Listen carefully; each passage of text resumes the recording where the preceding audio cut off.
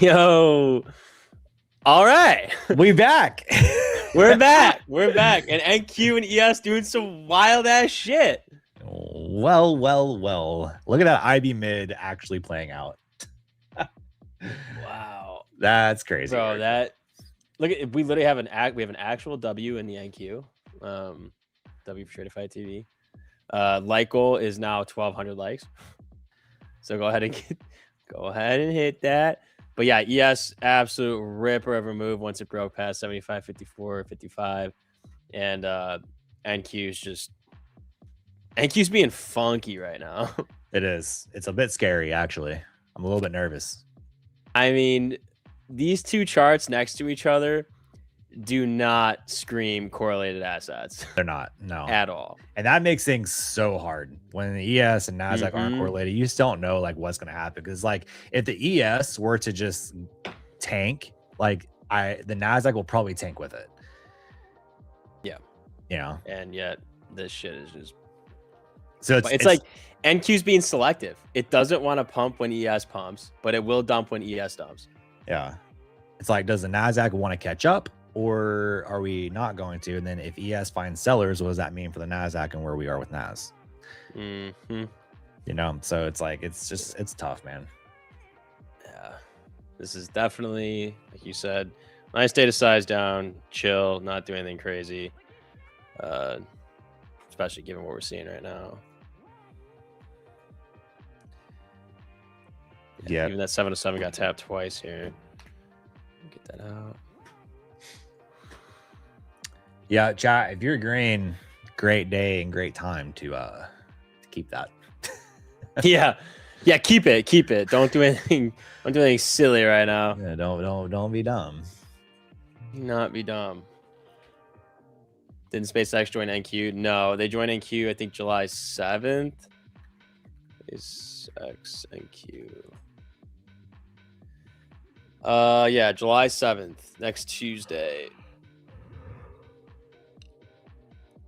Crazy.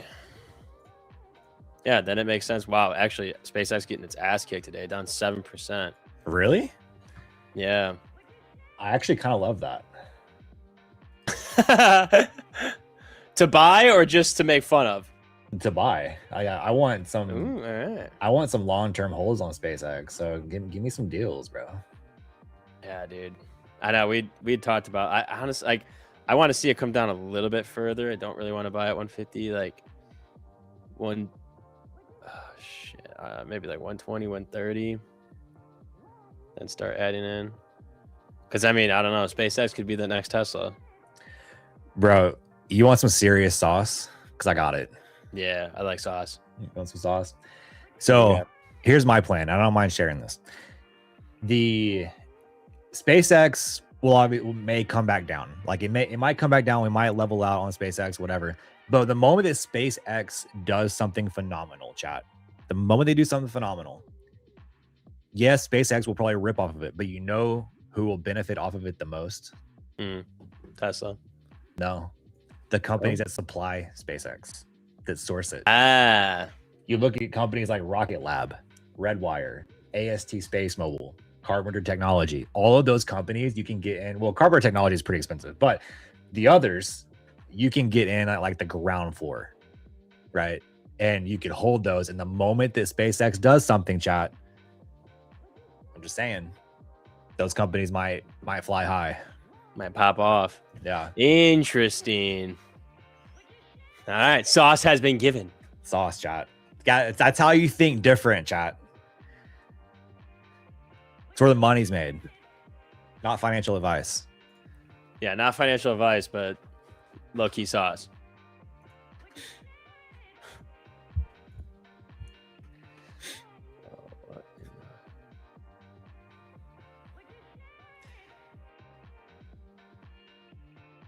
It's on a generational crash out this morning with my funded accounts. No, Trader Phil, brother. Oh no. Too much thinking. Full ported SPX 7,500 pins instead. Schrodinger low-key down for that little zero DTE action. Already had money in Redwire. Nice. Yo, Redwire is a volatile one. That chart is crazy looking. Let's see. Fuck. Bless you. Salute. Thank you. Redwire. Let's see. Oh yeah, shit. This thing's like a freaking meme coin. Dude, it's a volatile one. Wow.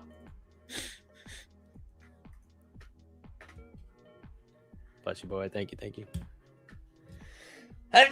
Fuck. Salute. Again. Thank you. Shit's coming from my toes. Bouncing off IB mid again, chat. What are we talking about here? I wanna shut this down. I wanna shut this down. Sick of this shit.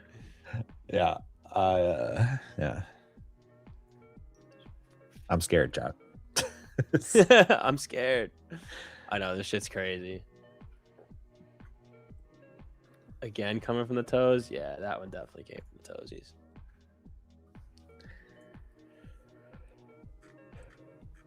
My God, bro. ES and Q just. I just can't even get over how ridiculous they look. Quick question. What do y'all mean when you say IB mid? It's the initial balance range, so the middle of it.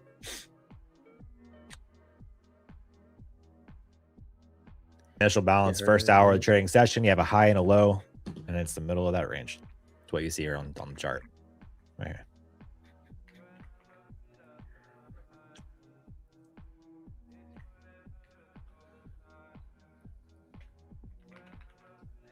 Is this not an A+ IB setup? I'm back and forth on what kind of setup it is, to be honest with you. If you just like look at it from like it's just a 30,000 foot view, yeah, it looks great. But also too, like the market's tricky, bro. Like NASDAQ and ES are complete opposites. That was some heavy selling back down to IB mid from the high of day. Like it's just so tricky. I don't know. Even like from like a technical standpoint, yeah, it looks great. But I'm not overly convinced. And then also me being up as much as I am today in the Percy, I just don't know if I want to take it. Yeah, I don't blame you. I mean, it's the first. You're already up. Yeah, it's the first of the month, bro. Like it's July 1st. I don't really want to shut it down. Yeah, I don't really want to risk my profits on some weird market movement. Nah, especially because you're up. Like I don't know. Days that I'm up, I'll still trade sometimes. Like if it's a decent day, but like on a day like today, my God, no. Yeah. Absolutely not. Sometimes you need to take your money and run. Yup, pretty much. But chat, with that said, it is pumping. It is moving from IB. That's true. She do be bumping. It's been a tricky move, but it is moving.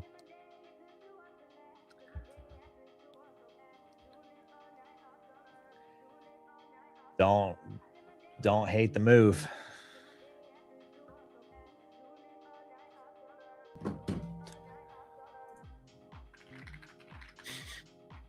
Who misses Trump headline volatility? I feel like we have that volatility like every day at this point. Yeah, literally.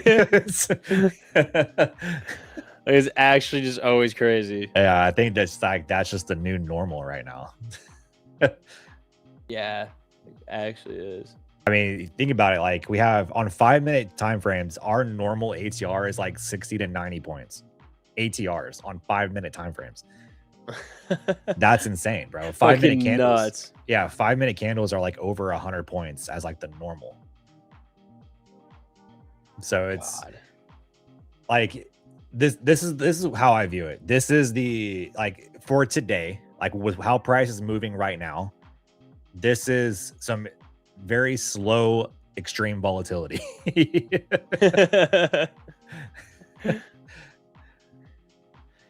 I mean, if you go back and look at, hold on, like let's just zoom out here. Oh, whoops, I got my tool here. If you just zoom out and we go back to what day was it? Gotta remember what day it was here. think it was. Yeah, I think it was here.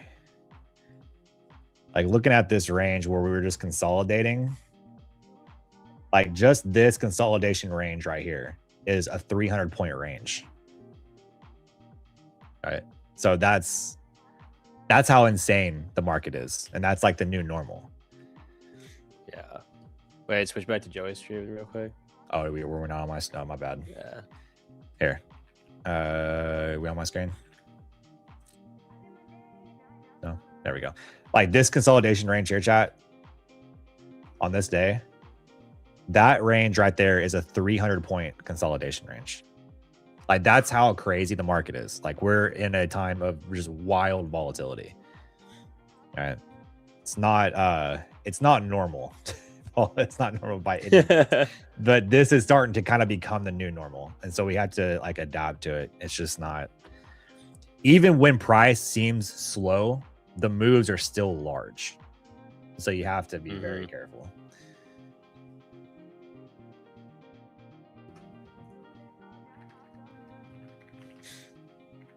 I mean, look at this tight range right here, chat. Like, look at this.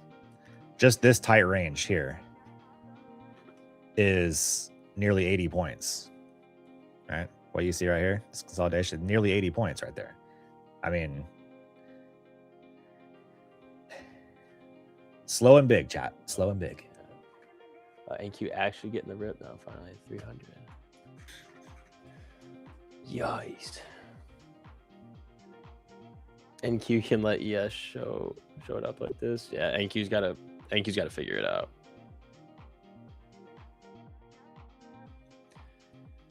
Yeah, NQ is trying to pump to high a day here. Getting very pumpy. Maybe I should have took the Ivy mid. Hindsight. A little bit of hindsight, huh? That's funny. Maybe should have. Yeah, I mean, even like I'm looking at like the GP and I'm like, damn, this thing would have been nice right near value area low GP. That would have been clean. Man, ES just fucking nuts too. Very expensive times to be wrong. Yeah, that is facts. Very, very expensive.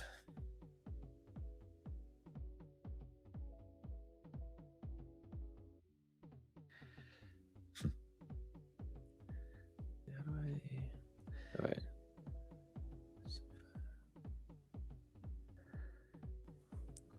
There's like a girl, 1,500 on 2 accounts each and 900 on the other 2.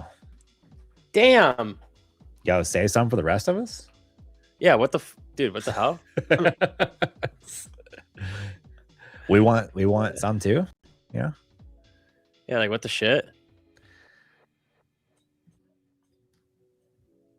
Mario, it took the 50 twice where I logged out, 1 break even, 1 in profit. Then I said, "No, I'll close this." I listen, I'm with you.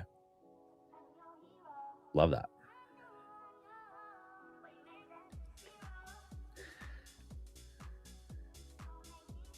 It's a good day to take the profits to the bank, chat. Yep. And honestly, log off early, take a walk, play some games, chill. There goes high a day. Let's see if NQ can get above that. Man, NQ just struggling so hard. Yeah.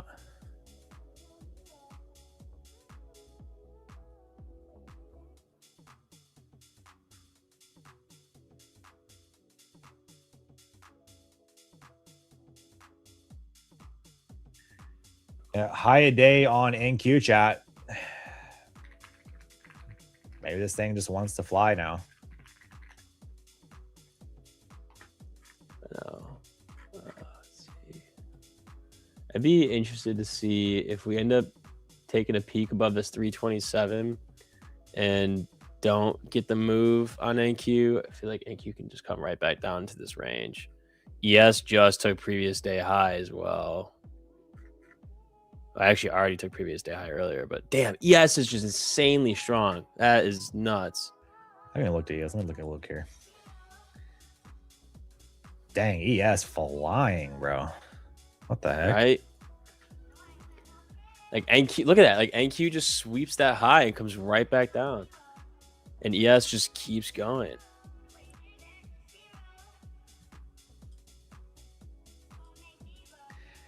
NQ is a little behind. Yeah, dude. Damn. Maybe it'll catch up. How crazy would that be? Like just the whole morning they're not correlated, and then the afternoon they're like, oh, yeah, right. Wouldn't doubt it. But maybe that's what the whole like, you know, companies rebalancing their books looks like. You know what I mean? That's true. Oh yeah, Bitcoin's got a nice move going too, up 2.44%.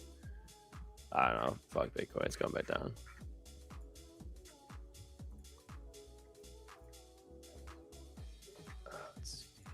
Wow, yes, insane. All right, and keep back at that high. See if it rejects it or if we get a little pop off the top.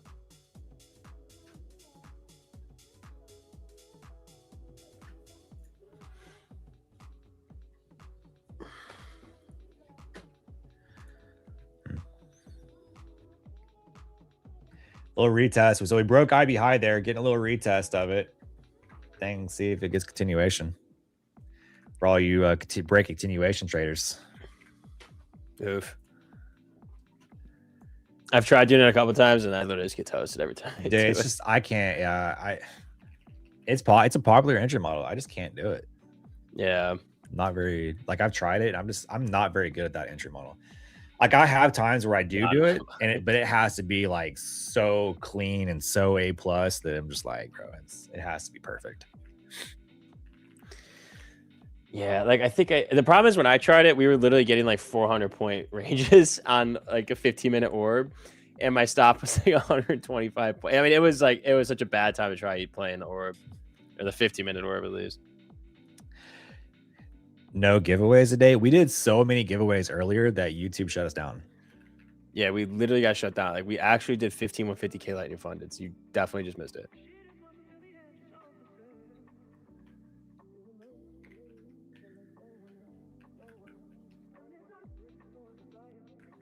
Yeah, yes, still just going. I guess we could do a quick one. We could do a quick one to bless you guys for dealing with the issues. Let's do a nice little let's do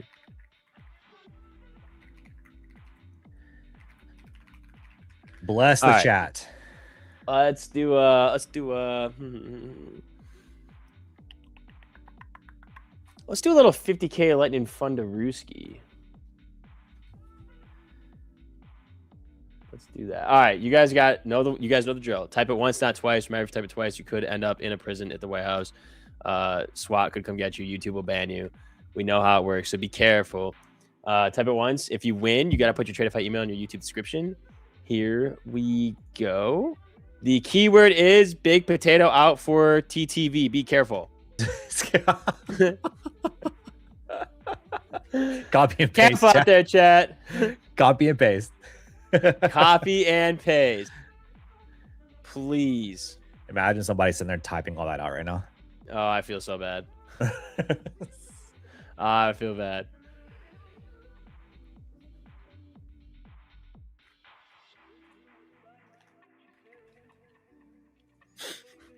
Type it once, not twice.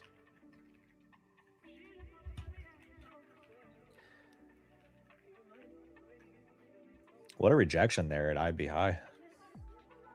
Yeah, shit's gross. Again, ES just looks so much better than NQ.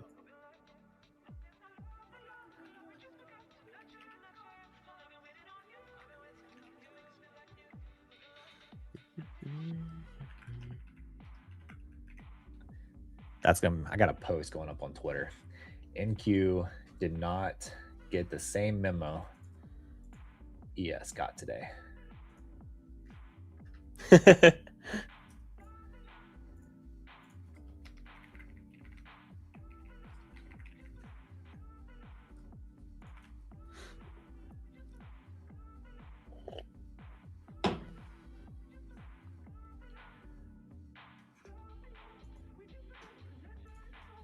right, we're doing pretty good here. All right, do it another minute, then I'm gonna run it.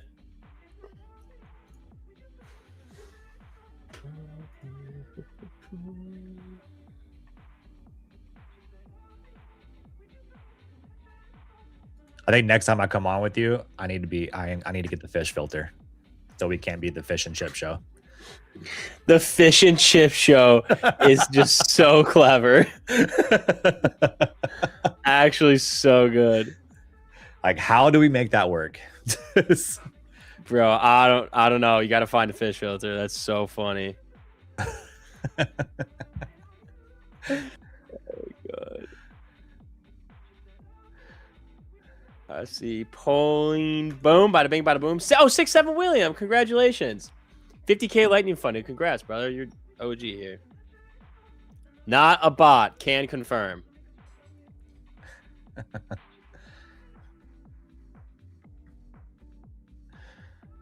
Yeah, just get a costume. Oh my God, please get a fish costume.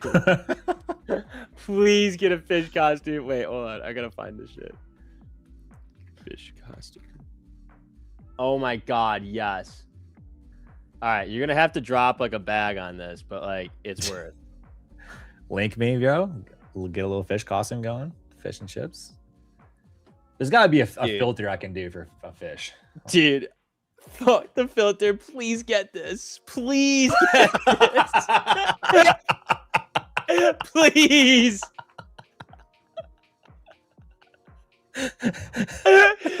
Guys, Joey's got to get this, right? Like, he's got to get it. Like, he has to. This is it. This is literally like the pinnacle of what would be fish and chips. Yes. Okay, deal. Getting it.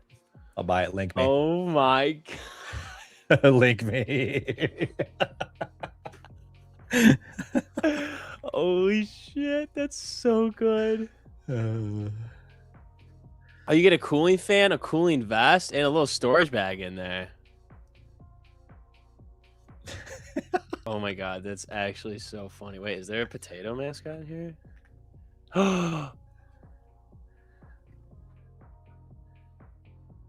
Oh my God. We can definitely expense this. Yes, I think we got to. Brandon, if you're watching, we got some. This has to be expensible. Yeah, we got some expenses here. We're gonna drop $1,000, but it's gonna be a very worth it grand. Oh my God, this is Halloween. Yeah, 100%. That fish costume is wild. Bro, the fish costume's crazy. The fish costume's actually crazy.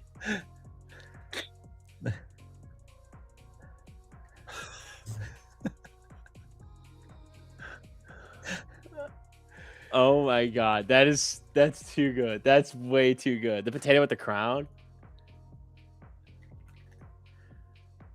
All right, chat. We're gonna have a fish and chip show soon.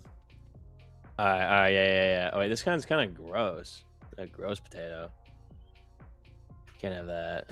We need like maybe even this one. All right. That's our time. We have locked in a plan for TTV. Trust, but don't go anywhere. Coaches are going to be on in a minute. Coach Dunk and Coach Ryan are going to be on. They probably won't be looking through mascot costumes for fish and chips, but definitely more insightful than what we just did right there. Anyway, it was a blast. Thank you guys for dealing with the issues this morning. So don't go anywhere. I'm sure we're going to be doing a lot of giveaways today. Joey, any last words here this morning? Chat, be safe today, bro. It's a weird one. It's a weird one. If you're green, lock her up, baby. It's don't risk the profits. It's that time of day. We're getting to the lunch hour here soon. That's the notorious give your money back hour. So with today being an odd one, just don't be afraid to lock it up, man. Indeed. All right, everybody. Godspeed, God bless, and we'll see you later. See you, chat.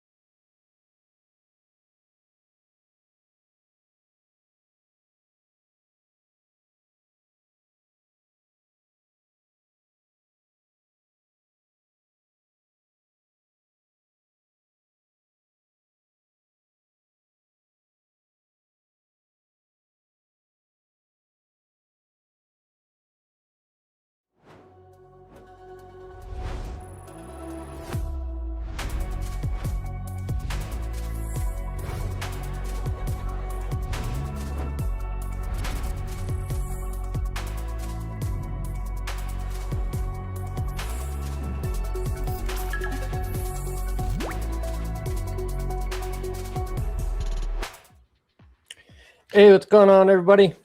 Got Ryan here. Got Coach Duncan next hour. Gonna recap some trades I've done this week. Maybe get caught up on what's going on fundamental wise. So, Coach Dunk, how's your week been going? Yeah, not too bad. Not too bad. It's been an okay week. A little bit more of a trend out of the market. Still choppy as hell. I was on with Nick a couple of hours ago, so I won't go too deep into the fundamentals because I've already done that to some extent. But yeah, just wash came out, didn't really change too much. I said when I was on with Nick, I didn't think he was going to. He wants to back away from giving the market little treats and just so the market's more reactive.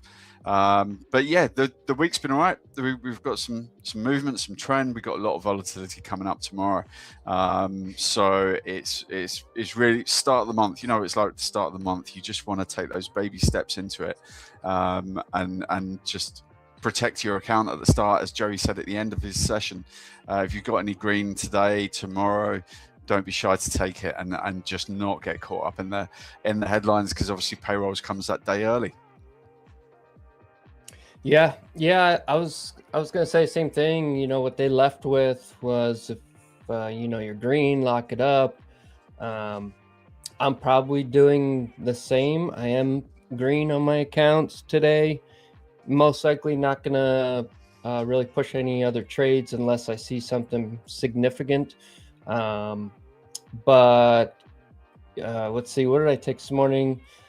Hey guys, trades like girl, hello, Mexican dance, Princess Green, what's going on? Hope you guys are having a good morning so far.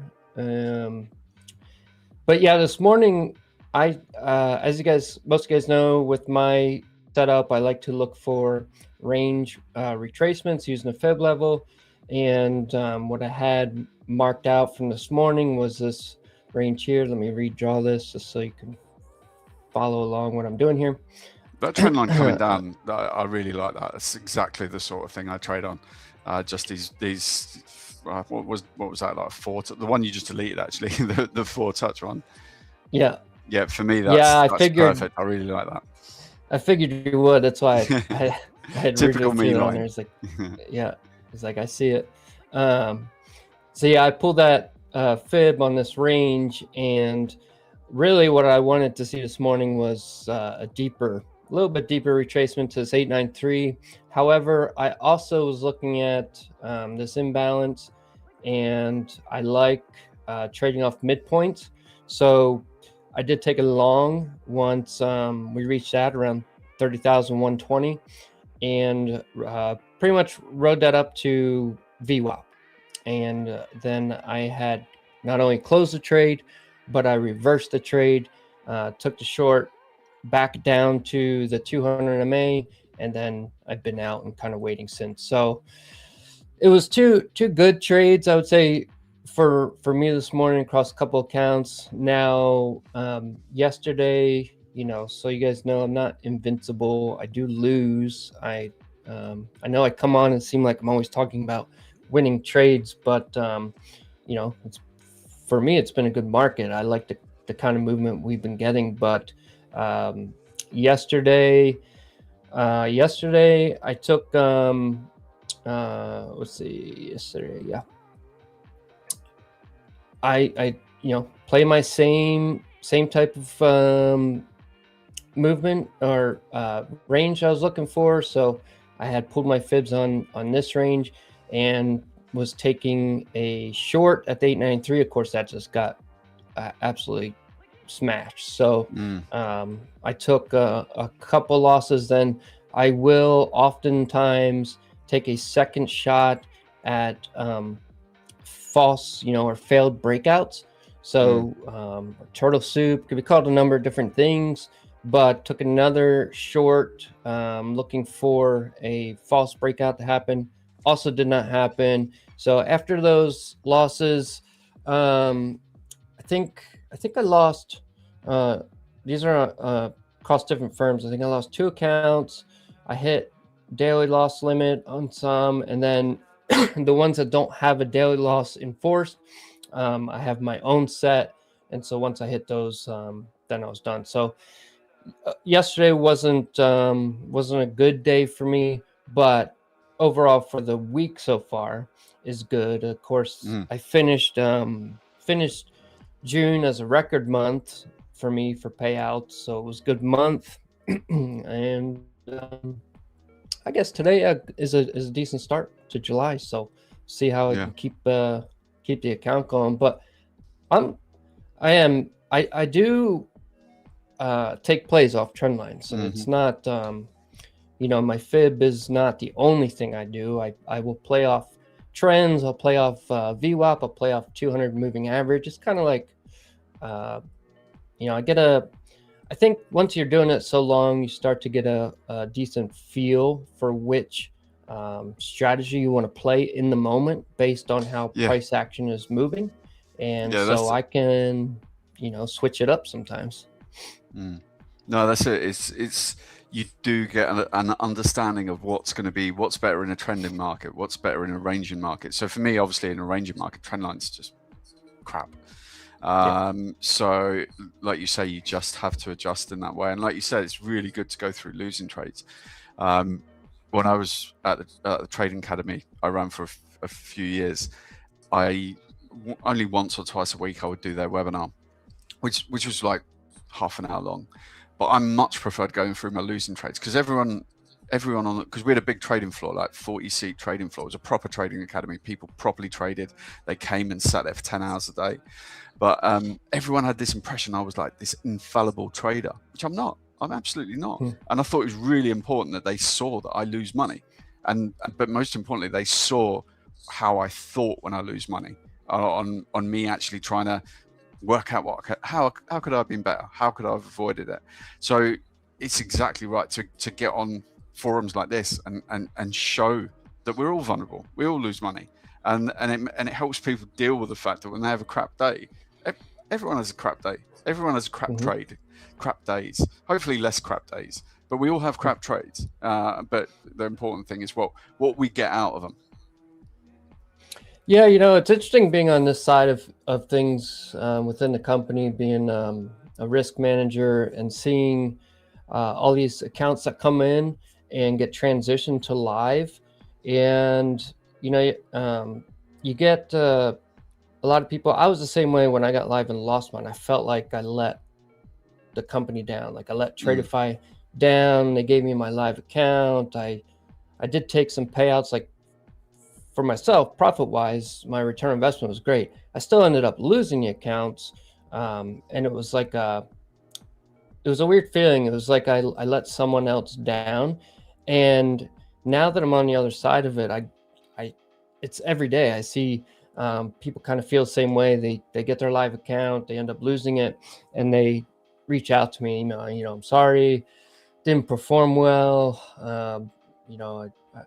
I wasn't happy with how I traded, blew my live, and they feel like they let me down as a risk manager. And it's kind of, it just goes to show everybody, doesn't matter how good they are. Obviously you're somewhat of a good trader if you got to a live account. And I tell you, these guys still blow through these live accounts. So, when you're having a bad day and blowing up accounts, you definitely are not the only one. You're not alone. Some of these traders that you look at and think are absolutely the best and must never lose, they absolutely do. I even have, I can't mention names and stuff, but as we get all the people that move live over to us, and I have some of the big influencers are under my risk management, so it's kind of like get to see how they're trading and versus like what they're posting online, and it could be like different stories out there, but it's kind of neat to see from that end that everybody struggles at some point. All these people are struggling, so No, it's interesting. Like you say, what you see in the image that's being projected is not necessarily always the. Because I take my hat off to the guys on the stream who come on and show what they're doing in real time, because you're exposing yourself. But like I say, that's a really useful thing for everyone to see. It's just transparency. Yeah, you know, and it's a tough. The whole online part of it, influencer part of it, it's just you guys have to use discernment. I'll just put it that way. You know, you got to use some discernment and do your homework on who's posting what, and just know, like, there's always multiple sides to the story. So take some of the posts with a grain of salt. Honestly, I take this to an institutional level. Obviously, as traders, we used to use set brokers, and the brokers would always arrange these big fancy nights out, and you'd meet up with guys from other banks and whatever. You can guarantee the guys that are going on about how good they are, or what a good day, the majority of the time, the people that want to talk like that, you will always be at another event with someone else on their desk and go, and they'll go, and you'll say, oh, he's saying now he's having a good run. He's like, and people who work with them will be like, what are you talking? He's having a terrible year. But it's just that way. It's just people feel the need to go out and justify themselves through these words. But the core thing is that they're anyone who keep your head down. I think I've said on here before, if I have a really good day, I don't even go in and tell my wife. Keep the head down, just stay calm. And that counts for sport, counts for everything.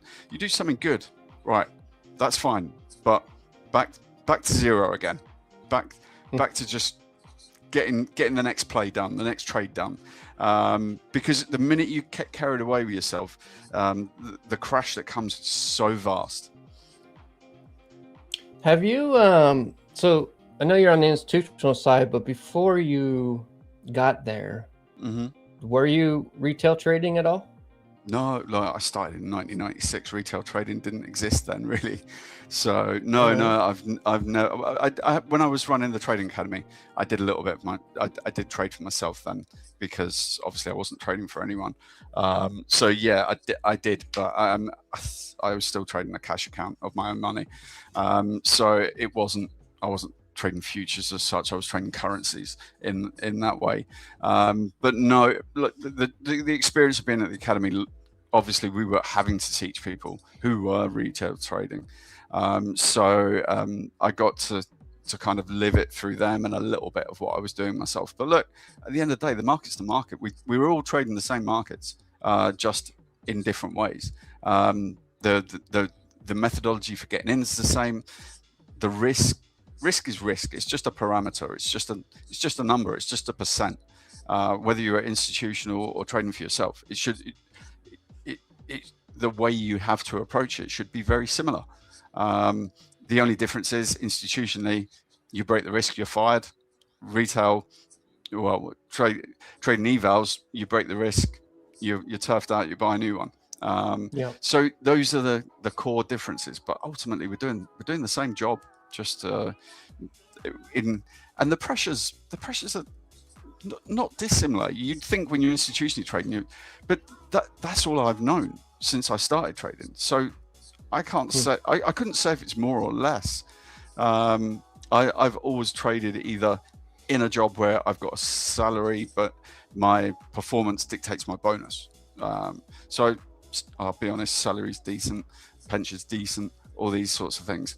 Obviously, when you're trading retail, it's either your everything or it's your add-on, your little bit extra that you're looking to kind of flip to. Let's get rid of the job once we've built up that to a level. It's only when people tend to rush that race and go, right, I'm quitting my job and all the pressure's on. That's when life becomes really tough. And when I was at the academy, I used to get people, the courses we used to sell were expensive because they were proper academic courses. But we'd get people who would come to us and go, look, I'm going to spend like $5,000 on your course. And don't get me wrong, guys, our course $5,000, but that was 3 months in-house. So although that seems a lot of money, it's a lot of time too. And the reason our courses were so long is because it takes a hell of a long time to learn how to trade. But we used to get people come to us and go, look, I've got $5 grand I'm going to spend in your course. Then I've got $5 grand after, and this is in a pre-eval world. I've got $5 grand. Once I've done your course, I've got $5 grand. I'm going to trade that. And I'm going to quit my job to do all this.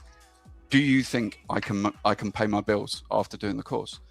And we had to be like, there was me and we called him the academic dean, like the headmaster of the school. But me or him met every single person, and we would say no. We would say, and that's not us having confidence in what we do, but you can't just make a leap like that with a small amount of money and suddenly think you're gonna replace your salary, because psychologically you're just piling pressure onto yourself when you're new to it and you need to be building it up. So I always recommend to people to do it alongside, and then the minute the balance tips and the money's properly being made, you've stored up a bit of money and you can afford to take the jump away from your core income, then you can do it, because at that stage you've earned the right to do it. You've shown you're good, you've banked money, proper money, and therefore that's your next 3 to 6 months covered with that money, and then you've got the freedom to trade. Because when people heap all the pressure on themselves, it can be very tough.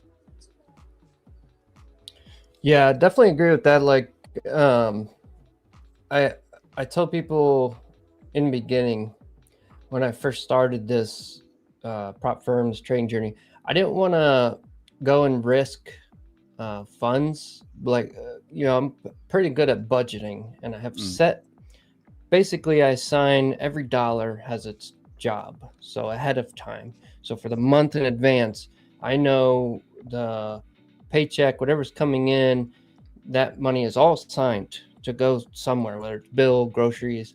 And I didn't really want to go outside of that budget to risk it on anything with the trading. So I looked for other creative ways to bring in something on the side that I could use and feel, like the risk was off, or, not guilty if you lose it because it's outside of the normal budget. And one of the things I did was go and look at donating plasma. So there's centers all over the world, and well, at least all over the country. And it's like a win-win, because they pay you to donate your plasma, and some of them are actually really good. Like mine was, I think, $800 or $900 for the month, and that plasma then is going to possibly save someone's life. So it's like you get to put something in your pocket that you didn't have otherwise, that you can kind of feel stress-free over, trying out trading with it. And at the same time, maybe you've saved somebody else's life by doing that. So, you can get creative on, if you don't have the money that you can afford to lose, find a way to get it, and come into trading that way, where you don't have the added pressure of, I'm not gonna be able to pay my bill if I lose this, or pay my rent or whatnot. Find a way to make it work, and that was just something I did. I thought is an interesting way. It's good. It brings something in, and like you say, it does good. I'm just looking up that Williams TWG Triple M. I don't recall that, because I didn't start in the academy until 2014. I think it was. I started there. We used to pick up people who have been, I can't remember the name. It will come to me in a minute. But people used to go on these courses where they get everyone in a room, rev them all up, and then charge them a load of money for like a 1-week course. And it was all like guys on this helicopter saying, "Oh, I've just sold some currency. By the time he's got there, I've paid off my whole holiday," and it's just so disingenuous. It just makes me sick. And that's why do you know what, we as a trading academy, we had loads of students, but we kept on meeting with our marketing people, and they were like, right, okay, as a business, the business does all right. It still goes now. I've still got a lot of time for it. And I keep in touch with the people that they're really good, but they don't sell out their morals. And because of that, they've not got rich. They make money. The company made money when I'm there. I'm sure they still make money now, but they've not diluted down to the level to break it where you can sell shit for loads of money, because we just wouldn't do that, because that's not what we did. We had morals. We were like, okay, we'll do this well, and because of that, we win every award going, or they win every award going, but commercially it doesn't make the best sense. So when you look back at it, you think, well, we had the platform to build it, but to get to the point where we were really making money out of it, we had to surrender our morals, and we just weren't prepared to do it. Greg Secker, yeah, that's the one I was talking about. No claim, no name. Yeah, Greg Secker. Oh my God, the amount of people that had done his course that then came to us, and they're like, they've spent 12 grand, and then they're not profitable, so they're coming back to them and saying, sell us, you need to spend another 5 grand. And basically they were getting called into a big hall, being taught by a kid who completed the course the week before, and then being sent out to basically lose more of their money. It was just so disgusting. It's brutal. Yeah, let's see. I wonder, Mexican Dance, I wonder if you end up being risk. Mexican Dance, did you get moved live? It's very possible you end up with me. It's usually pretty randomized, like, because there's so many that come in, signed to a couple of us different risk managers, so kind of we get who we get. Let's see, catching up on chat here. Yeah, I've just seen Vance says we can't drop bombs for the sake of dropping bombs. Yeah, completely. that should just be a standard point. But yeah, what are we really achieving out of all of this? This is a real bugbear of mine. This MOU is good, and it's good to have the market steady. It's good to have oil back, and the thought that inflation can normalize. But then when we have to reflect on it, what was the point of doing it? What has been achieved by doing it? I still question all of this. Let's see. NATO 684 said, how do you deal with emotion of getting out of trades too early? I think for me, maybe experience has been the help for that. I don't get emotion out of it anymore.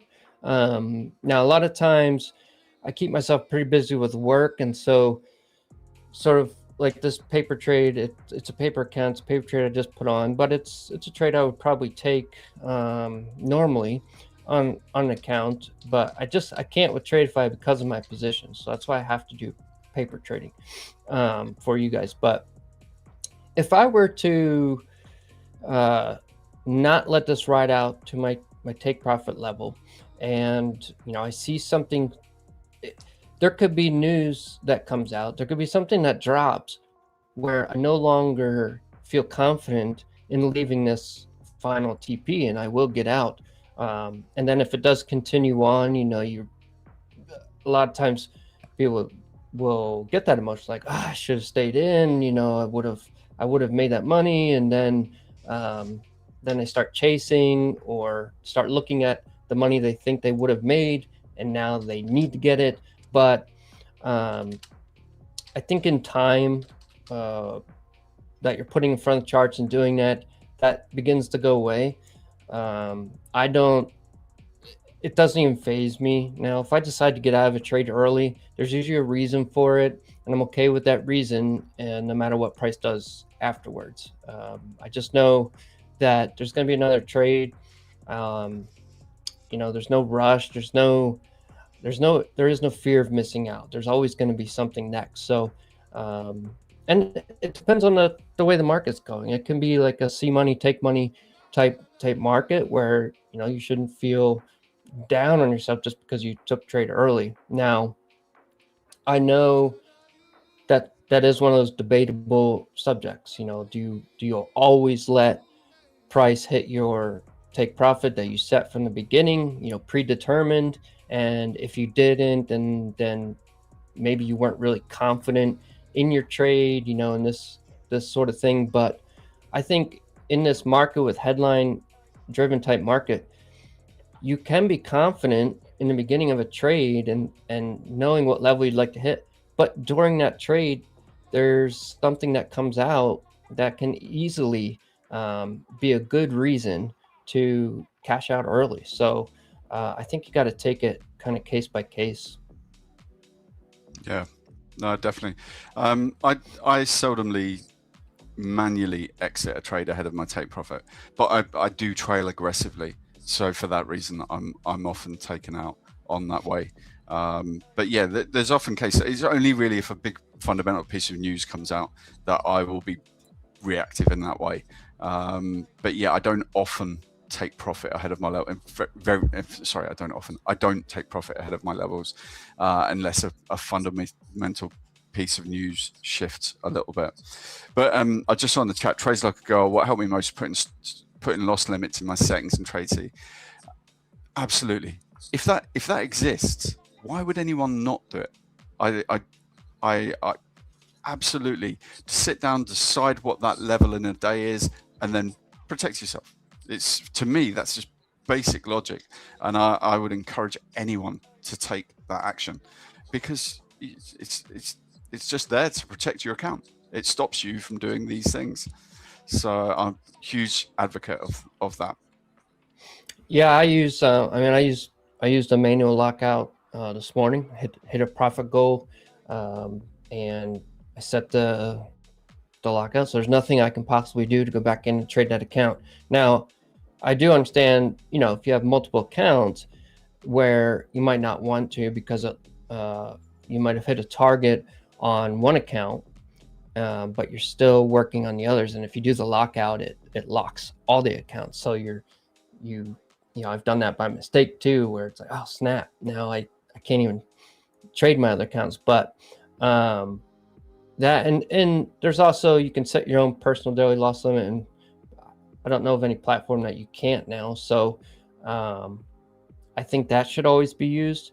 It's at least even if it doesn't, the personal daily loss limit, like in Tradeify, it might not lock you out of the account. It just exits the trade, and so the temptation is there to go back in, chase. But it should at least be like a flag, something that causes you to look at the trade and see if there really is a good reason to get back in, versus not having it at all, where then you just go max loss and lose your account. So there's plenty of tools available to restrict yourself from, you know, just losing it out of any of the bad emotions, you know, the revenge trading or FOMO, any of that sort of thing. There should be something in place that you guys are using. There's enough resources or tools that you can use to really help avoid that side of trading. Yeah. At TradeSky, in terms of my stop trading, I'm always looking for it to be a technical level. It's never just a monetary level. But if I get 50% towards my original stop loss, my stop loss has to go to a minimum of break even. Now, because I'm using technicals to get in, there's always going to be a technical line there. So I pretty much know that. But beyond that, obviously, let's just say I'm long, it's trending up. So I'm always looking for just a trend line, recent highs. I'm looking for the market to show me where I should put my stop loss. It's never just monetary. I'm always trying to find some technical force to justify where I'm putting my stop loss to. Yeah, this trade I put on, you know, was just something I saw, and maybe you guys trade these, I don't know, like the inverted fair value gaps. So yeah, I saw we just about balanced this this fair value gap and rejected.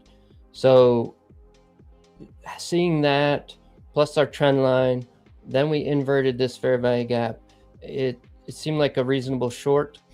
And you know, I'd really just be looking at the next trend line. You know, look, it's just hitting these points, 1, 2, 3, why not 4? So that's why my take profit is down there on this, and stop loss will be above the last swing point. Fairly simple type of trade. That's, you know, outside of my normal range fib trading, but again, I will, if I see something that I like, I'll usually take it. Now, granted, this is just paper trade, so maybe it doesn't mean as much as on a funded account, because I don't have this trade on right now on any other accounts, mainly because I hit profit goals, and really now looking forward to tomorrow morning, because we got the average earnings, non-farm, jobless claims. I know those move the markets. You get a lot of volatility, and I like those. So kind of looking forward to trading tomorrow morning. Yeah. You can often see in the morning before the payrolls come out, you can often see nice bit of reversal, people just clearing the decks a little bit before it comes in. So that's something I'll often look at, what's been gaining over the last 24, 48 hours. You'll always see people take a bit of profit off the table. So I am quite active pre-payrolls. Obviously, that's a lot easier for me being in London. But there are ways to play it. But look, I can't say it as much as possible. But payrolls is absolute shit show. Just give it a little bit of time. Tomorrow's a real narrow one. As I say, I went over this with Nick on the wake up this morning, but it's such a fine margin tomorrow. Payrolls number sub sort of 80,000. That's bad for stocks, because that's recessionary. Over 140,000, again, that just gives the Fed a bit more fuel to the fact that they can hike rates. We need to find somewhere in the middle. Same goes for unemployment. We almost want to, if for stocks to go up, we want to see unemployment in line at 4.3 or higher. Now, unemployment doesn't like fly around much at all. It's fairly constant at the 4.3 level. And average earnings, again, if average earnings are higher, that's inflationary. That's bad for stocks. So we just got, it's such a tight one tomorrow. We got to be, and then of course you add in the revisions as well. So it will be, everyone will chase the headline number, and that's why you'll see gap, slippage everywhere. To my mind, take a step back, just miss 10 minutes, even if it's just 10 minutes, then come back to the markets and trade it with a clearer head, having not just been ripped up on fills. Yeah, for sure. It's those types of red folders. Just see how the market reacts. Let things kind of settle. Usually, there's going to be some sort of structure that's going to form, and then you're going to have a better take on why you should place a trade that you're about to place. So, yeah, I rarely have a trade on during it. I'm usually waiting, let the dust settle, see some structure, and then can kind of make a more informed decision on the trade. Market maker area, good luck on afternoon trade. Is going to go to the pool.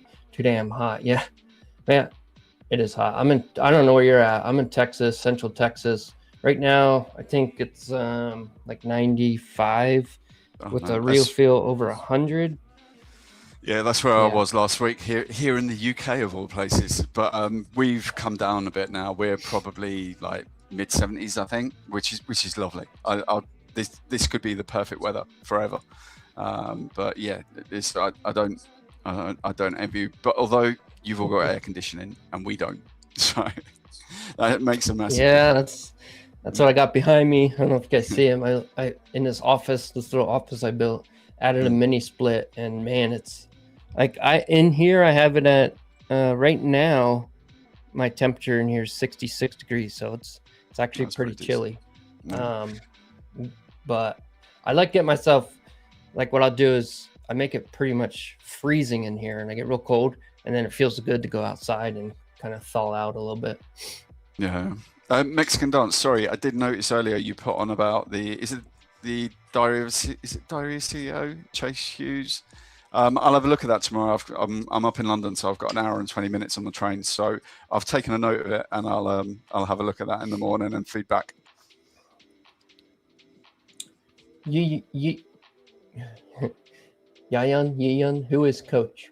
We're both coaches. I was doing a lot of live trader coaching, so it was one of the perks, right? So once you reach the live program, you could reach out, schedule one-on-one sessions where it's a little bit different than what we do on here, kind of covering very broad stuff in the market.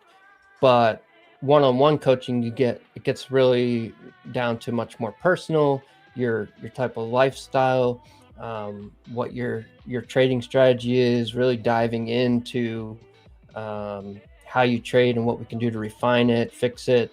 There's a number of different things that go on in the one-on-one. So I was mostly coaching from that standpoint, and then just coming on here, and it can be tough because we're talking to such a wide range of people in the chat. You don't know where everybody's at in their journey. So one thing that I say might not apply to 20 other people in the room, and you got to try and figure out something's gonna maybe work for everybody. The most boring conversation I ever had are you King Solomon talking to us? Yeah, I know, not entertaining, but I was just saying this, Duncan, earlier. It's like, this is maybe not so fun watching us, but it's usually the most needed, the educational part. I think Brett did a poll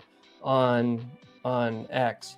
What do you want to see more of? And I don't remember all the things, but I know one of the things was education, and it was only like 1% of people voted for the educational material. And I get it, it's not fun, it's boring, there's no action, and it's the thing that people probably need the most to succeed, but they want to see it the least. What are you gonna do? You got 7 other hours of the streaming where you get maybe more of the entertaining. So sorry if it's boring for you, but I'm a successful trader. I do very well, and I try to explain how I do it, and help others do well as well. I really do want people to do well in trading. I think anybody can make it if they do this right, put the time into it, suffer through some of the boring stuff, but I'm just not much. The best that I can do on entertaining is playing chess with you guys. I can't even do that. I don't know, I did the deer video. Did you guys watch my video with my deer trading? That's about as exciting as I can get. Let's see. Speaking of, if anybody, I got approval. If anybody wants to challenge me in an online, game of chess, you can win a giveaway for everybody in the chat. So that's the only way I do giveaways in here, is someone has to beat me in a bullet match in chess, and then we can do a random giveaway for chat. So if anybody's up to it, let me know in chat. I'll tell you how to challenge me and play live. Who, most importantly, how is Deary? Have you had hands on the what do you call a baby deer? The fawn. Fawn. Yeah. And we're calling her. Well, I don't know if it's a doe or it's a buck yet, but we named it that's what I was Fawn. going to say, doe. I hesitated because suddenly I panicked and thought that wasn't the right word. Yeah, I haven't had a chance to pick him up yet, but Deary is bringing him closer and closer. So it's like a probably however it works with herds, where they leave the herd, they have the baby, they go for a few weeks away, and then they start to come back to the herd. She's coming back now. She's actually, I think she's over at the house right now, relaxing. So they leave the baby because the babies have it's a it's a way to protect themselves. They don't have any scent when they're young, and they have all the dots, which is the camouflage. And so the mother actually will leave for most of the day because she does have the scent. So it's a protection thing. And so when she leaves the baby, she comes here and, you know, gets a nice meal, lays down on a dog bed, takes a nap. So it's cool. All right, we do got some chess challenges. Yeah, let's see. All right, let me tell you guys, here's how you do this. Go to livechess.org. I put the link in there. All right. And you're going to see, you got to search Coach Tex. You see it here, Coach Tex. And what you need to do is send a challenge for, the important thing is 1 minute, right? I know it's fast, but we got to do fast. We can't be sitting on here doing an hour-long chess match. So it's a 1 minute. So 1 minute, 0 increment, bullet match. You send me that challenge request and I'll see it pop up here, and then I'll accept it. We'll play. Just choose you know, random side, and yeah, I don't even think you have to sign up. I think you can do it as a guest, and I'll know it's someone in the chat. So I'll wait for it. You know, here we go. All right, see, so I got one. Oh, and it's gone. It was there, and then it was not there. England are losing to Congo. That is, I may sound English, but I'm Scottish. So England losing to Congo is brilliant. Are they playing right now? They're playing right now, yeah. They're 15 minutes in. England will come back in that, I would have thought. But yeah, as a Scotsman, that does make me a little bit smug.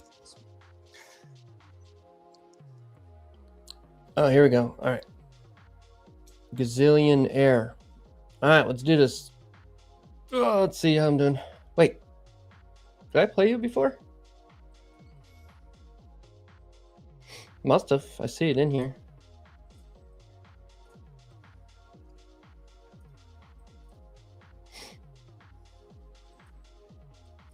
I can tell this person plays just by this, the opening that they're doing, the way they're moving pieces. So you can tell, like, this is a person that plays chess, especially making these types of movements on a 1 minute match. They have experience. So this will be a good match. Most people would do is they crack under the pressure of time, because these are fast matches. You can see there's now like 40 seconds left. So you start to panic on time. But these are types of matches I like to play.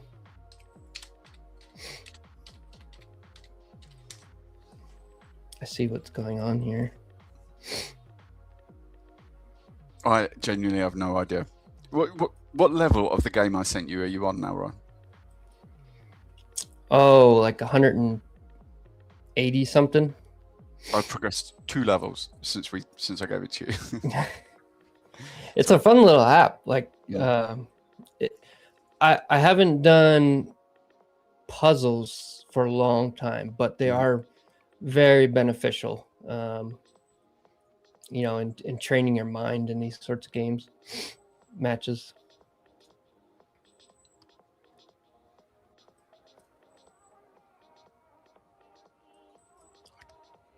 Yeah, I got you there. So that one's done. Yeah, I mean, I saw what he was going for, but that's the thing, right? It's like in the markets, you kind of see what's happening. Yes, good game. All right, good go game. Coach Tex. Wild juices, damn you, Ryan. Oh, that's who it was. You're a good player, though. I bet you do well playing other bullet matches. You know, your rating. I know it's still in. You got to play, I think, at least 20 games before it's officially established. But you know, still. Dr. Bob there, I could have lost faster than that. I challenge you. I bet I could lose faster than you. I have to Google how some of them move between moves. So. Oh yeah. It's a fun game. When I start, I've been playing for a long time. But eventually I just got bored of playing the standard games that are like, 20, 30 minutes long.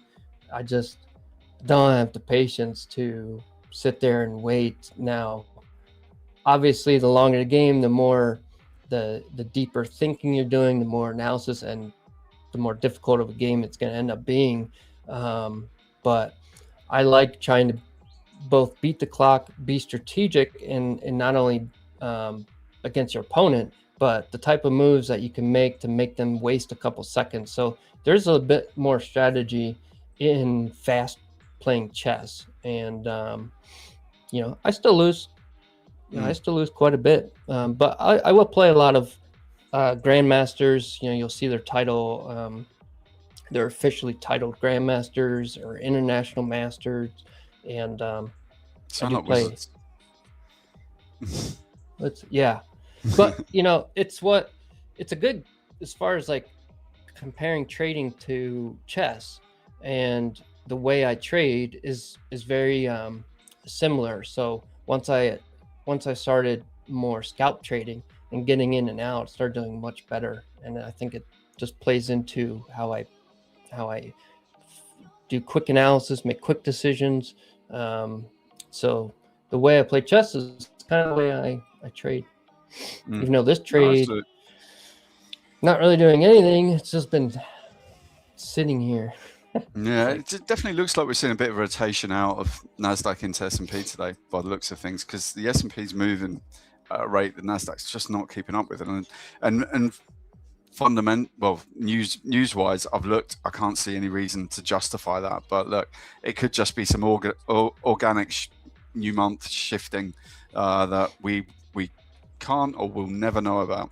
But there certainly seems to be something along that lines going on today. Yeah, because normally the NQ will somewhat follow, but that's a pretty big move. I will use this in terms of looking at divergence and seeing how if they're trading off or differently from each other, I might factor that in to my trades. So I was looking at that, and but this right now, even though I like little ranges, it's still not enough movement for me, really. I like impulsive moves, bigger moves, bigger candles. And this is just kind of slow and blah. And it's also, let's see, so we're about 12:30 Eastern time. We're in the lunch hour. I usually don't ever even trade the lunch hour. It's the hour I am off and out of trades completely. And I let the lunch hour establish its own range, and then basically come back from lunch. After 1:30, I'm looking at where we're at.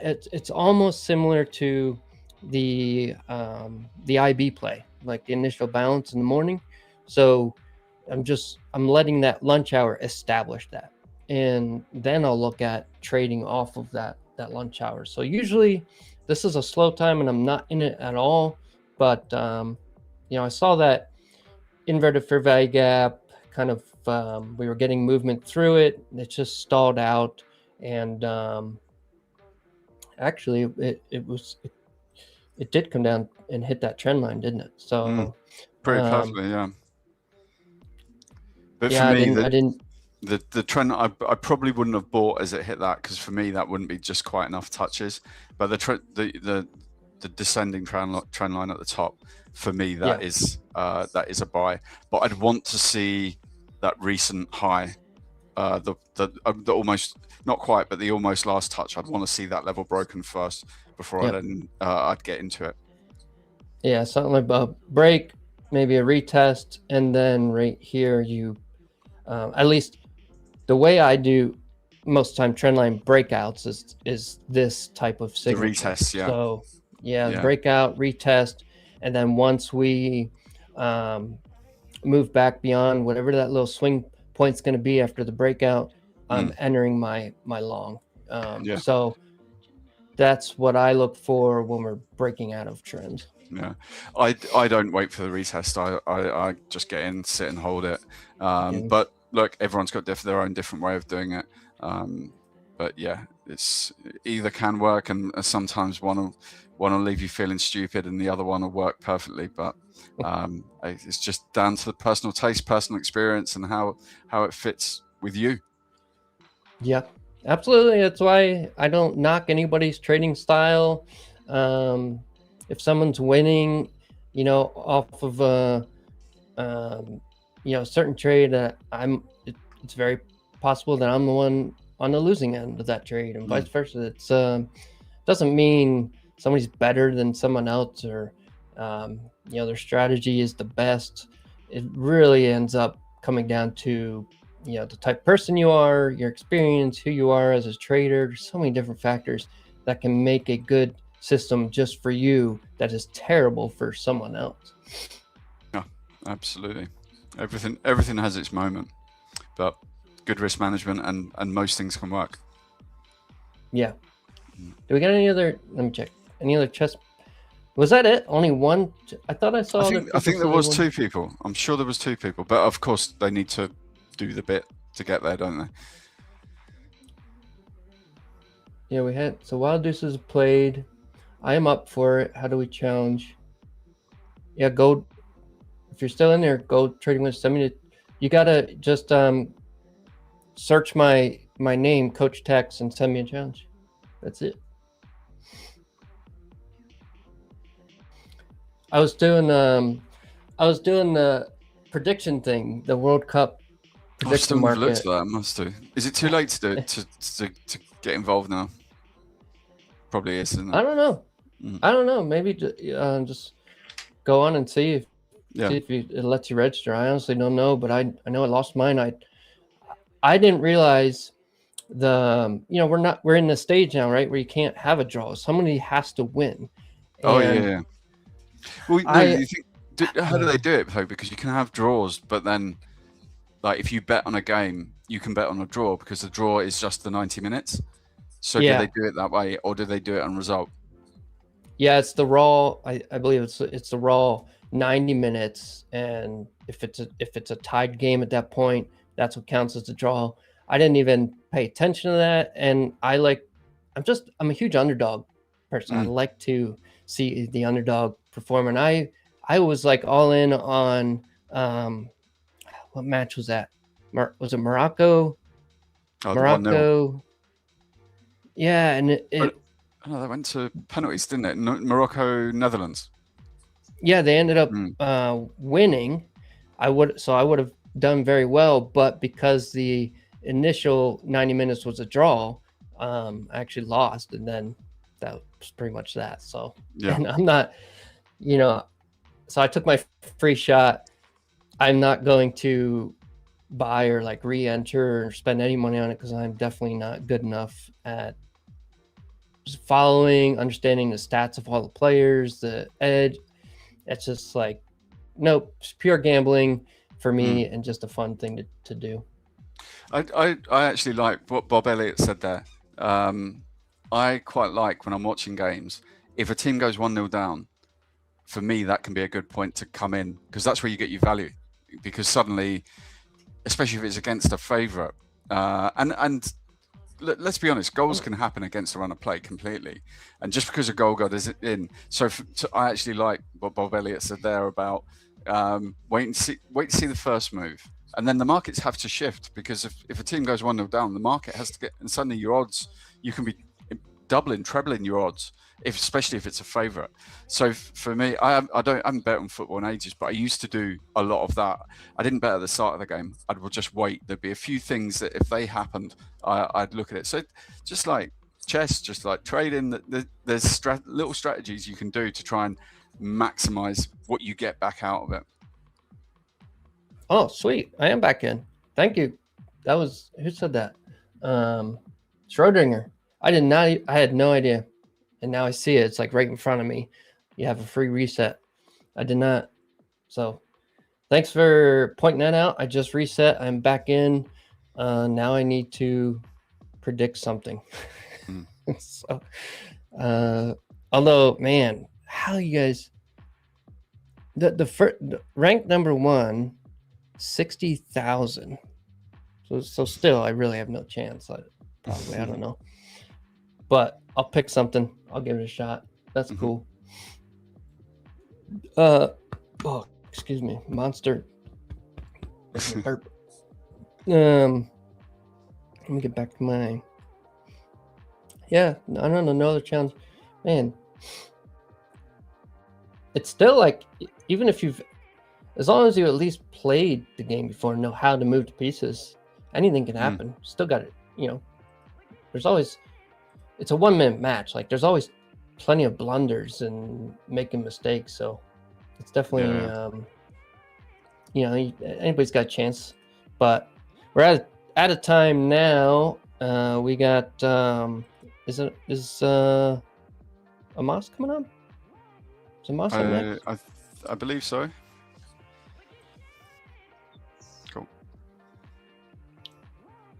Cool. Yeah, right. So we'll go to a commercial break, guys. Appreciate you you know, sticking out with us on here, those who did, and at least got one chess match in. It's fun. I always like those. We'll try and do some more next time. So, you know, over the next week, brush up, play some quick matches, and you know, challenge me. That's how you're going to win a giveaway on our segment for the community. So it's going to be up to playing chess most likely. But as always, had a good time, you guys, and look forward to talking to you again next week. And we'll turn you over to Amos. Cool. Have a good week, guys. Just remember, take care on payrolls tomorrow.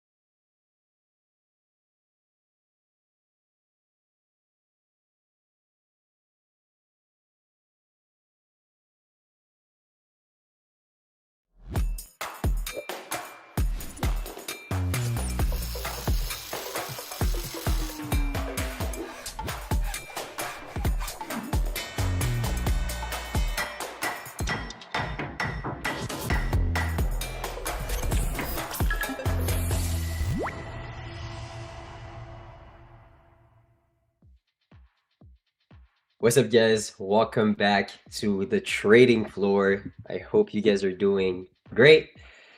I am doing amazing as usual. Today, I am repping one of the an OG, absolute OG shirt right there. Look at this.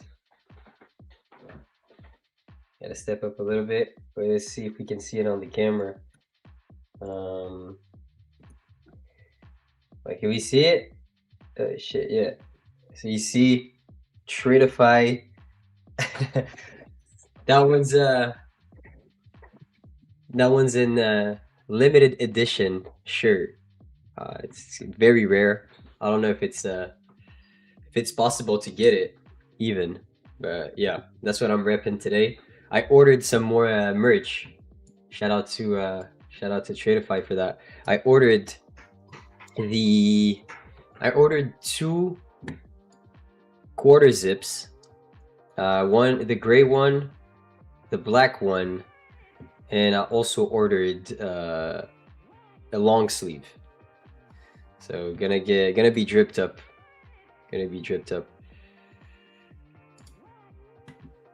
Yeah. How y'all doing, chat? So today, oh my god, just okay. Look at this range on the hourly and tell me if I won or lost my trade. Oh my day. Okay, look, this is the hourly chart. Okay. Tell me right here, do you think I'm up or down currently on the day? What's up, Brett, my brother? How are you doing? Yeah, that shirt, I had to rock that shirt. You know, I also ordered the quarter zip, so you know, gonna do the quarter zip plus matcha combo, you know, soon.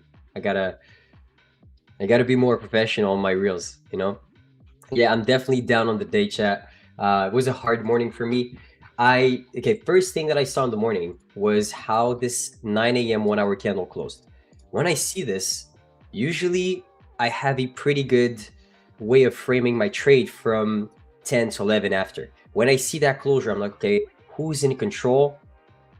And where is my next candle going to print? When I see this reversal candle print with such a big down wick right here, 180 points down wick, a super small body and a super small up wick, plus an unfilled gap right above me, I'm like, okay, the likelihood of us distributing to the upside within this next hour is very, very high.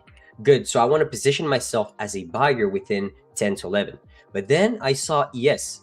Look, ES closed, you know, kind of the same way, but was way higher within the range. It already popped that 7 a.m. high.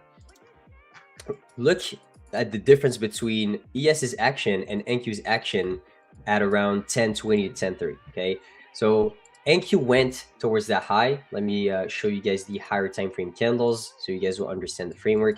So it went towards the gap, which is usually what I would expect, but I'm expecting that price will accumulate here, manipulate to the downside, and then flip right back above the opening price and give us a bullish distribution. This is what I'm anticipating from 10 to 11, and this is what I want to use in order to take a trade. So here, look at what happened. We chop, and then we start accepting lower and lower prices. And then right here, this hourly candle is going to close bearish, okay? And actually closed bearish. So when I saw this amount of aggression from sellers, and just look at the action here at 10:45, I looked at ES and I was like, ES is still on top of the range. It's still being very, very aggressive. So that was the first thing that I saw. The divergence between ES and NQ made me stay out from my bigger picture play. So then I was like, you know what? Let me just take a scalp. Once that hourly candle closes, I will have a pretty good understanding of if the buyers or the sellers are in control. And here, what happened was pretty brutal. I waited right here is exactly when I shorted. I saw my inverse. The candle was gonna close bearish and very aggressive within the range. I was like, okay, if this candle can close bearish, I'm seeing the next bar printing to the downside and actually closing bearish within 11 to 12 p.m. and also sweeping that RTH low. This is what I was anticipating. I shorted the market right here. My stop loss was above this high. My take profit was slightly below this low, okay? And then pushed down aggressively towards my TP. I was like, you know, I'm going to win this trade. Psych, came back, had a little bit of hope, and then stopped. When you see those hourly candles closing back within the range every single time, and like doing some weird moves like those, I just cannot anticipate the market. Unfortunately, I'm taking losses on those days, and on those days it's way easier to scalp, let's say the 15-minute, and you know, just take a trade, a quick scalp, and just walk away. Unfortunately, you know, it was a loss for me, but you know, we're taking that on the chin, and we're definitely gonna come back from this. I see Drew in the chat. I see Brett in the chat also. How are y'all doing? I'm here to check in on England. Wait, let me see, Drew. Let me see. I know they're playing Congo, so England versus. It's 1-0. Don't check in on me. Drew, don't check in on me. I hate England. I actually hate them. I you know, go check on Vinny right now. That guy might be very that guy might be extremely disappointed in his team. Check up on me when Algeria or Canada is gonna play. That I might feel some sort of way, but currently, bro, I would love to see an African team win against England. That would be the best. Because there is a lot of hate towards you know, African teams in general, because they say, oh, the level there is not that good, or the African Cup is like easy to win, when in reality, I'm telling you, like Senegal, Morocco, like they're extremely good teams, like contenders to win the World Cup. So yeah. So how's the chat doing? How's everyone doing? So I'm down on the day, unfortunately, but I'll see if there is a good opportunity for me to take within this PM session. Currently, you can see here with this hourly bar, I am seeing a more potential of closing bearish within the next hour than closing bullish because of the size of that upwick. Also, the reason behind it is also we're respecting this bearish hourly gap, bearish order block here on the hourly. So then we opened up higher, potentially forming the upwick of a candle that will close bearish within the next few minutes. And here, if we hold aggressively, we will wipe out this low and maybe use this low as stops in order to run back towards 137. This is what I'm currently seeing on the higher time frame. If I was seeing this action, keep in mind, I will say this on every stream so you guys have it in mind, but I look at my hourly chart exactly like if it was in a 1 minute chart. If I saw the structure on the 1 minute and I had to predict the next candle, which way would you go from the previous candles that you see? For me, right there, I would have shorted on the 1 minute. Right here, I would have longed, which is, you know, it pushed up, but not enough. Right here, I would have shorted, which is exactly why I lost. And then right now, I'd short again. You know, that's how I'm seeing it. Let's see how I'll wait for that closure though, because the thing is with this candle is that it could easily react to this low and then close back within the range. If I see this, if I see that the hourly candle is not strong enough, I will potentially just scalp off the 15 and take a quick scalp from anywhere close to like 20 to 30 handles and call it. That's what I'm gonna do. So let's wait for a good opportunity. Yesterday I did my I had a soccer game. Man, let me tell you one thing about those soccer games. I've been playing my whole life, you know. So, you know, I reached a certain level, okay? And then when you play against people, I don't know why, but we're playing against older people. So like 30-year-olds, like anywhere from 25 to like 40. And I don't know why, but the guys that I'm playing have so much ego. Like they just wanna kill you on the field, literally. Like they have no pity for for you at all. You have the ball, they are gonna throw literally the dirtiest shots at you. So yeah, that's pretty much what happened yesterday. And someone hit me in the face in the first 5 minutes. of the game started bleeding from my nose. I was like, you know what? It's not worth it. Yeah, I don't know. Like people get crazy around a soccer game. Like for a soccer game, like it's not like I was playing at a high level. It's just we're playing games on either every Sunday or like tournaments on like a Tuesday night. You know? Did you punch him back? No, of course not. I have too much to lose. I'm the guy that will never. I will never ever initiate some sort of beef like this. That's the dumbest thing. And yeah, last year, it ended up there was a lot of physical, altercations that ended up being extremely bad. Someone knocking out another player, and them actually fighting, and those moments after the fight, you realize, holy shit, like that was not worth it. But I never, even if there's a fight, I just walk away. It's not. Is it really worth it to put your life in danger for a soccer game? I would never do that.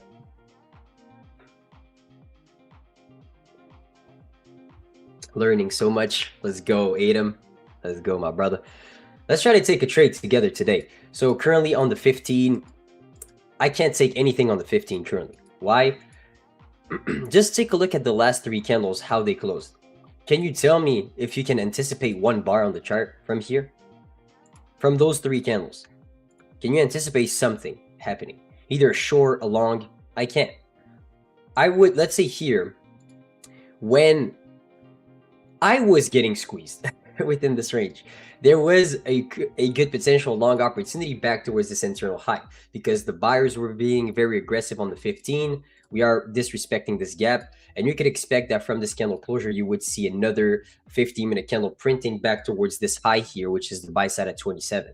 Also from the reaction from this rejection block. That's how I see it. So when, sellers are being very uncomfortable, there is always a good opportunity to long. So here, let's say you would predict that the next candle would be bullish. Here, same thing. No, you failed. So now there is a good short opportunity. In my opinion, right there, when you see us coming back up towards this hourly gap, respecting it, and creating that false breakout, basically, and seeing that candle close back within the range, plus that unfilled gap below you, you could expect a nice distribution to the downside from the next candle on the 15. So here, exactly what we're seeing, but then it started getting very wicky and, pretty trash. So right there, no anticipation at all from any market participants. So gonna stay patient within this range, chat. We are definitely we're definitely gonna wait for a good opportunity. Anything can happen within this range, especially within the last 15 minutes. So we'll see.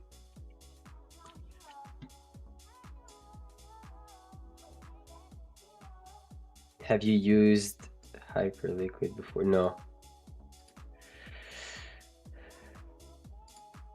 They go hard in Montreal. Yeah, they do. Yeah, I'm telling you, especially, I don't know why. I think that's just an age thing also. It's like you're playing against people, because my team, we're all young.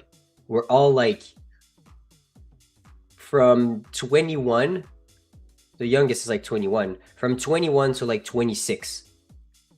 And when we're playing like 35 to 40-year-olds, I don't know, they just have too much ego. I don't know why. I just don't know why. Some of them are still very good, and they're respectful, but a lot of them are not. So I'm not even trying to engage into anything. Yep. My bros would have jumped that dude for sure. For sure.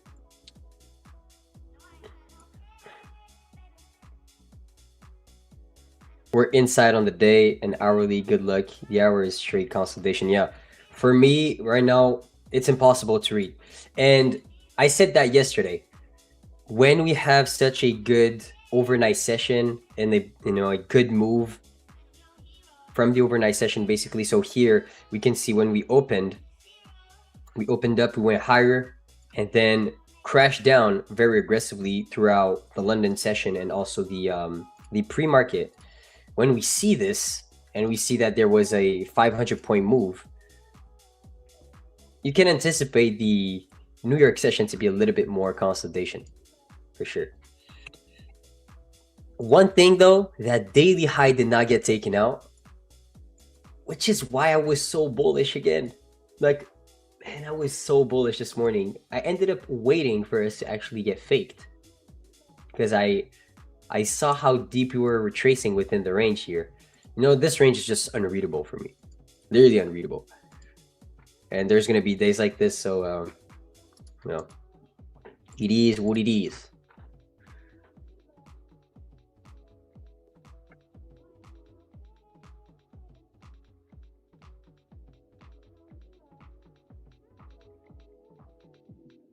Yeah, the mustache is actually getting out of hand right now. It's getting out of hand right here. We gotta trim it. I think I'm just gonna cut everything. Start back to 0.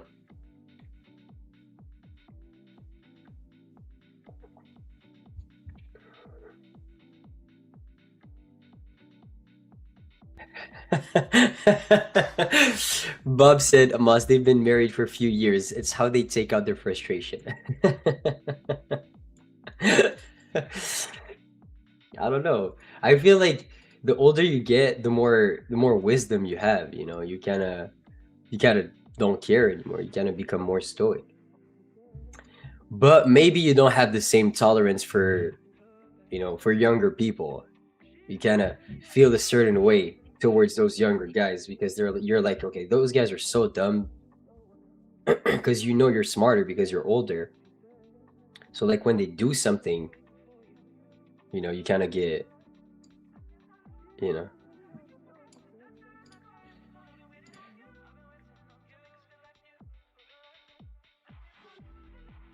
I used to cover Canada and spend tons of time there doing business. Montreal peeps were the most intense and edgy for sure, especially compared to Toronto and Vancouver. Yeah, I would agree on that. I would agree on that. Definitely. You can play hard without playing dirty, but just people let their ego get in the way and they have nothing else to be happy about. Yeah, I mean, that's the thing. It's like at a certain point, I don't care about you being extremely like physical. It's good, but when I am worried about my health and me potentially breaking a bone because these guys are heavy. I am not heavy at all. I am not heavy. I'm like 160 pounds. Bro, those guys, bro, they're like barely, I would say like the bare minimum 200. Bare minimum. All of them.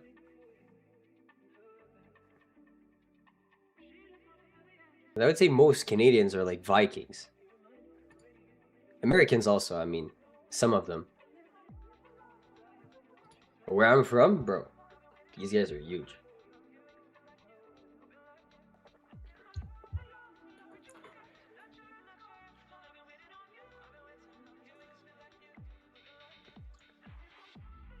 Maybe because I'm faster, but I don't know.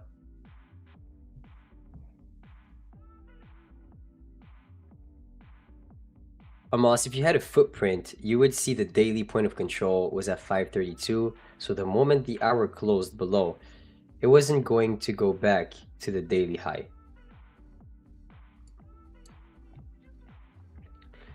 So the moment the hour closed below, it wasn't going to go back to the daily high. That's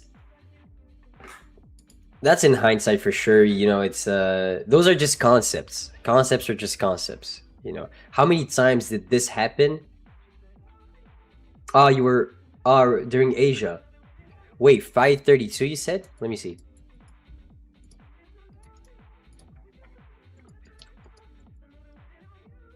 $532.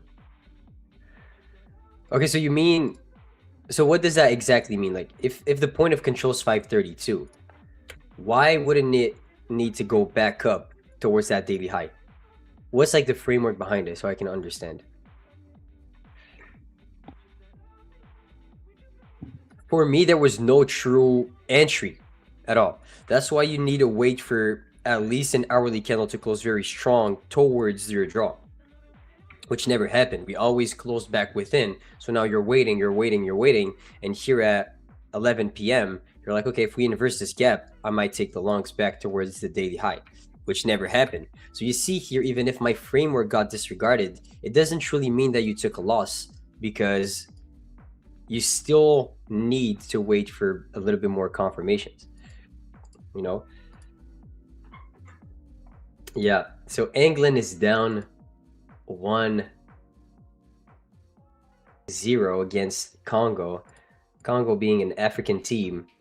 I mean, if they lose, that is going to be pretty much the biggest upset from this tournament. I've heard people say that Morocco against Netherlands was an upset. This was not an upset. They got absolutely demolished. They got, I mean, they did not even touch the ball in the second half. Morocco is a world-class team. They might take it. I'm telling you, they might take it. They might go to the finals.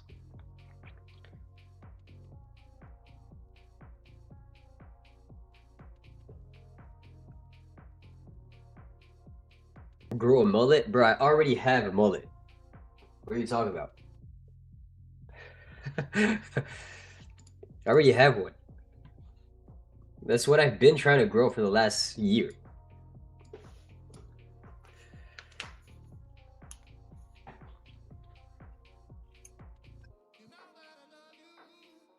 I mean, 2 weeks, no haircut, no trim, no anything. It's gonna feel very good.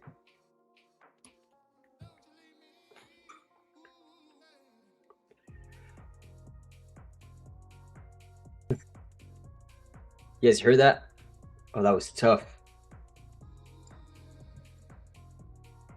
Wow.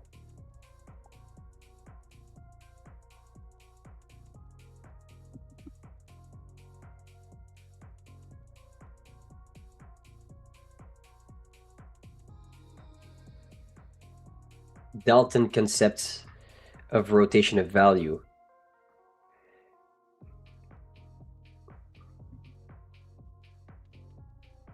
So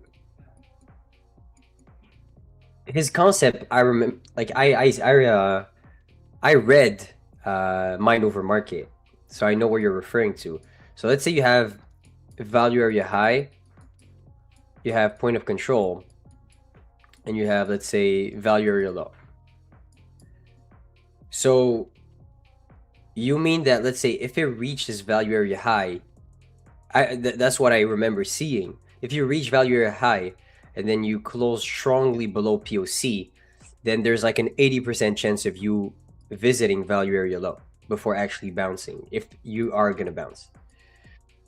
So, which is exactly what you're referring to, no? Is that what you're referring to? Because that's what I read from Mind Over Market. I read it in 2023. I was like 18, 19. I was 19. That's correct, yeah. You see? You know, I got game, brother. I got game. I know my things.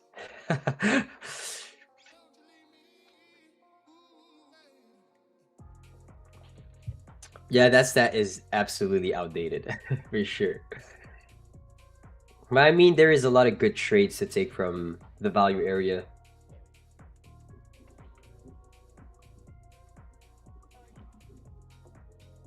Yo, Moss, I just blew my friend. It's so close to a payout. Tilted real bad. It's all right, brother. The amount of times this happened to me, you're not alone in this. Get back up, and you got this, bro.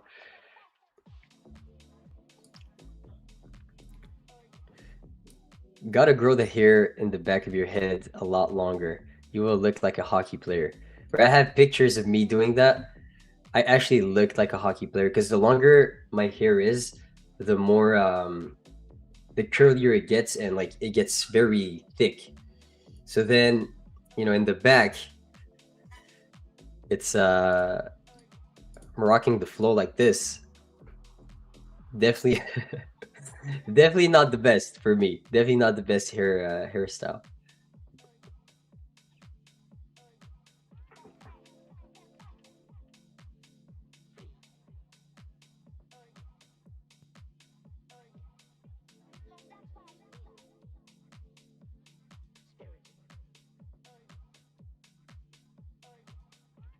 Who's doing the prediction thing on Tradeify?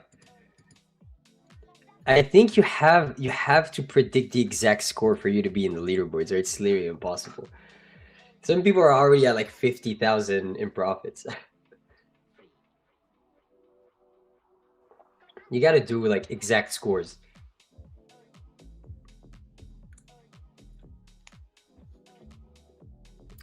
Where the competition, that's the thing. Competition is always so hard. Always so hard. You know, for a prize like this, you know, it has to be harder, of course.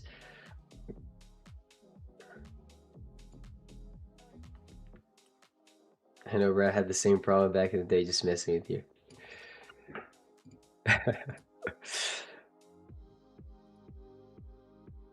Do you play hockey though? I think if you play hockey, it's a little bit, you know, it would be a good reason why you would let the flow. A soccer player with the flow, yeah.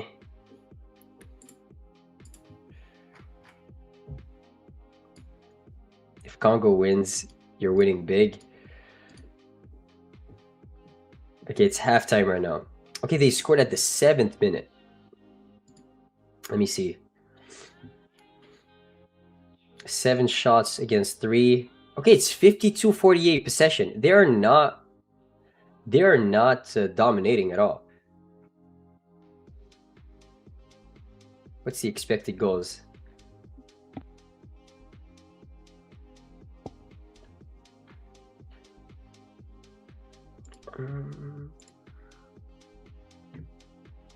I don't see the expected goals, but Congo looks like they're holding their weight.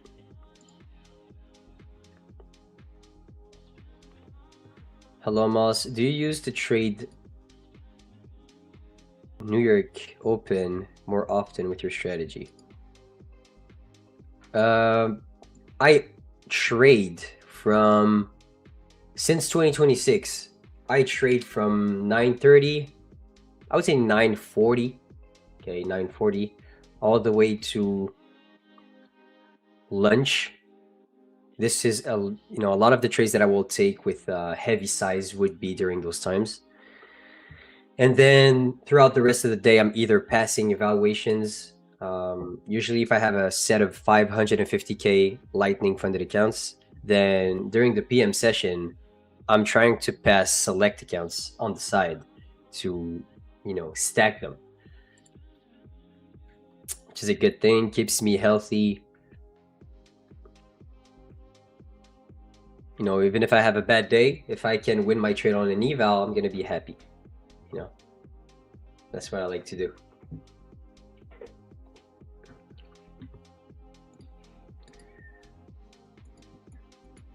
So we flipped here right at this hourly. I think there's some room. There's definitely some room. I'm going to wait. You know what? I'm going to wait. This 15 could be a huge fake out. I think this 15 is going to give us a very good piece of information. If we're rejecting this low, this hourly low, and we start closing back within the range, I am potentially going to take a long, just a quick reversal back towards the opening price here at 254. If we end up closing bearish below that low and we're being very aggressive, I might go for the 134 lows here. So just using that 15 minute as fuel, go back down, quick scalp, and leave. That's pretty much what I'm gonna do. So let's wait. I think there could be a flip here from that 15. If not, I'm gonna play the sills.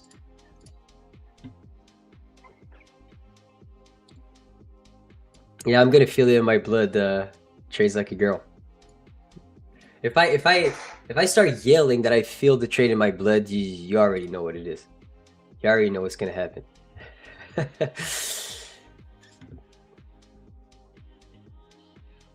When Tradeify send the slide, do we lose our stacked accounts? Yes, but you get refunded, so it doesn't really matter. Yeah. I'm gonna wait to feel it in my bones and my veins before answering. Don't worry about this one. Got you guys.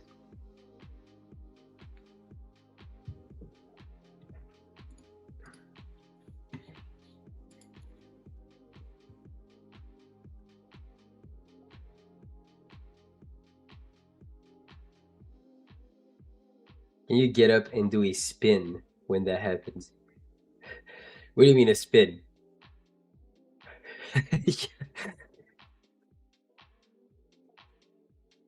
You know what I'm gonna do? I'm gonna practice. I think that could be good. Chat, what do you think? Okay, I'm gonna practice backflips. Okay, I don't know how to do. I don't know how to do them anymore. I used to. Okay, so then every time I win my trade, I'm gonna backflip on camera. Bro, that could be huge. Ooh, that's a good idea. What do you guys think? So like next few weeks, in the next few weeks, I'm gonna practice my backflip, and then every time I win a trade, shh, and go for a clip. Bro, I swear to God, I remember I was 16 at the time. At 16, this is when no, no, don't be like a clown. Wait. Shit. Bro, people would come here for me to backflip. At 16, this is when I learned to backflip. And I remember I was practicing them every single day, okay? And I was becoming very good at it. And then I remember a day, my legs were very, very weak from doing, I think a race that I did earlier in the day. And then I tried to backflip in front of literally everyone. I was like, yo, you guys, by the way, I know how to backflip. I backflipped, landed literally right there. I still have the video. I need to send it somewhere. But that is the funniest thing. And everyone was watching me. And from that day, I never did it again. Never. Because I gained a lot of weight after for American football to play. Because at that time I was like, what, 130 pounds, maybe.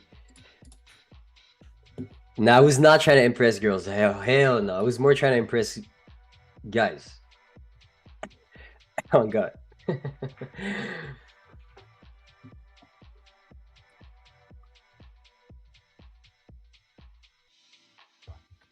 Yeah, I mean, a backflip would be cool, but if I missed the landing on live, imagine you missed the landing on live. Wow, that would be bad. That would be so bad.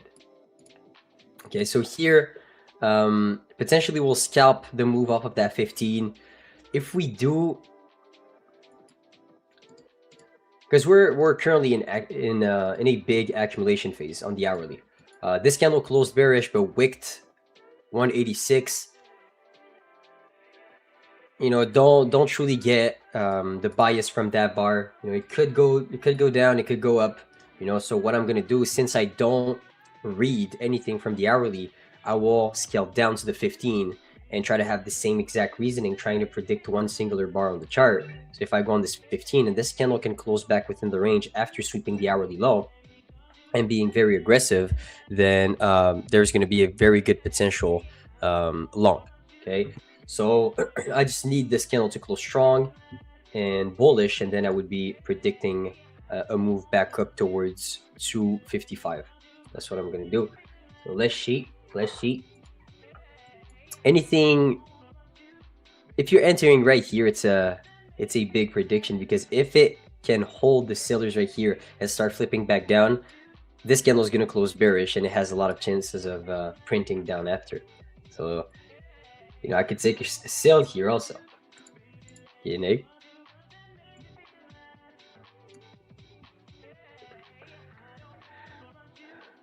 Yeah. I will try to send the video. Yo, Colin, do you think I can send the video and you can show it here? Do you think you have the time to do that? Maybe? All right, okay, I'll send the video to Colin, okay? I'll try to find it. Bro, that shit's gonna be funny. You guys will see that I'm not joking about this. I'll send it on Slack, Colin.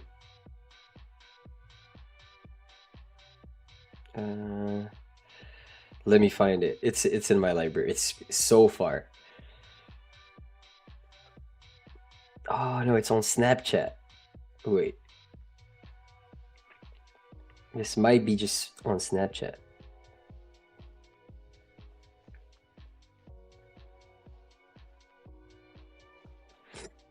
It was like 22.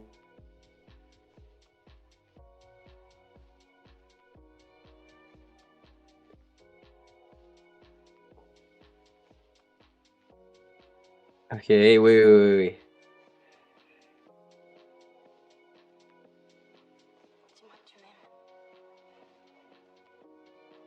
It was earlier than this.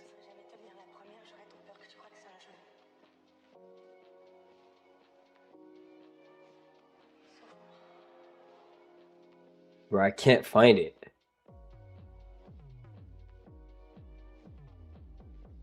Bro, if I find it, I'll just I'll send it to Colin, and we'll just laugh at me for a good session. But yeah, this was brutal. Or a loss. Hey Amos, can I know your and Spudnik's Instagram? Yeah, for me it's amos.pft and Spud. Hey, let me see Spuds. I think if you just write Spud, you'll find it. Spudnik Trading.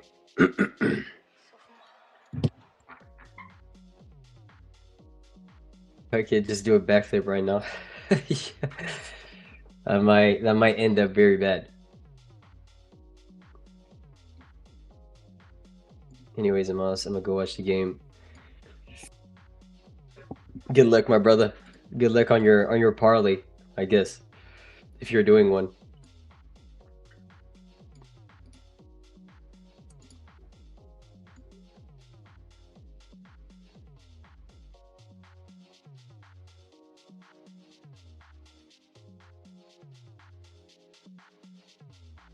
Be like a normal human being and trader.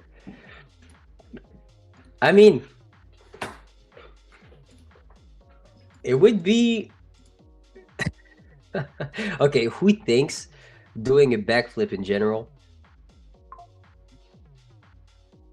after a win is corny, or like is doing too much, or just celebrating after a win? I think it is. I've never seen someone doing it.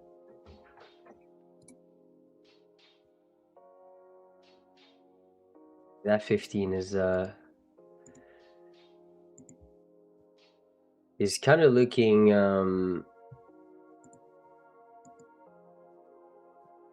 It's closing back within the range, but it's pretty weak still. Pretty weak. So I would wait for price. Since it's weak, I would wait for price to open lower, then flip back. And once it flips back, I will put my stop loss here, take profit within the range.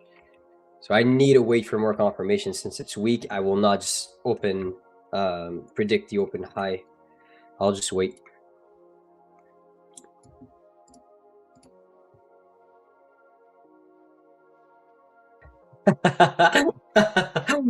I like that comment. He said, if you go for the backflip and you have a mustache, it's probably a little too much.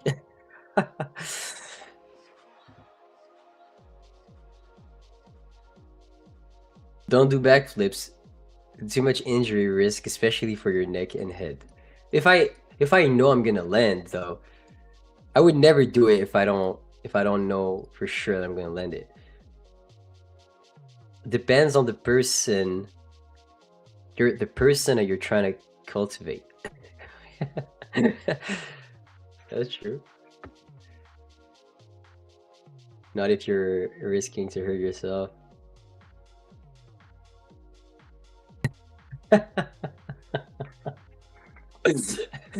PO3FX said, the only people who think it's corny are mad because they can't do one. Oh shit.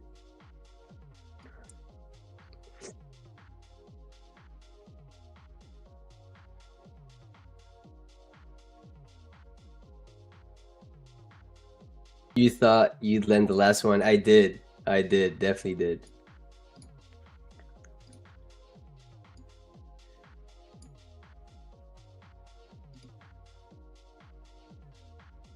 Yeah. Okay. So half. It's pretty 50-50. 50% of people are like, don't do it. It's too risky. It's not worth it. Half of the people are like, no, do it. So like half of the people want to see me die, and half of the people are like, you know, genuinely care for me. So I see.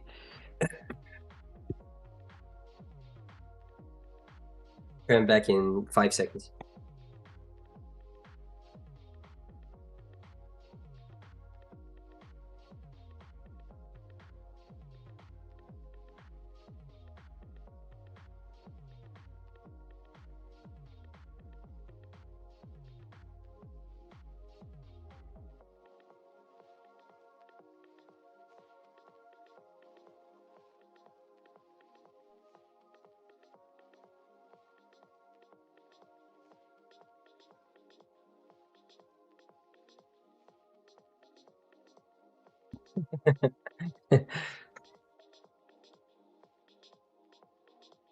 I saw he's gonna try a backflip off camera.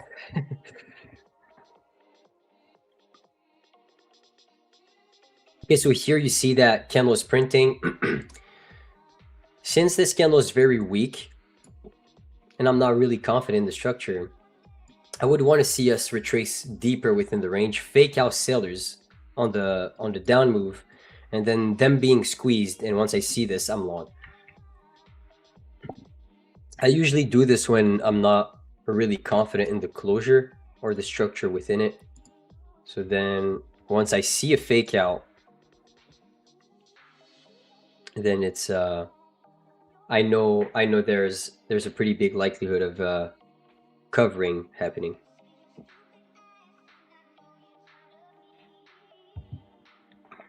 Is gold bullish for real?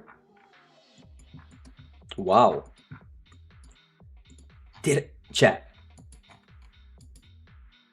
Remember what I said yesterday. Oh my God, I'm him. Oh my God, I'm him. I literally said that yesterday. I put that tool yesterday. I was like, I am bullish from that daily candle closure. I would want to see us breaching that high, the daily high, and those highs right after. Just framing my next candle off of the one that I saw here with that rejection.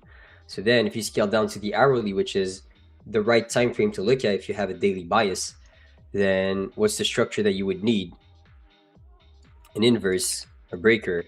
So right here, nice move off of that.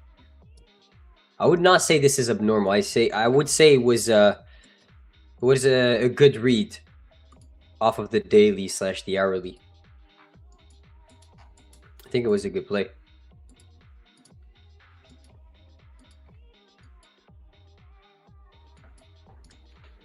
I might try a long here, chat.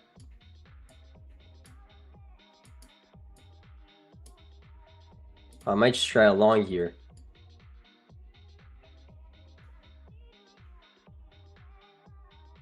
Just a quick long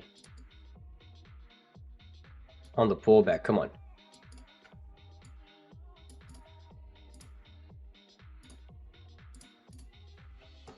I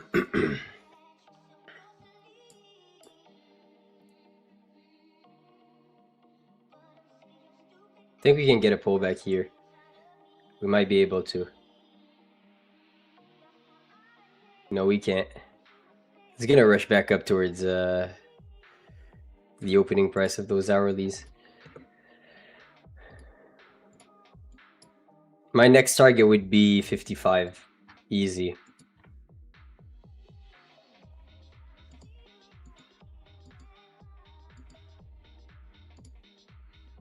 Hard reads. Hard reads. Prices popping aggressively at difficult timings.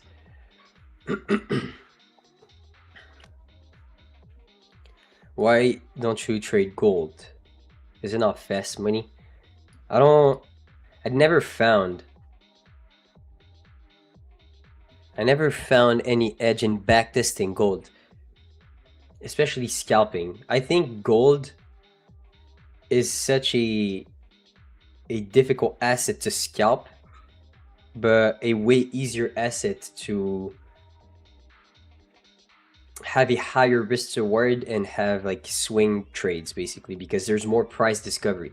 You'll see bigger trends and smaller amounts of accumulation phases on gold compared to NQ. Let's see, like here on the daily chart, we're not truly going anywhere. But if you look at gold on the daily chart, you see like you had an aggressive move. It moves a lot, basically. That's what I want to say.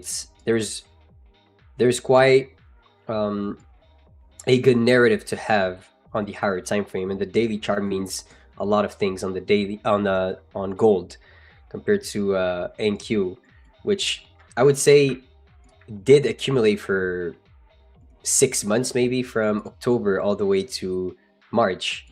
We couldn't break out of that range here until we saw that big move, which was driven by news and catalysts, and now we're back again within a range, which is a little bit harder to read. I would say gold in general gives better risk reward plays than NQ. I would argue that.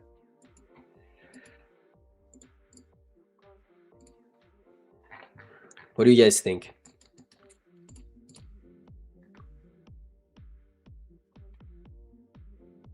But my playstyle is scalping, and I think scalping gold is extremely hard.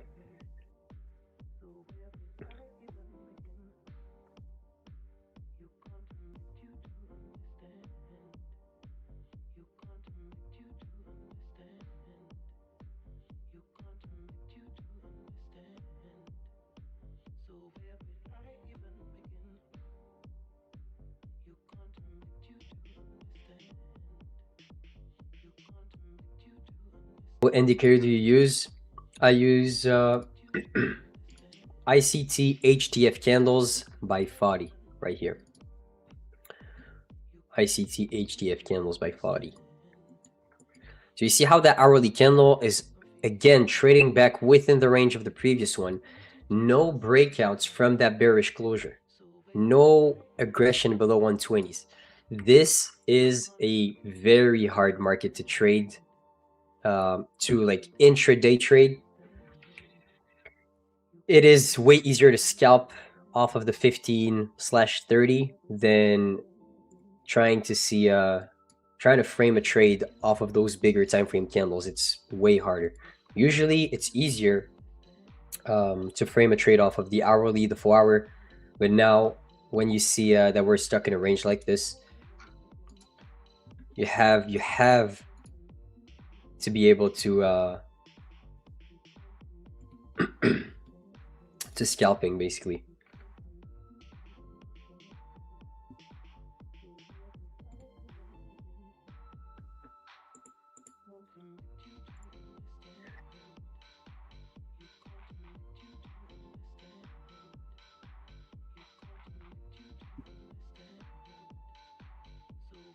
It's always by Foddy, but no one asks how Foddy. Thanks. Amos, you use 4-hour session profiles as in Asia reversals, etc. Yeah, I do. If there's a gap below us on a 4-hour chart, then I know price is gonna get attracted to that 4-hour gap, especially if that we just created the gap and the third candle closed back within the range of the second one. You know, I use the same framework on every time frame. I use the same timings and I'm predicting the same thing.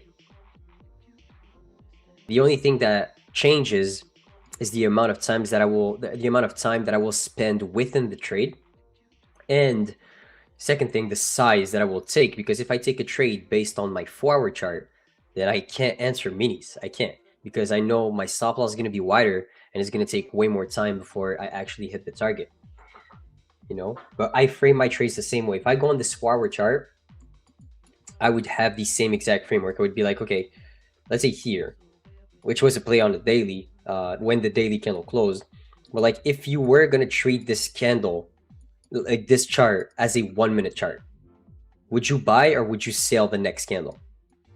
For me, I would sell, but it was a conflicting bias with the daily. But just take a look at the 4. Would you buy or would you sell? I would sell. Same thing for here. Would you buy or would you sell? I would sell. Would you buy or would you sell? There's a pretty big down wick and we're rejecting this gap. Here, of course, we're rejecting this gap, but there's no signs of us actually rejecting the gap. We're strong within it, so I'm not doing anything. And then here goes down again, same thing. Okay, we're rejecting a lot, even if we close bearish. Right here, I would be looking for signs of, okay, our buyer is being very aggressive within the open of the new bar to then scalp the unfilled gap. That's what I would do. And then again, so here, this 4-hour candle, very hard to read. So if I can't read the 4-hour, then I scale down to the hourly. And if I can read the hourly, then I trade off of the hourly 5-minute. But if I can't read the hourly, then I scale down to the 15. You know, because all those time frames, because the mechanic behind a candle moving from A to B is the same on every time frame. The timings are different though. You know what I'm saying? Know what I'm saying? Was that a good explanation, chat? I might just do this. I do this explanation at least like 5 times a day on this session exactly. Plus Asia.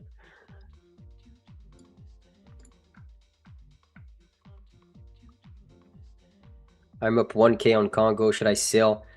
If you can walk away with the early payout, bro. I don't know how much your the payout would be if you hold, but so still waiting right there. I would say with how this 30-minute candle is operating, we have quite some chances of seeing the next 30-minute actually expand to the upside and seeing that hourly candle finally close bullish and then give us the final push of the day, finally, hopefully. So if we're strong and we're not displacing aggressively to the downside within the next 3 minutes, I could see a long being the play here, but it's all about those wicks and the bodies. If those wicks are being very big at the end of those candles, then you know, it's giving us some information about, okay, sellers are stepping in, chill. Is there a giveaway? I usually don't do giveaways in this session. I try to stack them up all to the Asia stream. And I give away so many accounts on the Asia stream. I hope Brett is not watching right now.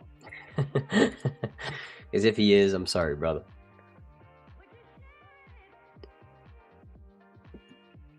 Did I take this trade? No, I didn't get picked up. I was waiting for the fake out to happen and then the break. We got it, but we never saw any pullbacks. So already time for me to say goodbye, chat. Amazing session. Unfortunately, we didn't take any trades. You know, within this range, the only thing that I saw was a long off of that 15, but truly was not liking the structure as much. Was really waiting for more displacement to the downside, fake out of sellers, and then push right back up, potentially long, and having my stop loss below the swing low being created within the range. So I will still be watching how that hourly candle will close. Is it going to be strong? Is it going to be bullish or bearish? And then frame my trade from 2 to 3 p.m. So appreciate you guys, and I see you guys at on the Asia stream, basically at 5:55 p.m. Peace out, guys.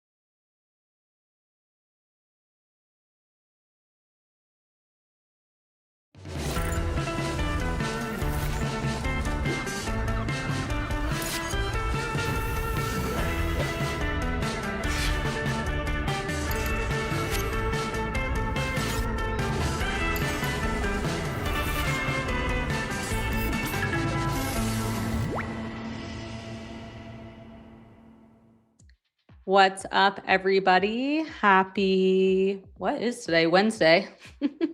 Little lost. I am actually currently in a short on some evals right now that is starting to play out, which is great. Kind of looking at it as a scalp. So let me throw that on the screen. My entry is 215. Just throwing it up there. I guess I could share that other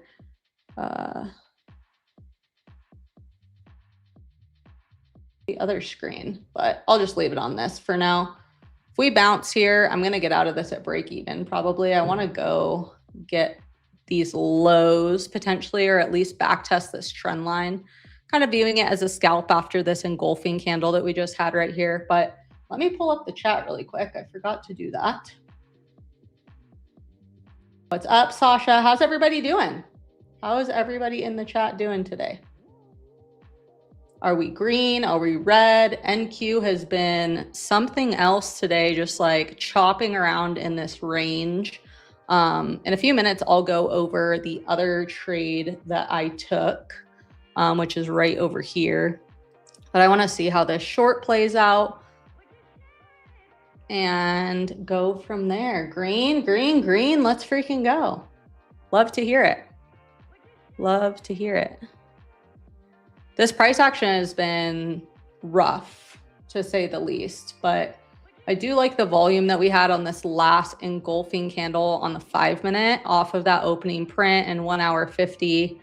I don't know if we'll go test the lows. I would love to see us at least push down and test the lows, even a push down and test into these levels down here, previous day low, overnight low, all of those levels that have kind of been hanging out. We front ran them this morning off the open. I was actually looking and hoping to see a bounce down in this area, and we never quite made it there, but found a good trade anyway. About to get cooked in the World Cup. I don't even know what the proper terminology is. Did you take a trade going for England? Because I did, and I think I'm about to get cooked too. I made money last night on Mexico, and I was in the top 2,000 this morning and hoping that England can pull off a last minute win, but I can't see the score. So fill me in if you see anything, if the score changes, because last I saw was they were down 1-0, right? But I mean, sometimes the thing is in these tournaments, I feel like they were such the favorite. They probably went into it a little too relaxed. And, you know, sometimes that you go in and you like underestimate your opponent. And I don't like how we're bouncing right at this midline again. You underestimate that opponent and then they smoke you because you don't respect your opponent, right? So if they get knocked out, they deserve it. No offense to all of the Brits cheering for them. Yeah. I think you're supposed to bet on who you think is going to win, right?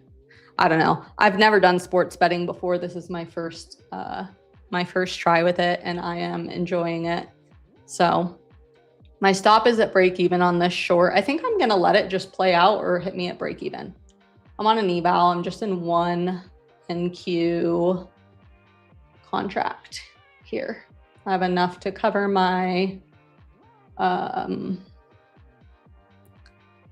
my commissions. Congo was a 20R trade. Whoa. Yeah, I have no idea what I'm doing with the sports betting stuff, but I do love soccer, so it's fun to be able to like pick someone and see what happens. I took my first, do you call it a bet? Correct me if I'm wrong, you guys, with my terminology. I took my first bet, my first prediction on that Mexico game last night and won, and I think I probably went heavy. That's the other thing. Like, how in the world are we supposed to be sizing on that? How in the world are we supposed to be sizing? This is going to take me out, I think, at my break even. Maybe not. Let's see. Anyway, this morning's price action was something else. We're kind of just chopping around. The volume, I like to trade off of volume, has been kind of annoying, to be honest.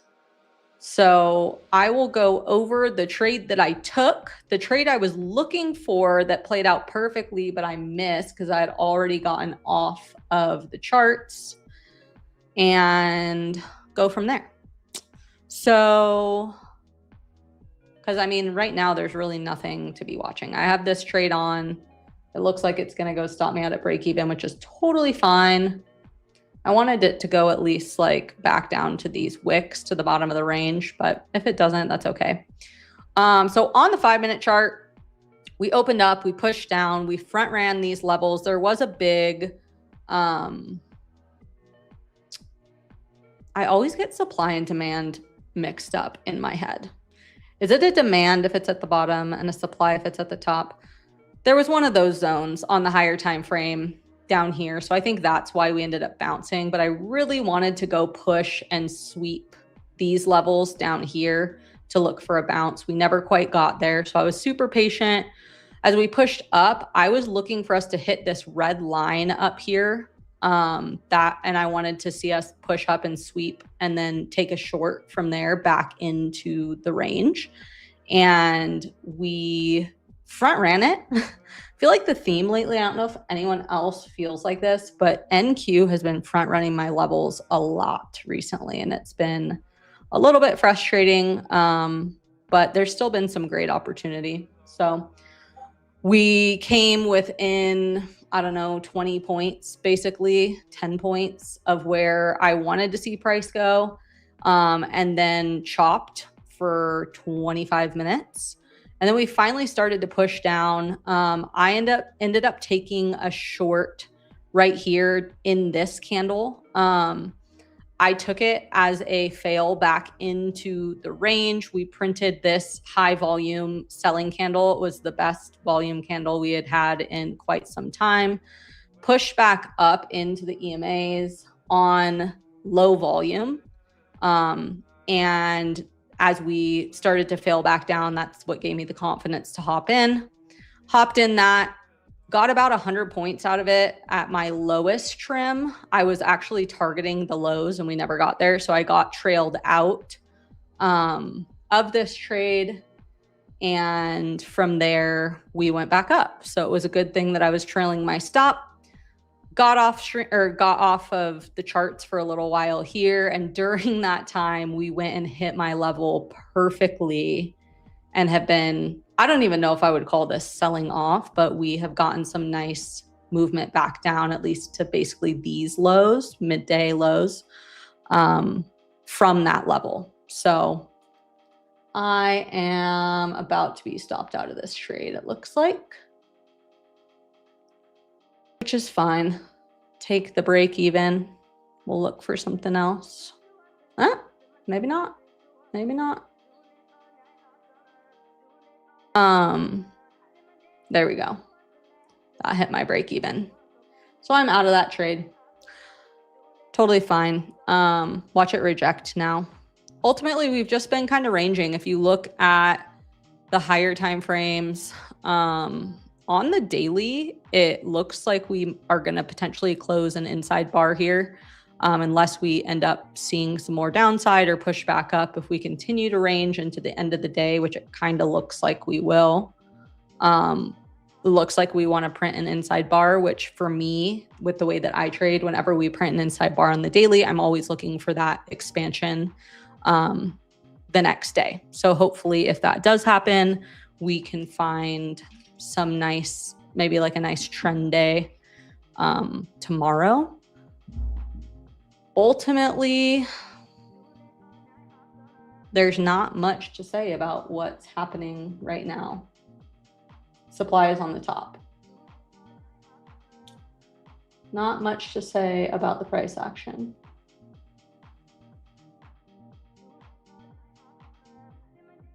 What place are you in the competition right now, Schrodinger?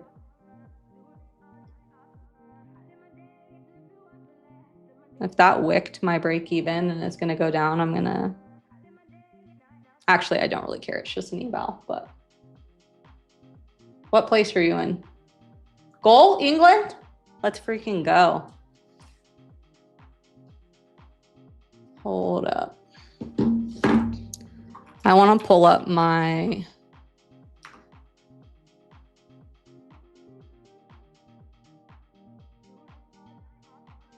my dashboard for that.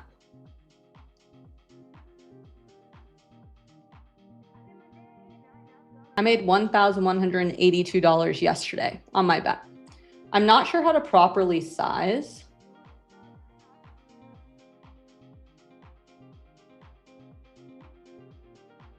Oh, look at this, you guys. It literally hit my stop, which was right inside a break even, and now is going back down. Crazy. Happens. Part of the game.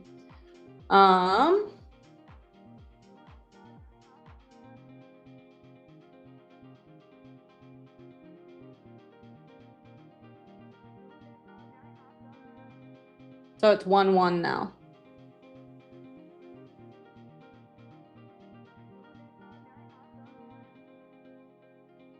Is P&L like open P&L? I don't know how to see my open P&L on this. Anyway, is anyone else in the chat doing this World Cup predictions tournament? I find it incredibly fun, actually. I'm stoked about it.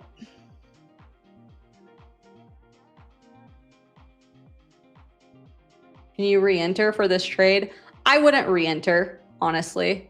I was taking this just based on this engulfing candle and holding these levels up here, but like there is very, very clear support sitting through here. Like this whole area below the midline of the 30-minute opening range, which is what this kind of shaded box represents. See how we push down, aggressive wick up, push down, aggressive wick up, tried to push down, finally got a close below, wicked up, pushing back up, holding that midline now. So it's not something I would take an entry on at this point. I liked the entry here on the pullback into this candle because we engulfed the previous candle and closed. We basically rejected the opening print, closed back below the overnight low, engulfed this candle with increasing volume. So I liked it there, but I don't like it here as much in terms of an entry. What I'm actually interested to see now is, I'm going to go ahead and delete that off of my chart. I would like to see what happens in this area. So I'm going to throw a fib on this leg of price action and see if can we hold this area, because this is the last area where we had a high volume aggressive candle, right here. See how high the volume is compared to all the candles that have printed since and all of these candles that printed before this 1:05 p.m. candle. So we are pulling back into that candle. There might be buyers sitting down here that want to push us up.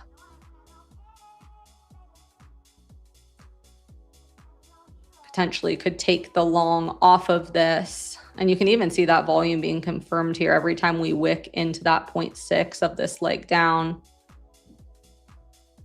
So the way that I trade, I can very quickly change my bias. I know I was just in a short, but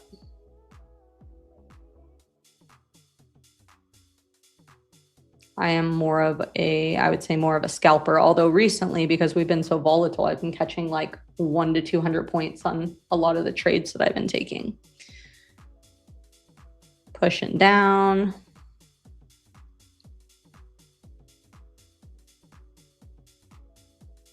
Watching price action here to see if we wick back up.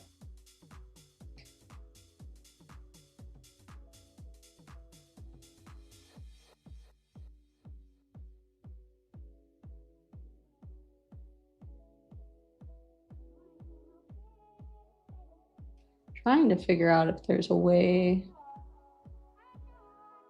Something's wrong with my YouTube. Well, it won't let me pop the chat out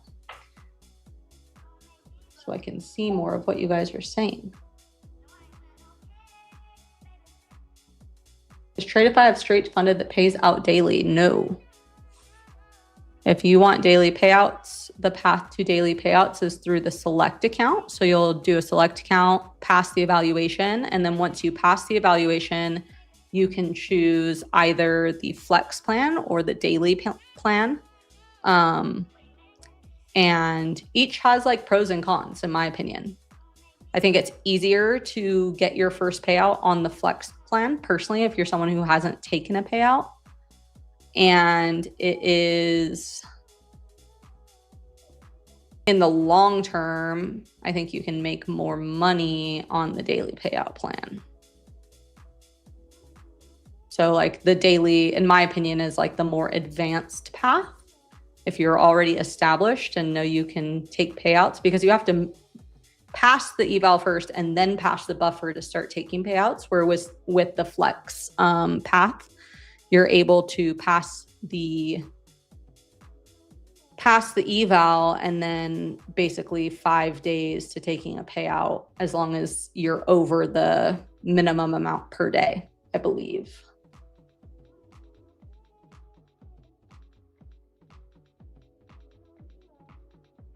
There's only 5 minutes left in the game. Jeez.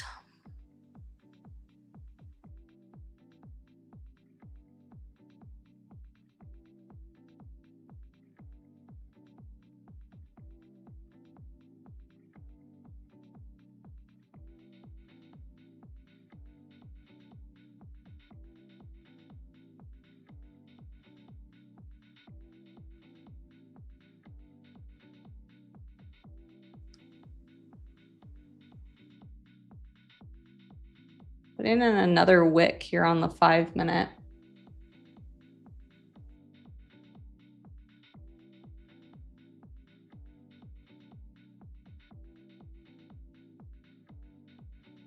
No way. England scored another goal. Hold on. Where's my dashboard? Oh, it's not updated right now. How do I get it to update? Let's go. You guys, what if, like, wouldn't it be crazy if I'm trying along here really quick, guys. It's a little higher risk play, but we push back into this higher volume reversal candle here, put in another lower wick. My entry is 180. My entry is like right there. My stop is just going to be at the low of this wick. Nice move so far.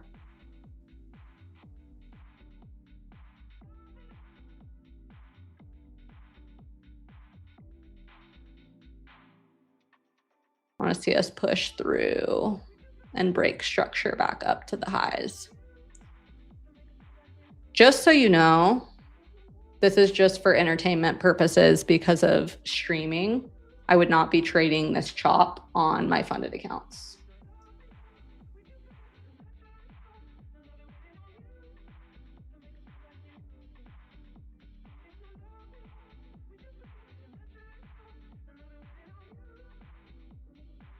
Wait. Who scored? England scored, right?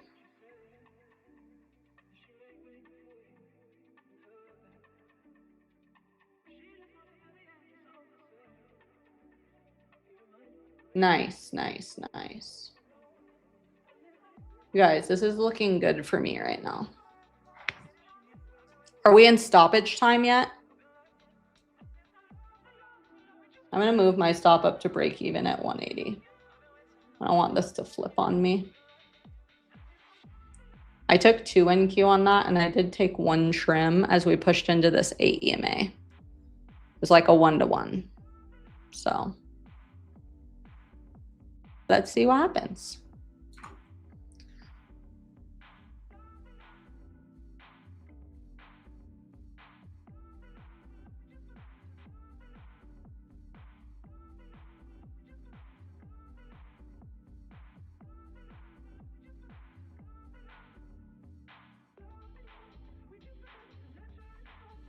And I'm out. Nice little scalp. Okay. How much time is left in the game? Can someone tell me? Should I sell? That's the other thing I don't understand. Should I be selling my predictions early?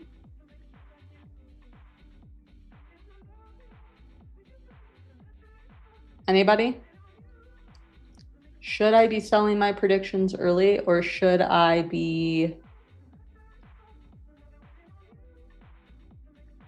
letting the game finish? I can't see the game, so I have no idea what's actually happening right now.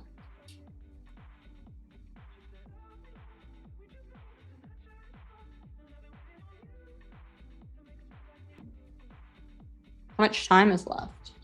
Can someone tell me? 30 seconds? Oh, let's go.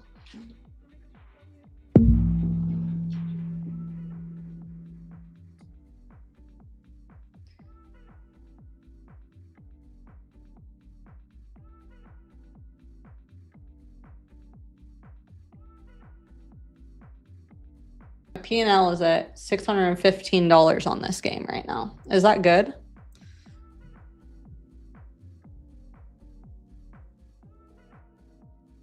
Well, Sasha, if they win in penalties, if it goes to penalties, it's technically not a win. So that's probably why. If you vote that like, let's say you voted that England was going to win, but then Congo scores again, and then it goes to overtime and they do penalty kicks to decide, then you don't win the bet.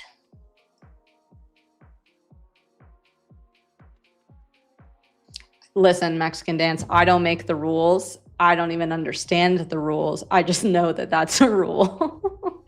I'm just here to play the game. You know what I'm saying? So, anyway.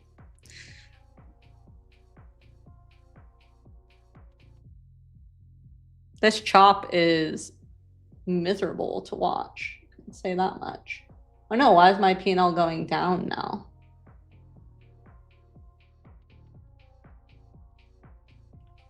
I bought this contract in the middle of the game also. And so I bought it at 41 cents, which I feel like was a pretty good price.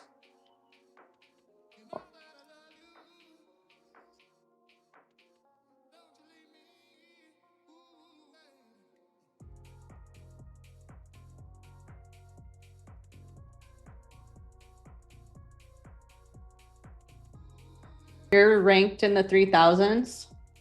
I am ranked currently at 2006, which I feel like is pretty good. I haven't reset at all either.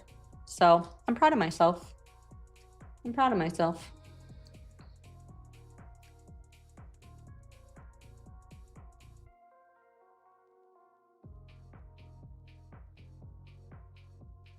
Continuing to try and hold here.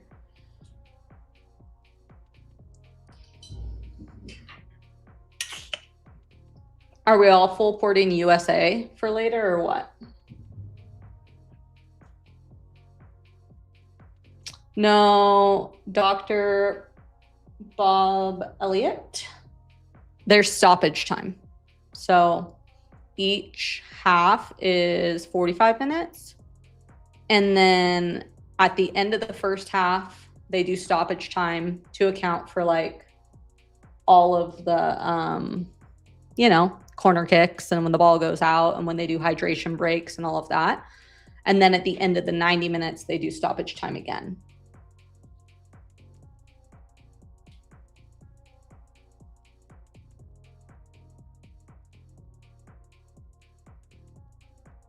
Exactly.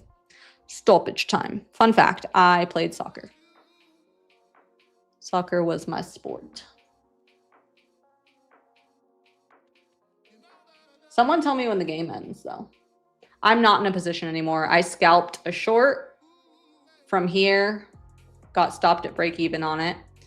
And then I scalped a long, took a trim here-ish as we pushed into the EMAs at like a 1-to-1. I'm just on some eval accounts. Since I've been streaming a little more, I got some eval accounts to be able to trade during the stream because oftentimes I get on stream for, oh, it shows me next to the scoreboard. Oh, you're talking about the stoppage time. I can't actually see the game though. So somebody tell me when the game actually is over. Anyway,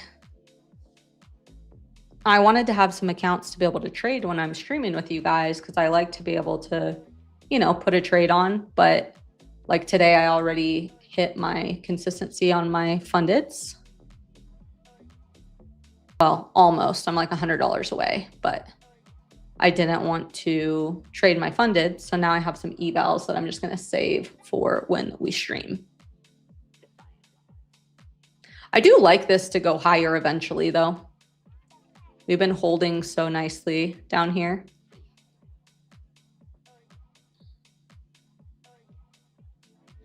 The most significant volume, pretty much relatively, that we've printed has all been when we've come down and buyers are starting to step in. We just can't seem to push price up out of the range.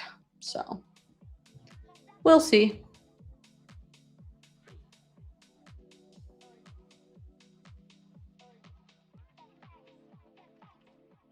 One minute left.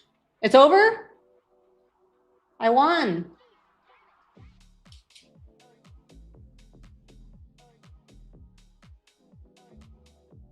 Let's go. When does the leaderboard update?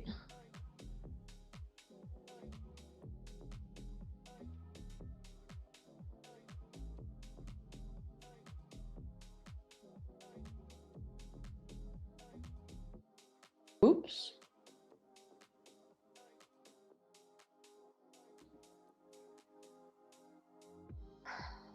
All right. That would have been stopped out if I was still in it.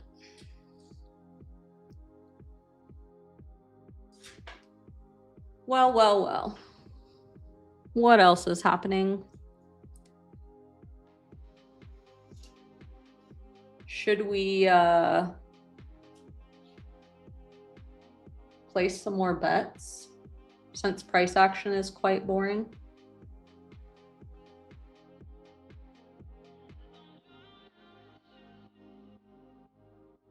Wait, why are you saying penalty kicks? There's a penalty kick right now? Stop. Who has a penalty kick?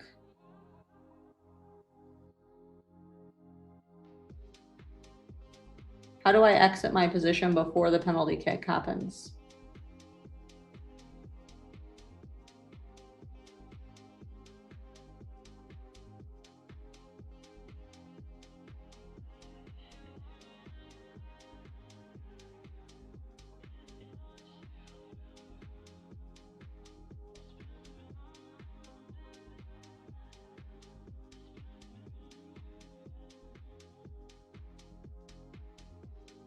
AM EST? How in the world? How do you miss a penalty kick though? That's the question. That's like the easy. Was there actually a penalty kick? I don't know who to trust. You guys are confusing me in the chat. I need to put a TV in my office so I can have sports on. There was no penalty? Oh my gosh, you freaking ding dongs. Who said that originally? Dr. Bob Elliott. What are you a doctor of? Shenanigans? Come on. That was mean. Listen, I'm pretty green.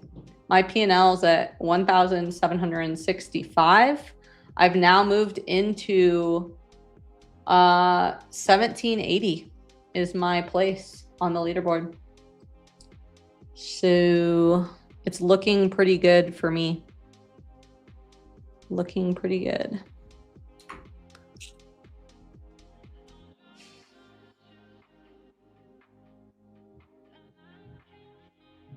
What time is it? 2 o'clock Eastern.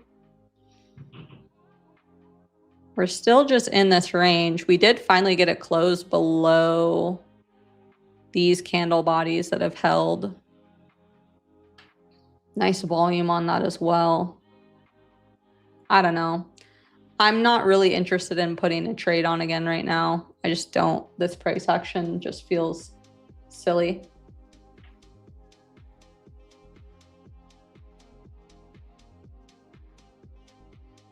My A+ setup is, so I trade off of volume price analysis. That's like the most important part of my trading setups, is that I need volume confirmation.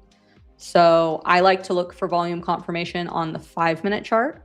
And I know there's a lot of levels going on. I use session levels. So things like previous day high, previous day low, opening print, overnight high, overnight low, those types of levels. I use the orb,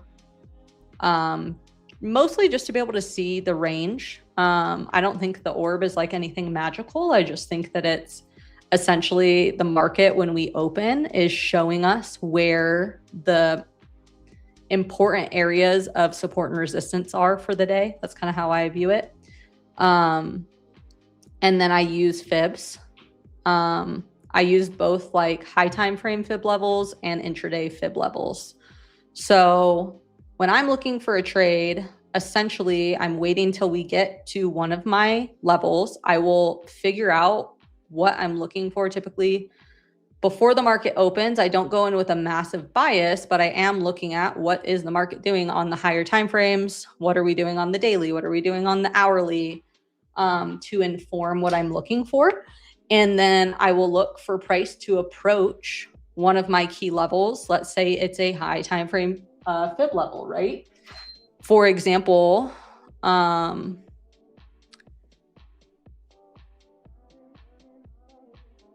We didn't really hit any of my high time frame fib levels today, but like this trade that I was looking for that I did not get to take, this is the trade I was looking for all day. And then I got off stream and it hit when I was not there. Oops. It's supposed to be a short.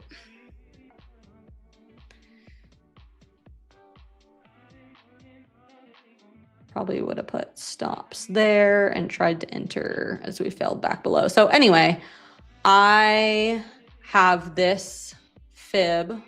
Some people call it the golden pocket. Some people call it micro range, whatever. It's the 0.5 to the 0.618. This fib is drawn from the previous day high that we put in. So the high of day yesterday at 30,599.75 down to the low that we set this morning. And I was looking for price to pull back to that range. We also have I like to find areas where there's like multiple levels and confluence to take my trades off of. So the reason I liked this area is it's also where we had, I don't know if anyone's ever used the pre-market orb. Yeah, hot pocket. We're calling it the pizza pocket at one point too.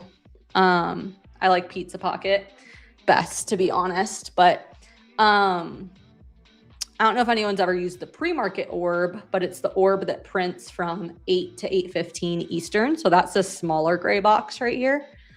And when there's really strong displacement away from that area, oftentimes if we come back and retest it, there's at least a move off of it. It doesn't mean we're going to get like a full reversal and like, downtrend day. Oftentimes there's a reaction. So we had the fib level, the pizza pocket, and the pre-market orb sitting in the same area. I streamed in my group this morning and told everybody I wanted to see us push up and sweep through the midline and close back below this 0.5 of that fib that I had drawn. And that's exactly what we did. And then from there, I mean, it went down, if you wrote it all the way to the lows, 186 points.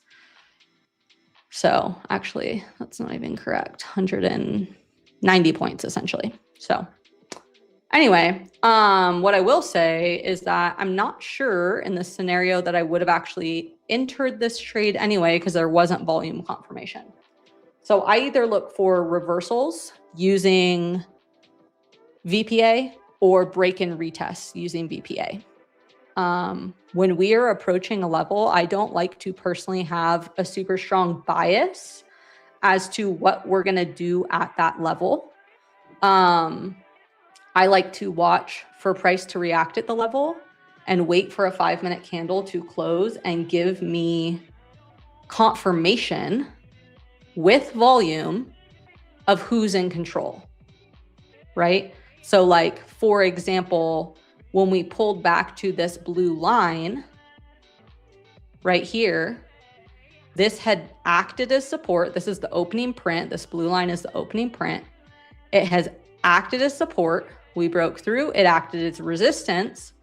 We come back up to retest it, and we sold off and printed a bearish engulfing, which means, if you're not familiar, the price action of this down close candle completely engulfed the previous candle with an increase in volume, right? So if we zoom in, you can see we were pushing up on lowering volume, which shows me buyers are not stepping in. Their price is still going up, but there's not momentum behind it.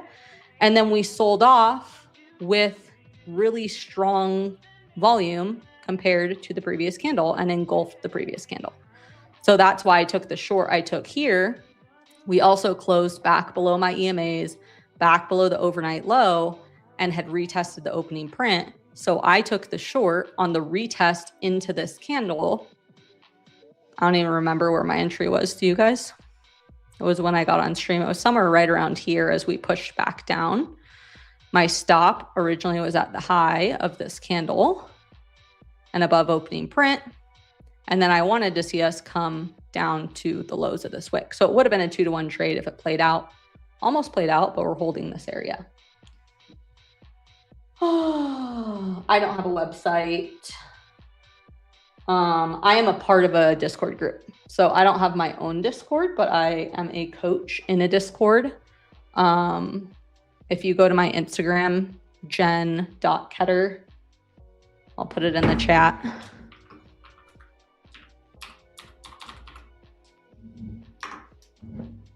That's my Instagram handle. It's also my YouTube handle, but there's not much on my YouTube. In my link in bio, it shows the group that I'm in. So find me on there. Wow, we are holding this area down here real well. But yeah, I would say, I like to say that I feel like I could trade, because my edge is in VPA, volume price analysis, I could trade off of any levels. I think that there's all kinds of levels that work. I'm not ever gonna, you're never gonna hear me talking bad about someone else's strategy or saying that it's doesn't work. I know people love to dog on ICT and, you know, different things.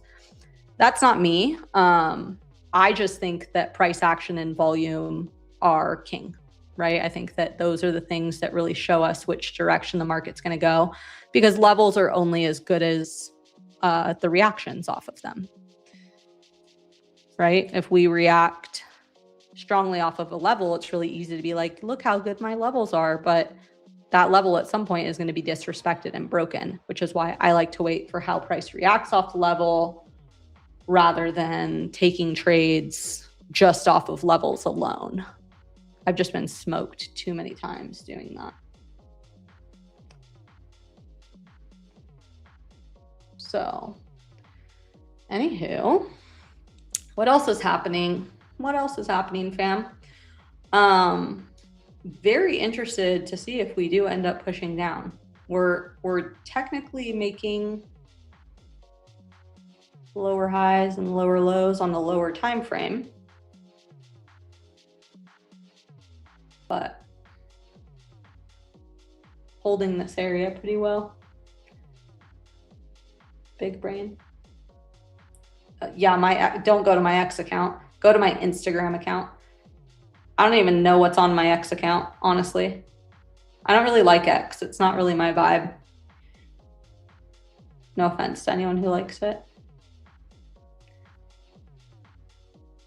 I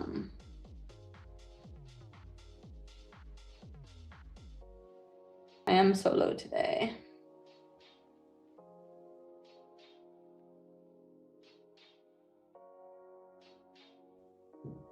I'm solo. Solo, YOLO. I also feel like this price action is not that surprising, considering it's like the start of a new quarter. It's the start of a new month, right? It's a short week with a holiday or an observed holiday at the end of the week. So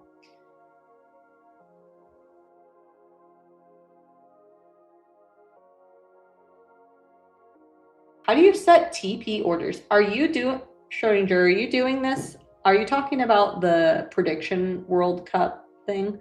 Are you like actually sports betting on like something else? Yeah, NFP. Exactly. Yeah, this is like the type of price action where prop accounts go to die if you sit and stare at it for too long or you try and trade it for too long. Are there opportunities here and there to take? Absolutely. But to me, this is a day where like, if I'm entering something, even if I'm on evals, I'm moving my stop to break even. I'm seeing if it plays out. If it doesn't, oh well. Like, I'm not over here trying to be a hero to predict where we're going to go from like literally a day of just chop, even though it's a nice range.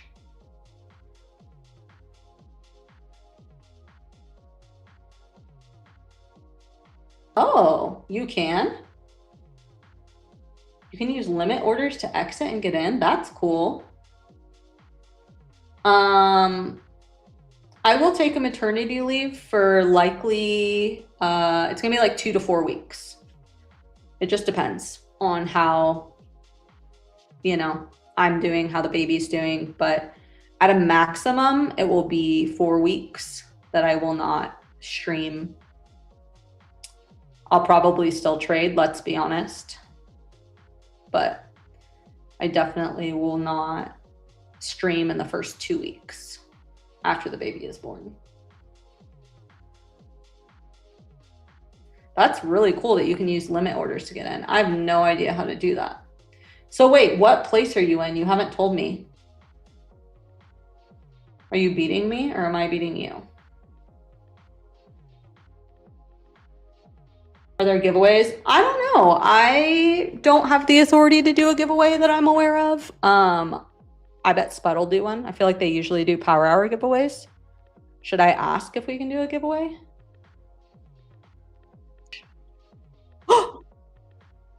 Let's go, you guys. This just in. I can do a giveaway. Let me think of a keyword. We're gonna do a 50K select account. Oh, go ahead. Type it to you. Yeah. Oh, I need to open Slack then, so I can type it to you. Oh no. I just lost my trading view.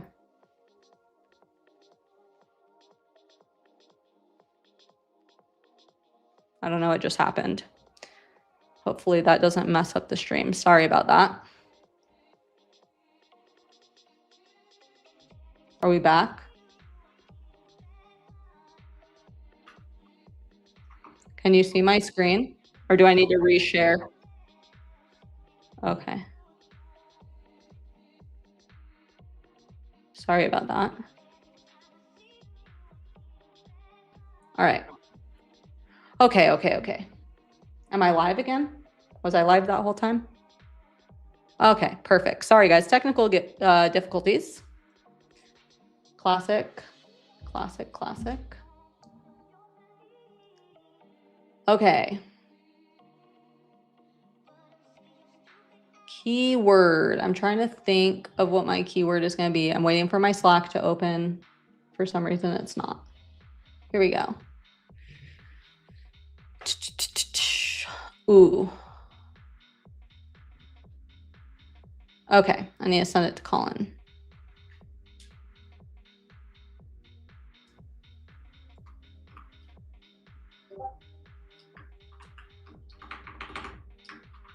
In honor of the World Cup.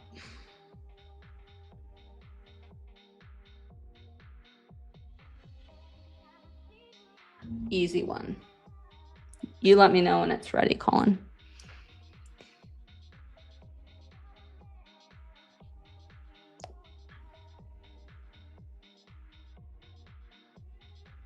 Okay, guys, it's ready. In honor of 4th of July and the USA playing tonight in the World Cup, USA, 3 letters, all caps, is the keyword. We're giving away a 50K select account. Type it in the chat, fam. Who's it gonna be?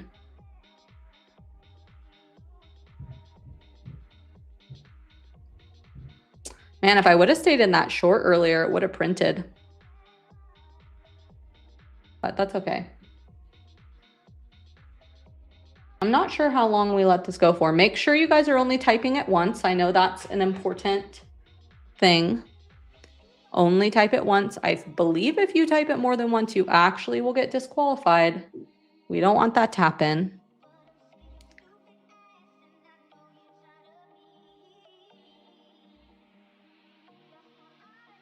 We do not want that to happen.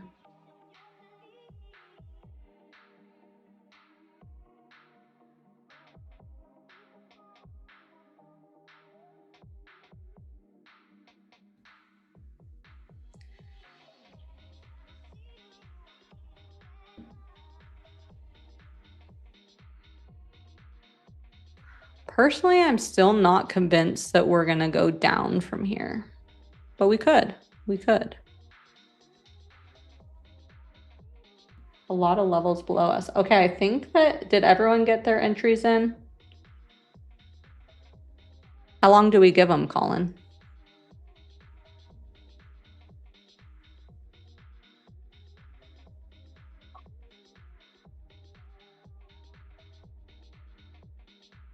Okay, I'm going to give you guys 10 more seconds to enter. 10 more seconds to enter. If you missed it, the keyword is USA. We're giving away one 50K select account. This is really exciting. I don't always get to do giveaways, so make sure you enter. It might be your lucky day. All right, let's close it and run it.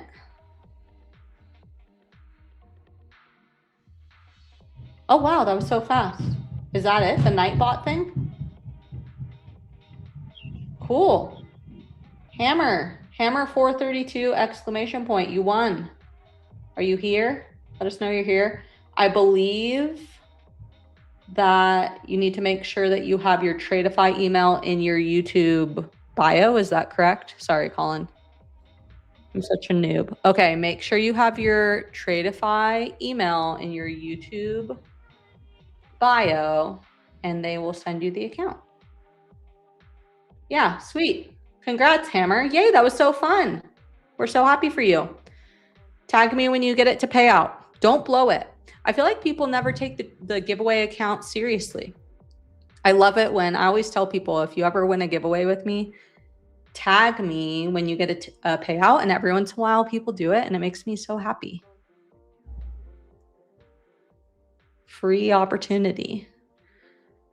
All right, so we have about 10 minutes left of the segment. We're still pretty much in this range. We're trying to break down, but we again, so based on the way that I trade, right? Again, we printed this high volume hammer candle to the upside. Didn't quite break the lows, basically put in an equal low to this previous wick and are trying to push up. So we'll see. It's kind of like a slow grind down. I always struggle to trust shorts when they're slow. Does anyone else feel that way? Mexican Dance, you got your first payout on a giveaway? That's incredible. I love that.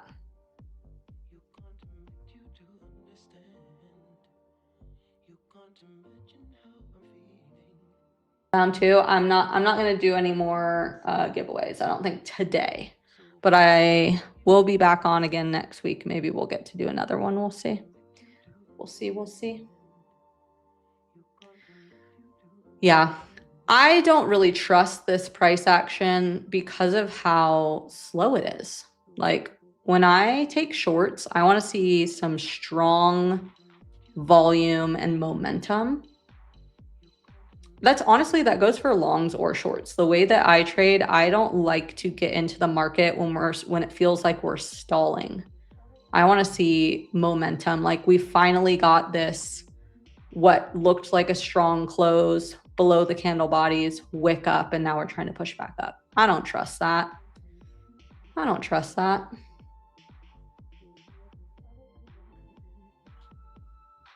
Yeah.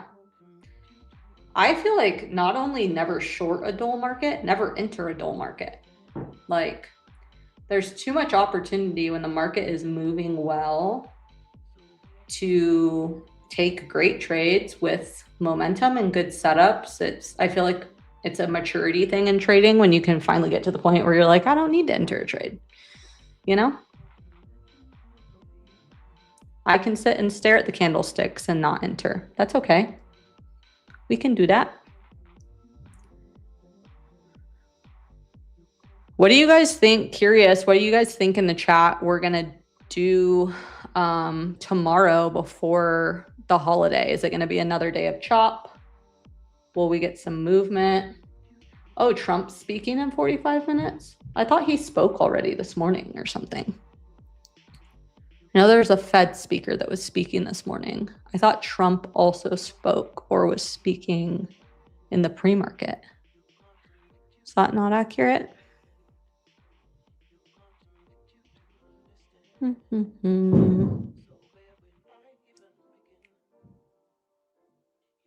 many trades do I typically take per day?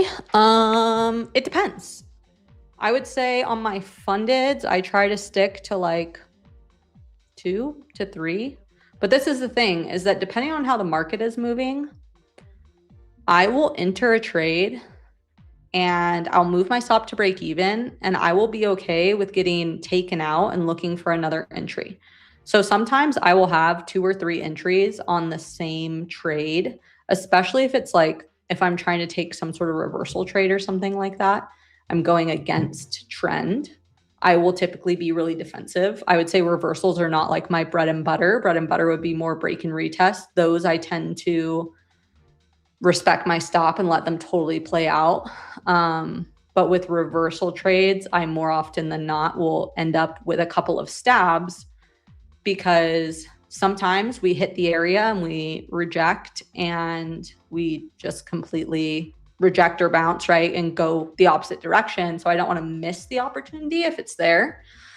But sometimes, especially with how volatile the market's been lately and NQ has been, we'll hit the level, start to get a reaction, push up and do like one more sweep and overshoot it by 40, 50 points. And then the real confirmation and the real opportunity will come in. And so like on paper, sometimes it'll look like I'm taking way more trades than I actually am, but it's not that I'm taking a ton of different trades. It's that it's multiple entries on the same trade. And then also like I'm trading typically multiple accounts. I have my funded accounts. I've been learning to trade options. So I'm trading an options account right now. And so sometimes I'll be floating evals as well. So I have my funded accounts and my evals, and I'll take a trade on my evals. I'll take a different trade on my fundeds, things like that. So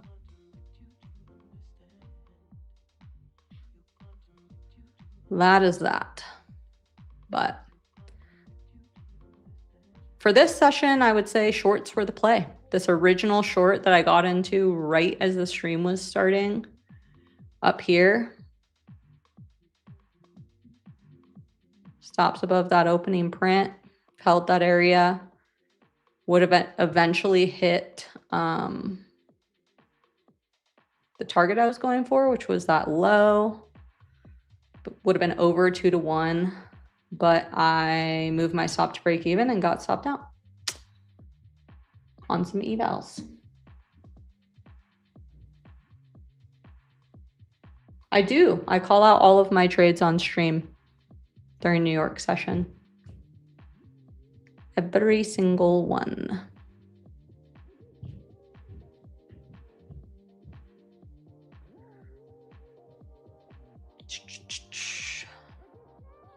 Well, guys, this is the most boring price action we've seen in a while, like for an entire day, I feel like. There's been some days where we've had like chop in the morning, but then we get a move later. This is very, very choppy.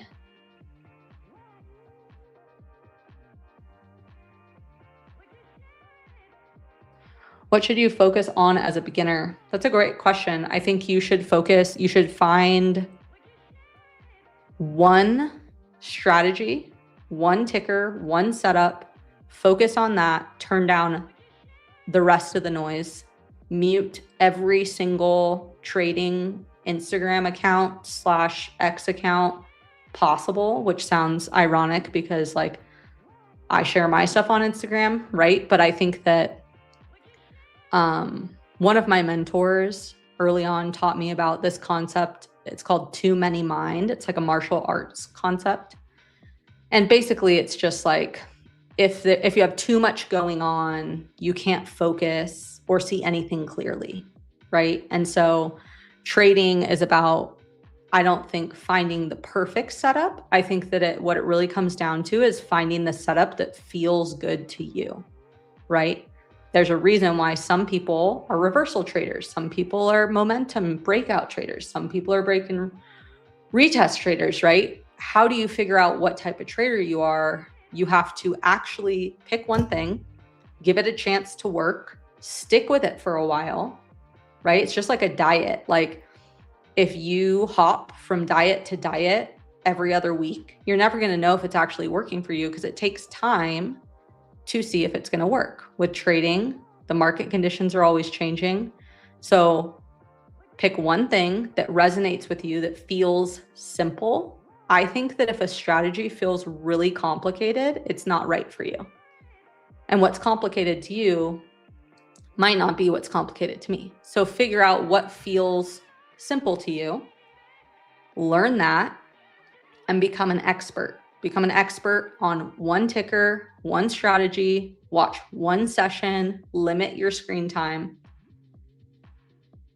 or at least limit your trading time, the time that you allow yourself to trade, and then give it time to work. Give that one setup 30 days minimum, 60 days ideally. And don't make adjustments, just wait. Wait for the setup, wait for it to play out, wait for the opportunity, take the trade. And then if it's not working, then look to make adjustments. But don't hop day after day from strategy to strategy. And don't compare. I think that's the other massive piece of advice. Comparison, I think, is the most toxic thing in, honestly, like kind of the world, but especially in the trading world. Everyone's at a different point in their journey, and everyone's journey is going to take a different amount of time. Just because one person figured it out in 6 months and another person figured it out in 6 years doesn't mean that one's better than the other. Doesn't mean one person was doing anything wrong. So,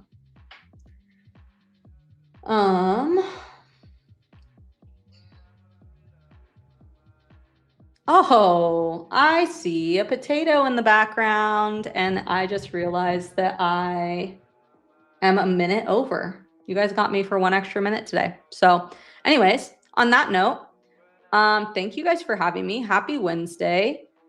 Good luck if you are trying to trade in this chop. Maybe we'll finally get some sort of movement, but if not, happy 4th of July. Go USA. I hope everyone's full porting their prediction Tradeify World Cup accounts on USA. If you're not a patriot and you should be deported. Just kidding. That was horrible. I shouldn't have said that. Oh my gosh. Tradeify, don't fire me. Don't fire me. Don't fire me. I didn't mean it. Anyway, love you all. And I'm going to close out on that note.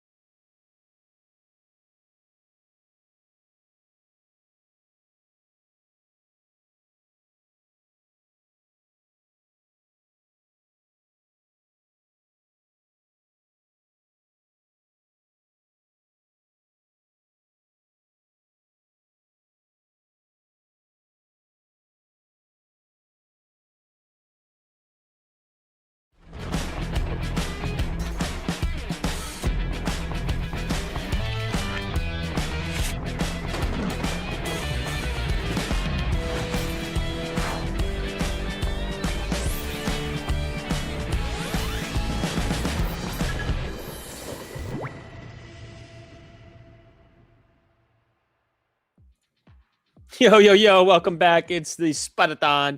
Getting started here in the afternoon power hour. TG Capital, our boy Tyler will be joining us in about 25 minutes, unless he's going to be fashionably late. So then 30 minutes. But it's time to kick it off. It is time to kick it off.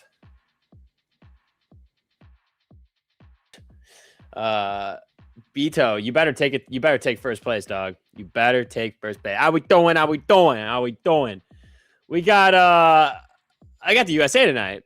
And I kind of agree with Jen. You better be, if you are in the United States, you better be rooting for the US to win. We need our boys out there to take home the trophy. Listen, I've got $300 that could turn to $12,000 if the US wins the entire thing. So I'm rooting for them or France. I don't care which one wins, because what did I just do?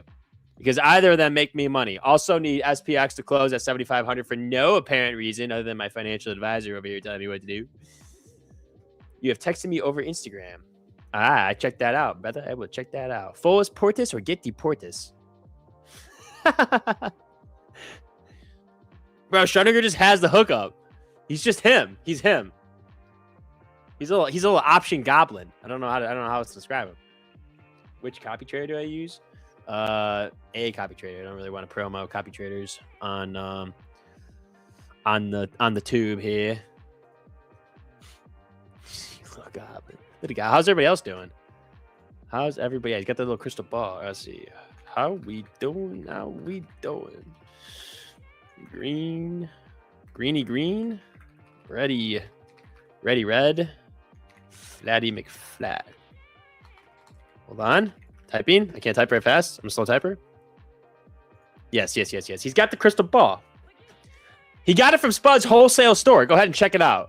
We have all sorts of goody magical items. You can get whatever you'd like there. I broke my YouTube. Hold on. All right, it's back. Did that poll go up, or am I... Oh, I did all that effort. It didn't work. How we doing? Green. Greeny McGreen. Ready McRed. And Flatty McFlat. My caps lock went absolutely nuts on that poll. Wait a minute. What's going on? I don't know. Yeah, Spud doesn't know how to do butterflies and shit, so I needed a little bit of financial advising. Then hit the yellow. Oh, no. Yes, I do have magical items. It is true. We have all sorts of magical items for any need. It's kind of a beautiful thing. What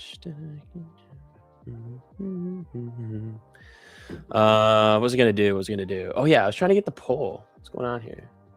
Oh, here we go. Wait, error occurred. Poll power revoked. Yeah, low key, I think they just took away my poll power. It's probably because of all the smelly Nick comments. Live chat. Hold on, this is a test poll. Error occurred. What the hell's going on? Yeah. Anyway, can I share my volume profile indicator? It's just a tool. Just a Tradeify. Tradeify. It actually is a Tradeify only tool. You can only use it if you have Tradeify accounts. No, if you go into Trading View here and you go to the fourth from the bottom, there's forecasting measurement tools. It is fixed range volume profile, and you draw it from the start.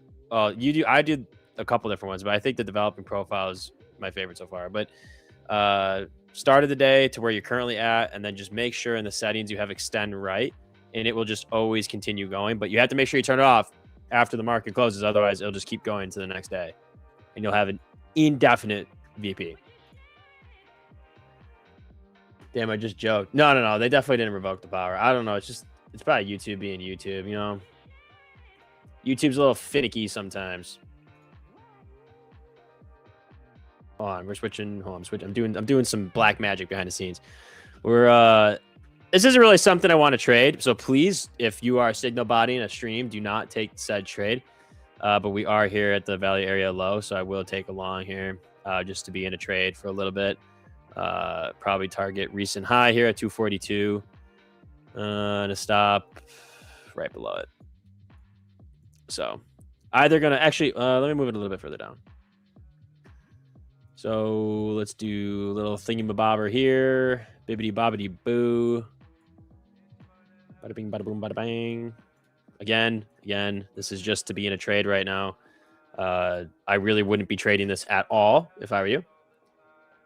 Time frame, 5 minutes. Yeah, I like the 5. I'll drop down to the 1 sometimes for execution and like chart patterns to get a better idea. Okay, hold on. I gotta do another test poll. If I don't have the power of the polls, this isn't good. This will be kind of like DEFCON 1. Oh my god, error occurred. Something's going on.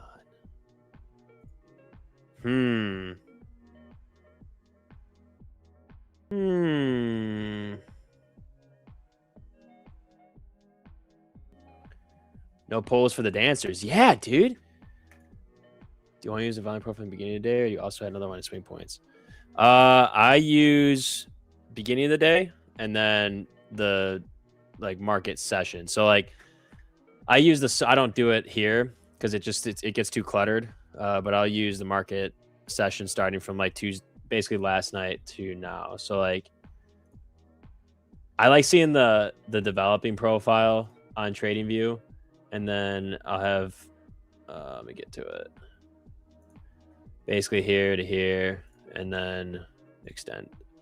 So you have the overnight session, or basically the current market session, but overlapping with the New York session. So it gives you a better idea. So that's why the stop's like a little bit below the total sessions value area low. And we'll see if it's respected here. But I don't like having this big one on TradingView, so I just keep it in software on the side here.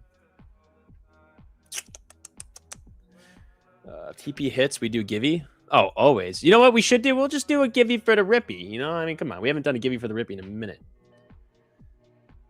Hold on, let me get that set up. Let me get that set up real quick. Let me get it set up. Hold on.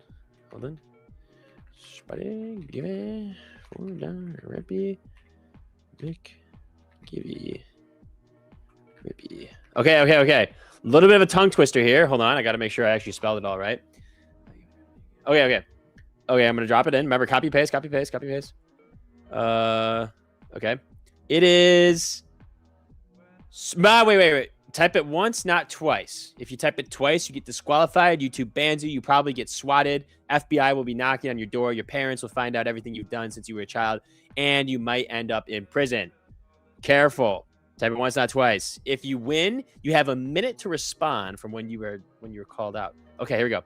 The keyword is Spuddy Givey for the Rippy McGivey Rippy.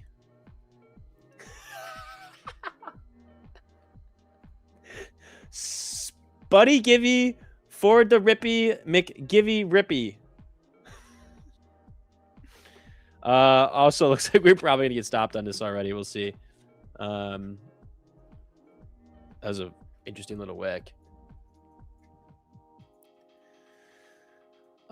Still okay with the longs. 138 was a good spot for a hold. So 133 is pretty good. I stopped at 130.25 is pretty good. Let's go 130. All right, let me hide that. I think I need another screen. I got too much shit going on here.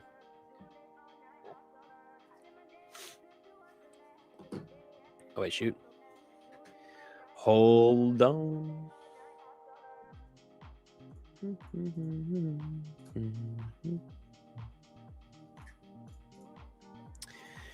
All right. How many I just have one screen. I just got the 149-inch curve, 47 or whatever it is, curved LED. OLED, not LED.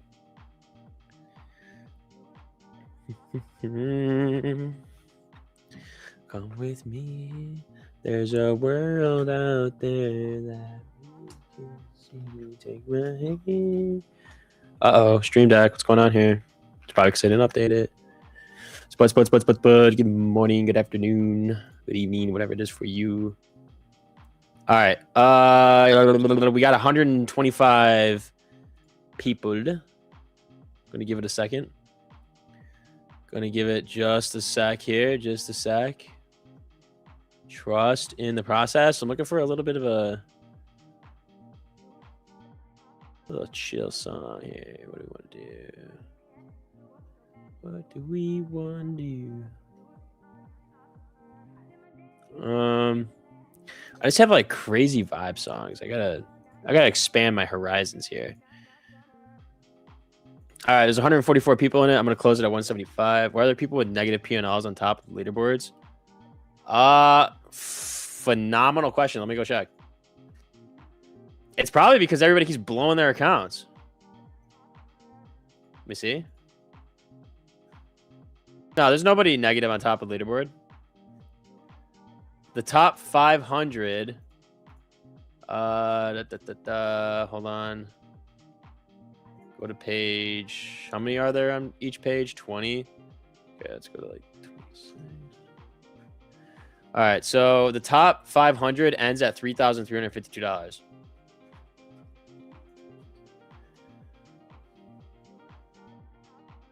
All right, we did get stopped out on that.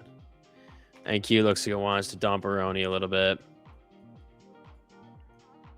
When I went down the page, I saw negatives. So that's interesting. Just run the tape. That's not even a wait. That's not even a keyword. Oh wait, Beto. Let me check. Let me check. Not beta. Beto. Ooh, 175 with 69. Oh, you got 6,900 buckaronis, brother. Nice job.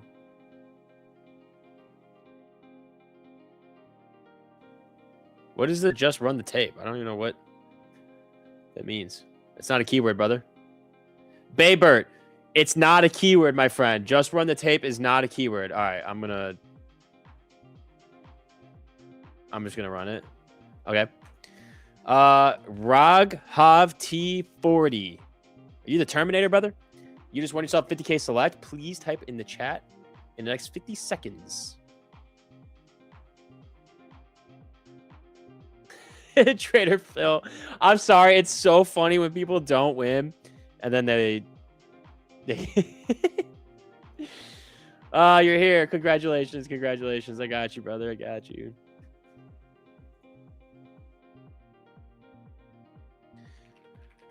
Bada bing, bada boom, bada bing, bada boom. Oh, another stream. That's really funny. Schrodinger, you're 249 now in the cup. Let's go, dude. Let's go, dude. Is from the trade with Matt stream. Oh, okay. Wrong stream, brother. That's not going to gift you anything today. Hold on, I gotta LARP a little bit off the Schrodinger on the IG. You know how it works. You know how it works. Bada bing, bada boom. Trimmed at 3. Let's ride. Okay, nice job, Schrodinger. You're funding the Lambo. Bada bing, bada boom, bada bing, bada boom, bada bing, bada boom. Bro, low key, do I have to make alts? Mexican dance? Listen, brother, I wouldn't even judge you if you made alts. Just make sure you're flipping over to the other one within a minute. Game night is tonight. It's actually during the US game, so might be down a man. Lost my 3 funded accounts at 330 loss today. Was 200 away from payout, but yes, Trader Phil. Trader Phil, kudos to you, my friend. Kudos to you. I do not know many people that will be 200 to 300 away from a payout and lock their account out on a loss. I know for one, myself, my ass would have full ported that shit. So good job on you. That is a dub in my book. That is some serious discipline, brother. That is some serious ass discipline. Nice job. Your IG's gonna be so confused today. Zero social media presence, only Discord. Well, Schrodinger, the funny thing is, I don't on Instagram, I'm taking the credit, brother. On here, you get all the credit. You need to just you just need to make an IG so I can plug you. It would be funny though if I'm just like, actually, you know what I would do? The next one, when this closes, I'll be like, I'm gonna say GG Schrodinger stop loss, and only the OGs here will actually know it. How are you in my algorithm? Because we're him.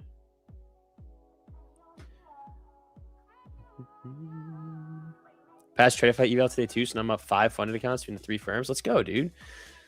You know which firm the best though, brother. I bought 4 monitors, 1,200 USD for each of my alts. Just so I could lose every time. Wait, hold on. I gotta pin that shit. That has gotta be that's okay, that's really funny. Hold on, I had to take a screenshot of that. Holy shit, that's so funny.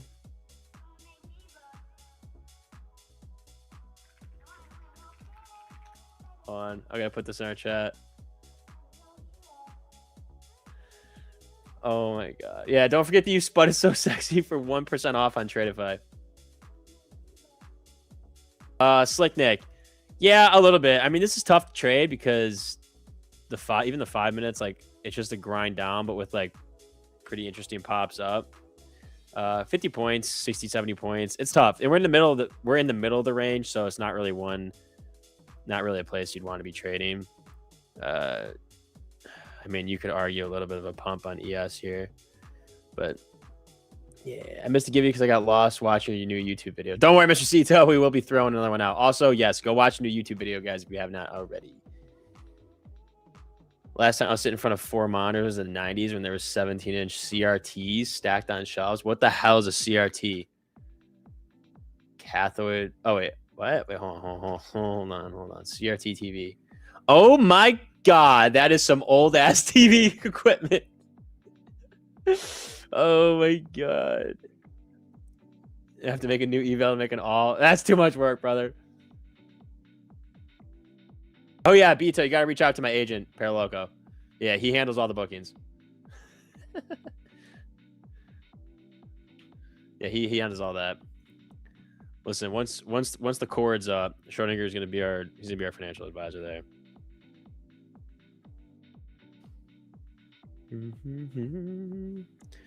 CRT was fancy. Wow. Made $400 on ES at the open. Nice job. Yeah, send me a pic. Let me see, ABJ. Sup. Paraloco, how we doing, brother?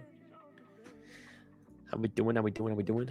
Tyler's gonna be joining us in about 7 minutes. 7-minute Ruscos. Other than that, just kind of chilling right now. There's really not much you'd want to be doing. I haven't seen any news come out really at all. I mean, there's probably a few things we can go over, but just kind of want to see where we were at today. Let's take a look at the Dow YM real quick. Wow, the Dow. What the hell is that? What are we looking at? Somebody explain to me what that is. That's a little craziness if you ask me, my friends. What about RTY? Ugh. At least you weren't trading RTY. Gold? Bitcoin's doing better. Gold. Ugh. Yikes. What a day. Hold on. I got to keep SPX up there for no reason at all. Wow. Wow. You need a new phone number too? Spud, Celine says she's ready to co-host with you and her as a pineapple. A pineapple? She a swinger? Yo, somebody tell her that in a London session, please. Somebody tell her that. I think you can skip the number thing. What number thing? Oh, the phone number. Hey, yo, pause. What's she trying to say?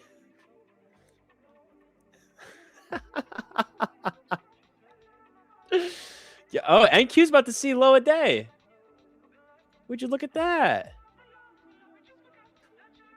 Who would have thought? Not me. Not me at all, actually. I'm 14 years old. Can I buy a funded? No, you cannot. And if you try to KYC with your mom's or dad's identity, you're banned. You gotta wait 4 years, brother. Listen, if you're 14 and if you're watching a trading stream, for one, congrats, brother. Congrats. Honestly, congrats. If the fact that you're starting at 14 means you're gonna be a millionaire by 20, or dead broke by 20. I don't know which one, but If you're 14, just paper trade on TradingView for 4 years, buy your account at 18, and literally bank millions. Start social media.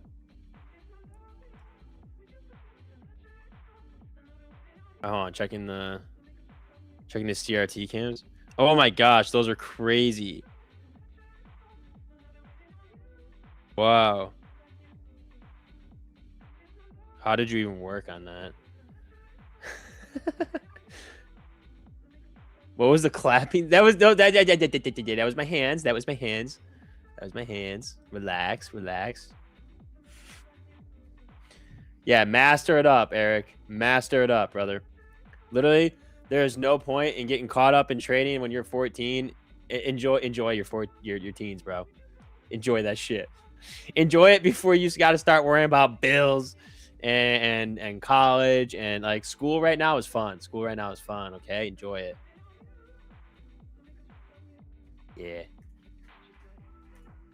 I'd sneeze. Ah, I should have said that. I just ruined it for myself. Oh.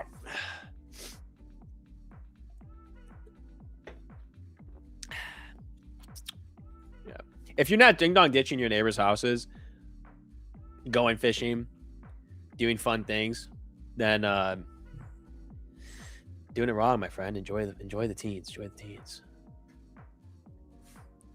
Right, I want to trade now. Already make 100 paper trades with 70% win rate, R to R, 1-to-1. That shit's weak, dog. That shit's weak. Get that shit out of here. 85% or nothing. Listen, if you hone your craft, my friend, hone your craft. Hone your craft. Okay, you're 14. I'm also sorry, but I don't believe you. Full port of penny stock. Live a little bit. Yeah, dude. Put all your money into penny stocks. Not financial advice. Those CRT monitors weighed 45 pounds. Oh my god. Yeah, Vigo. If I start trading at 14, I'd literally have no life. Literally 0 life. Yeah, lose all your hair by 18. Life advice for potato. Do YouTube automation, AI integration best for underage peeps to earn before. Yeah, honestly, I would do other things than trading right now. Yep, can't wait to do fun things, bro. Gotta do it now. Let the 14-year-old give me signals. Worst professional decision of my life was leaving Schoenfeld. I haven't even heard of that before. Schoenfeld? Strategic Advisors. Ooh, a hedge fund in Chicago. After completing clerkship. Whoa, clerkship. Took a salary bonus job at Bank Dots, but regret it. Oh, man. That's kind of a crazy story. Donald speaking now? Yeah.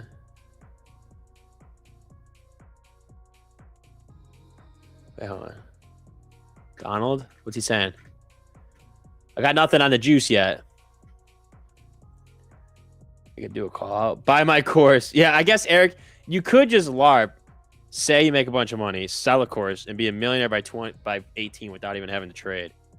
That also works too, my friend. Listen, I'm 27 trying to do that, okay? Let me do it first, okay? Save some money for me, okay? Let me do it first.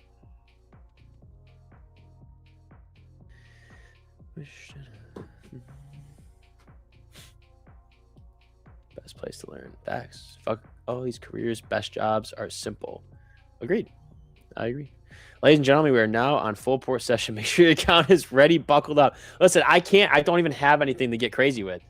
I'm going live. I got nothing. Wait, actually, is it ready? Hold on. Provide me a moment. Provide me a moment of your time. Let me check. Checking. Ah, yeah. Oh, he's on. Hello, Tyler. Welcome. Am I Yo, live? digging the beard, brother. Yeah. Yo, how's the beard looking? The beard's pretty cute. I'm not gonna lie. I saw the dark when you pulled up, and I was like, oh. Wait, hold on. Let me get the chat up here. I gotta greet the chat. Yeah, pulled up.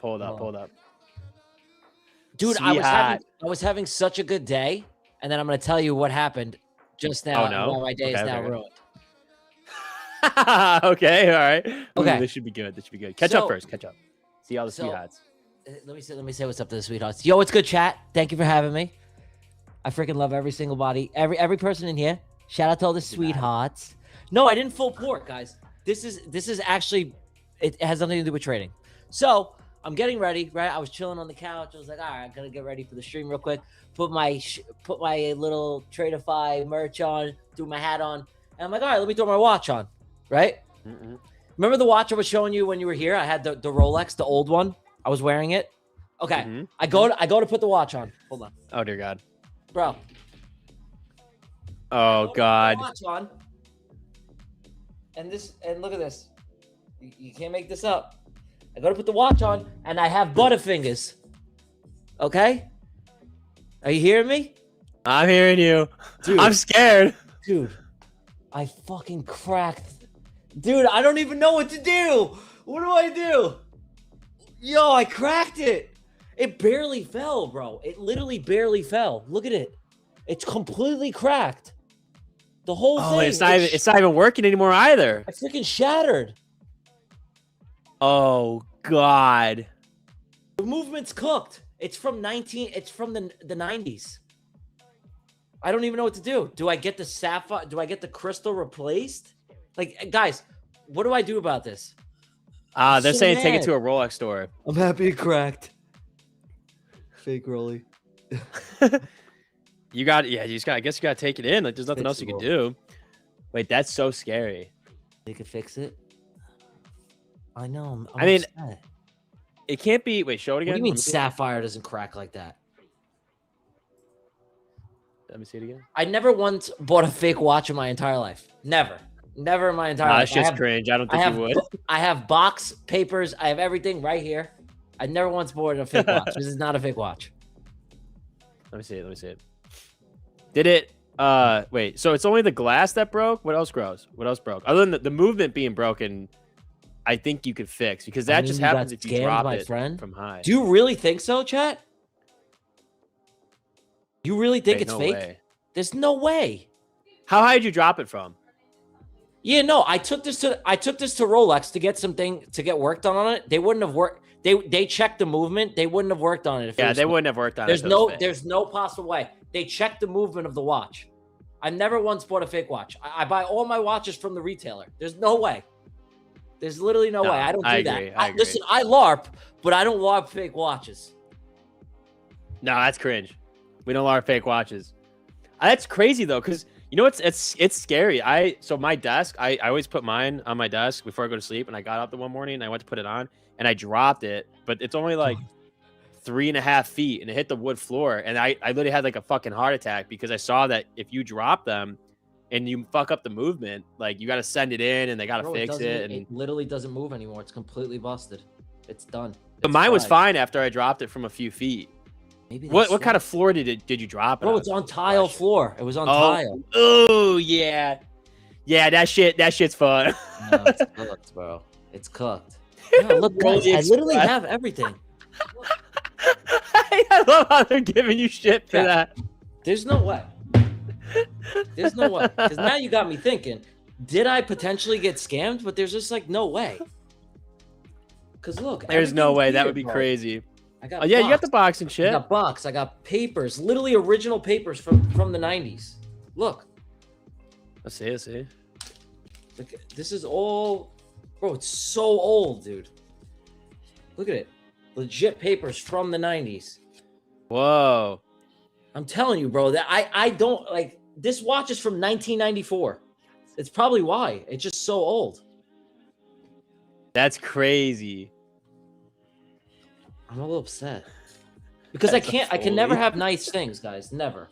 Yeah, tile's cooked. No, it fell right on it didn't even fall that high. Oh, wait, here. Trader X3 said when I cracked mine, they replaced it and did a service. It was about 1,100. All right, you're fine. You're fine. 1,100? Well, that's a lot. The value of the watch. This watch isn't. It's only worth about like $7,000. Well, yeah, but you'd lose out on 6 if you don't. Yeah, fix that's true. Dang. I'd get it fixed. All right. And also, like, get it fixed. That sucks, though. Oh my god, I'm literally never having tile in my house. Yeah. That would ruin my day so. Dude, I'm looking down at mine right now, like literally, like tearing up, thinking if I just fucking broke this thing. Spuddy, I had such a good day trading. Like I caught some longs in the morning session. locked in a payout. Then Fire. I took a swing trade on gold, was cooking on that too. I was having a great day. I was drinking my coffee. I'm like, all right, I'm going to get ready for the stream. I'm going to hang out with Spuddy. I'm going to hang out with the chat. I just kind of want to look a little nice. Next thing you know, that happens. Maybe it's a test. Maybe it's a test. Oh my God. It is a test. It's an actual test, right? Like, oh, that's brutal. That's brutal. Well, you know what? Bright side, trading did good. Trading. It's all good. It's all good. Get fixed. Listen, materialistic things are. It's not the end of the world. I'll check, Jonathan. I'll check. Shit happens. Shit happens. I'll give you 1,100 for the rolling. All right, let's do. Yo, chat. How did you guys do today? Did you end green? I feel like people did pretty good. I'm happy. Dude, somebody revoked my poll permissions. I don't know what's going on. Wait, really? I can't make polls. Hold on. We're gonna do another test. Tyler, put that documentation in a fireproof safe, please. In the event you need to file an insurance claim, they will ask for proof. I don't have insurance on the watch. I'll just say I don't have insurance on the watch. No. Not on that watch. The I next can one hear that your I girl want. from the background. She's like, "There's no insurance on it." Oh, they heard you, man.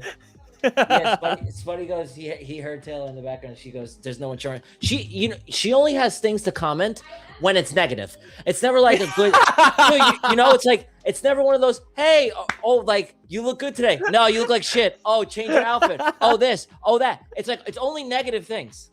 It's never anything positive. Oh my God, that's so funny. Tell me I'm wrong. I bet you feel the same way. Guys, anybody out there, if you got a lady, I bet you they only have a comment when it's something negative. Tell me I'm wrong. Tell me I'm wrong. It's always negative shit. It's never something positive. I don't know if my fiance is listening to that. Well, tell her. She knows. Listen, they'll own it too. They're like, yeah, I do that on purpose because they try to get under your skin. They try to get under your skin. And it works. Dig under that. Sounds like my ex-fiance.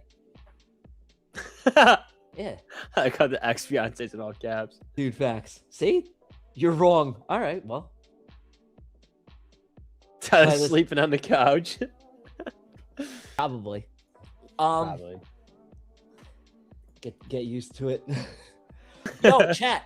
So I do plan on running some ducky races later because it's just so fun, and it'll be even more fun that Spuddy is here, and then he can hear me narrate it too. It'll literally be hilarious. It's gonna be phenomenal. Wait, all right, duck race. Explain it, Spud. You just gotta be here to watch, and it's gonna be utterly phenomenal. I say we do it around. We'll do it after MOC, right? Okay. We'll do it after MOC, and listen. I don't know what account types we're gonna give away today, but all I know is I'm definitely running at least 3 duck races today. It's happening. I've already 3 duck races. How many winners? 1, obviously. No, well, 3 winners, 3 duck races, 3 winners. Yeah. Okay. There's only 1 winner per race. Let's get a little crazy. Let's do a little 50K lightning thunder, Brody. Really? Are we allowed? I'm unsupervised. Chat may want the selects. It depends.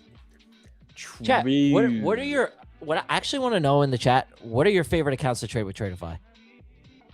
I want to know. What are your currently right now, what are your favorite accounts to trade with Tradeify? Yeah, the selects. I prefer the selects. Okay, so basically 295. All right, wait, damn, these are 295. Okay, 295. So basically, ooh. Okay, let's get a little crazy with it. Let's do 3 150K selects. Oh, okay. Oh, also fun fact. Yes, love Chat, I'm drinking out of this Miami Dolphins cup. I'm drinking a Zevia. I always have my end of the afternoon Zevia to curb the appetite, right? But fun fact is that I got this cup when Brady Boy took me to the Dolphins game and I went on the field. And that was my first NFL game ever. He took me to the Dolphins game and he brought me on the field and it was epic. And I got this cup. Sick. And I still have the cup and I drink from it. And every time I drink from it, I think that's so cool. I picture my lips touching Uncle Brett's. It's almost like I taste it. But yeah, this is where it comes from. I'm never going to get rid of it. I like the Amos accounts. What the hell are those? Oh, wait. I think he's trading selects. I saw on his story. Were you streaking, TG? Don't lie. Chat, I'm going to be honest. You should have. I honestly thought about it. You actually should have. Weird, but slightly. And then you should have told me so I could bet on it. Chad, I cannot lie. I did think about it.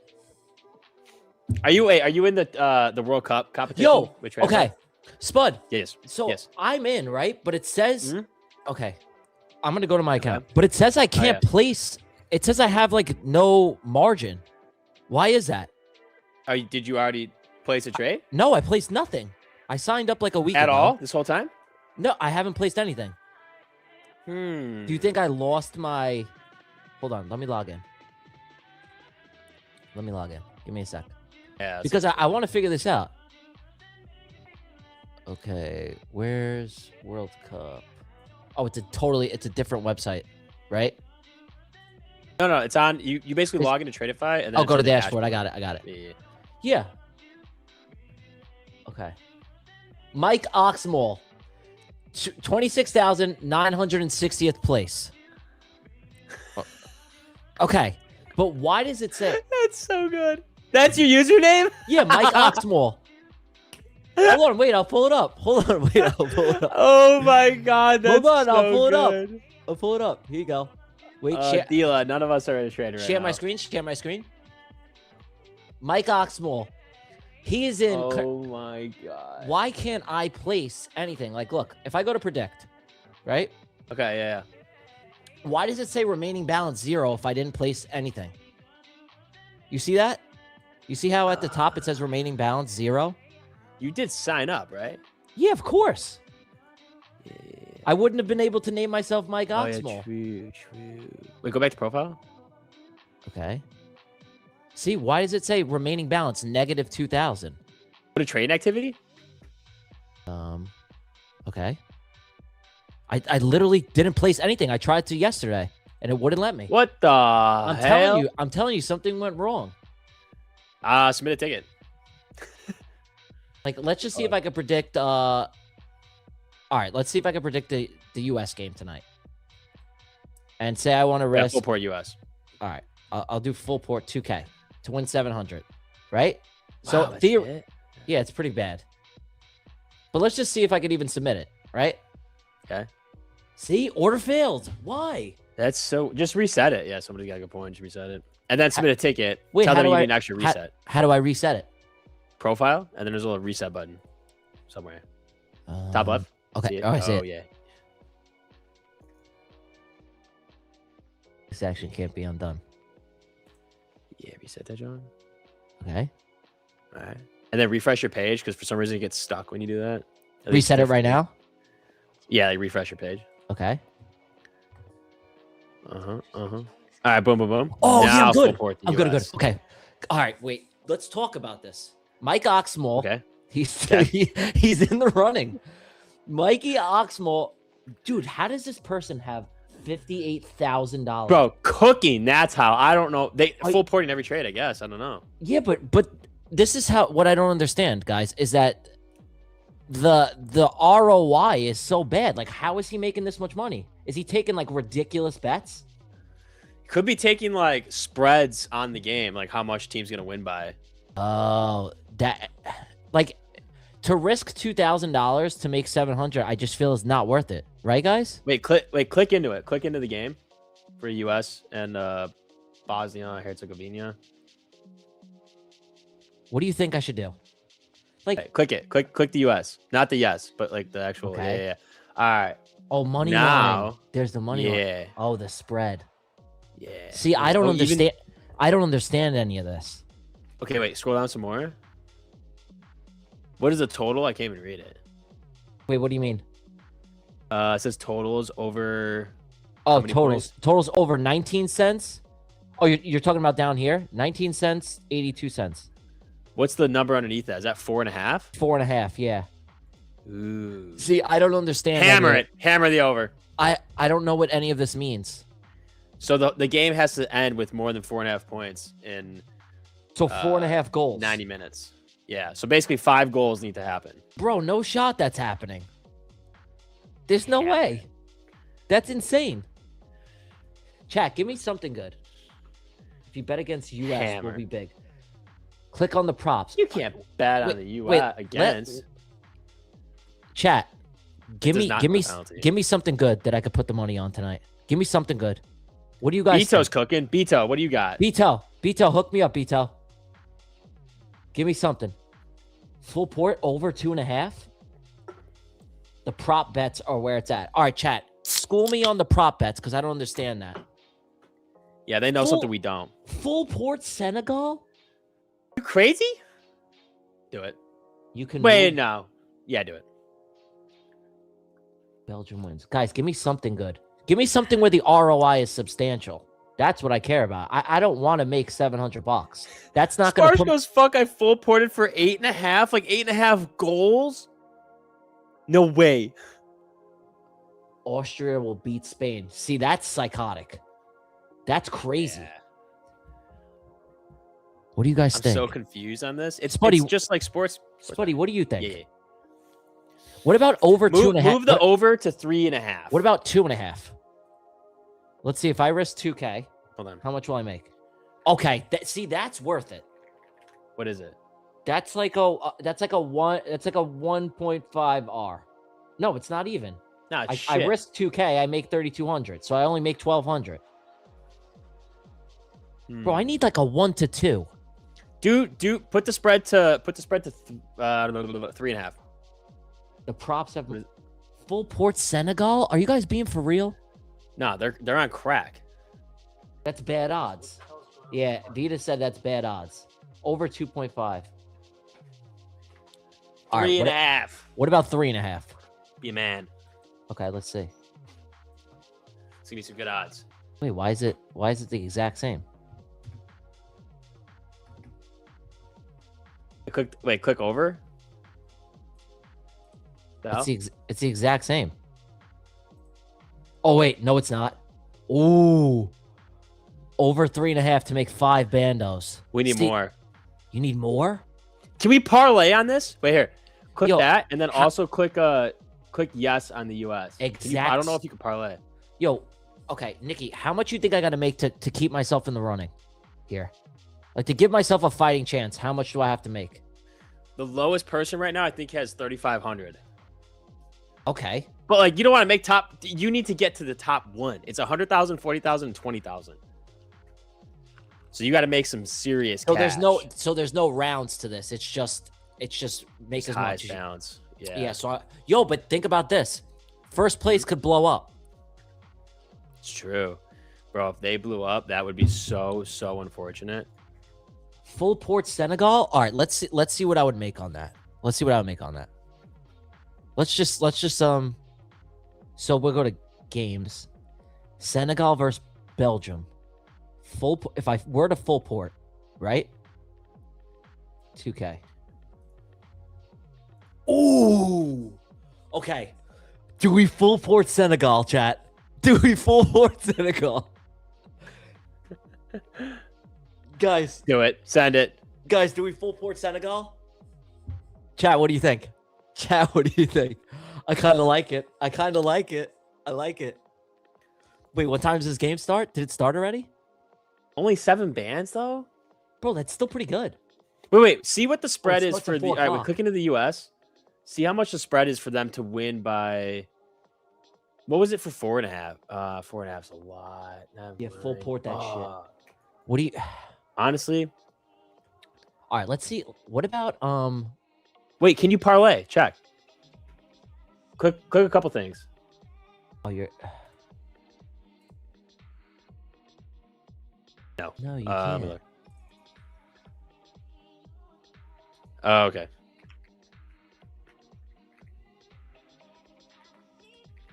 No, I can't parlay. Guys, I might full port Senegal. No, wait, who said thank me later? Full port Senegal, thank me later. I'm doing it. All right, I'm doing it. All right, when Tyler loses this. I'm full porting Senegal. Ready? Do it. Send it. What? Bada bing, bada boom, bada bing, bada boom. Senegal, take me to the freaking promised land. Okay? The Senegalians, take me to the promised land. Let's go, baby. Now I gotta watch. You know what's funny? Now I gotta watch this game at 4 o'clock. Yeah. I gotta watch this game. I was thinking about it. The guys that are up like $60,000. Do you think they kind of like hate it right now because they basically took $2,000 and 30x their money in 2 days? But what are But they it's not betting real. on, bro? That's what I want to know. I don't know. What outlandish bets are they making? I think Senegal takes it. Senegal, the Senegalians. It was the Senegalians versus the Belgians, and the Senegalians are going to take it. They're going to take it. Bro, the Senegalians are gonna get. They're not. Don't you dare say you. Don't you, Spud? Listen. I've had a really rough day. Don't you? You know what? You know what put that they're gonna even look into like the after ether. Spain's done with them? They're gonna look like that Rolly. The Senegalese people The Senegal. are taking this home. Yeah, they're going home. No, the Senegalians 5-0 over the Belgians. Click the Should have prop- bet that. Click the prop arrow has bigger winnings. Okay, let me see that. Click the props. Let's see that. Yo, what if I do? It was How too much- late. You already busted. You No, already, I know. threw I it just in. want to say. I just let me tickle my fancy here. Over 2.5. See, not worth it. See, not worth that. Not worth that. Nah. Oh, what are the props? See, I don't understand what this means here. What are the props? Edward Mendy. Okay, Edward. Oh.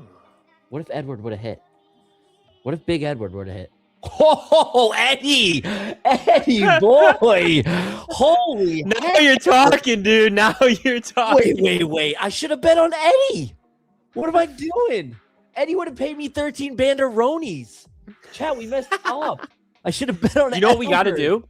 Yeah. When we actually get the prediction market shit going, we Yeah. have to put money in and just full port shit every time you come on. No, I'm down. All right. Spud, I feel like This will be more fun than options. No, I'm telling you right now, this is when we get on the stream together, we just got to be degens. That's it. Yeah, I'm down. I should have I'm bet down. on Edward, though. I completely messed up. You definitely should have bet on Edwards. That's for Look sure. at Edward Mendy, and something about his crazy. name just scream. All right, let's see what else we got. To give assists. Okay. Charles. How much you paying, Charles? Oh, Charles. Charles, you sick Yo, bastard. Charles is the ticket to the promised land. Charles, you sick pig. 20 bandos? Are you kidding me to give an assist? All Charles has to 20 do is give one bandos. assist. 2+ shots. All right, wait. Hold on. What else we got? The props pay big. You guys are right. Yeah, they do pay big. 4+ shots. Ibrahim. Oh my Yep. sweet Ginger Brown.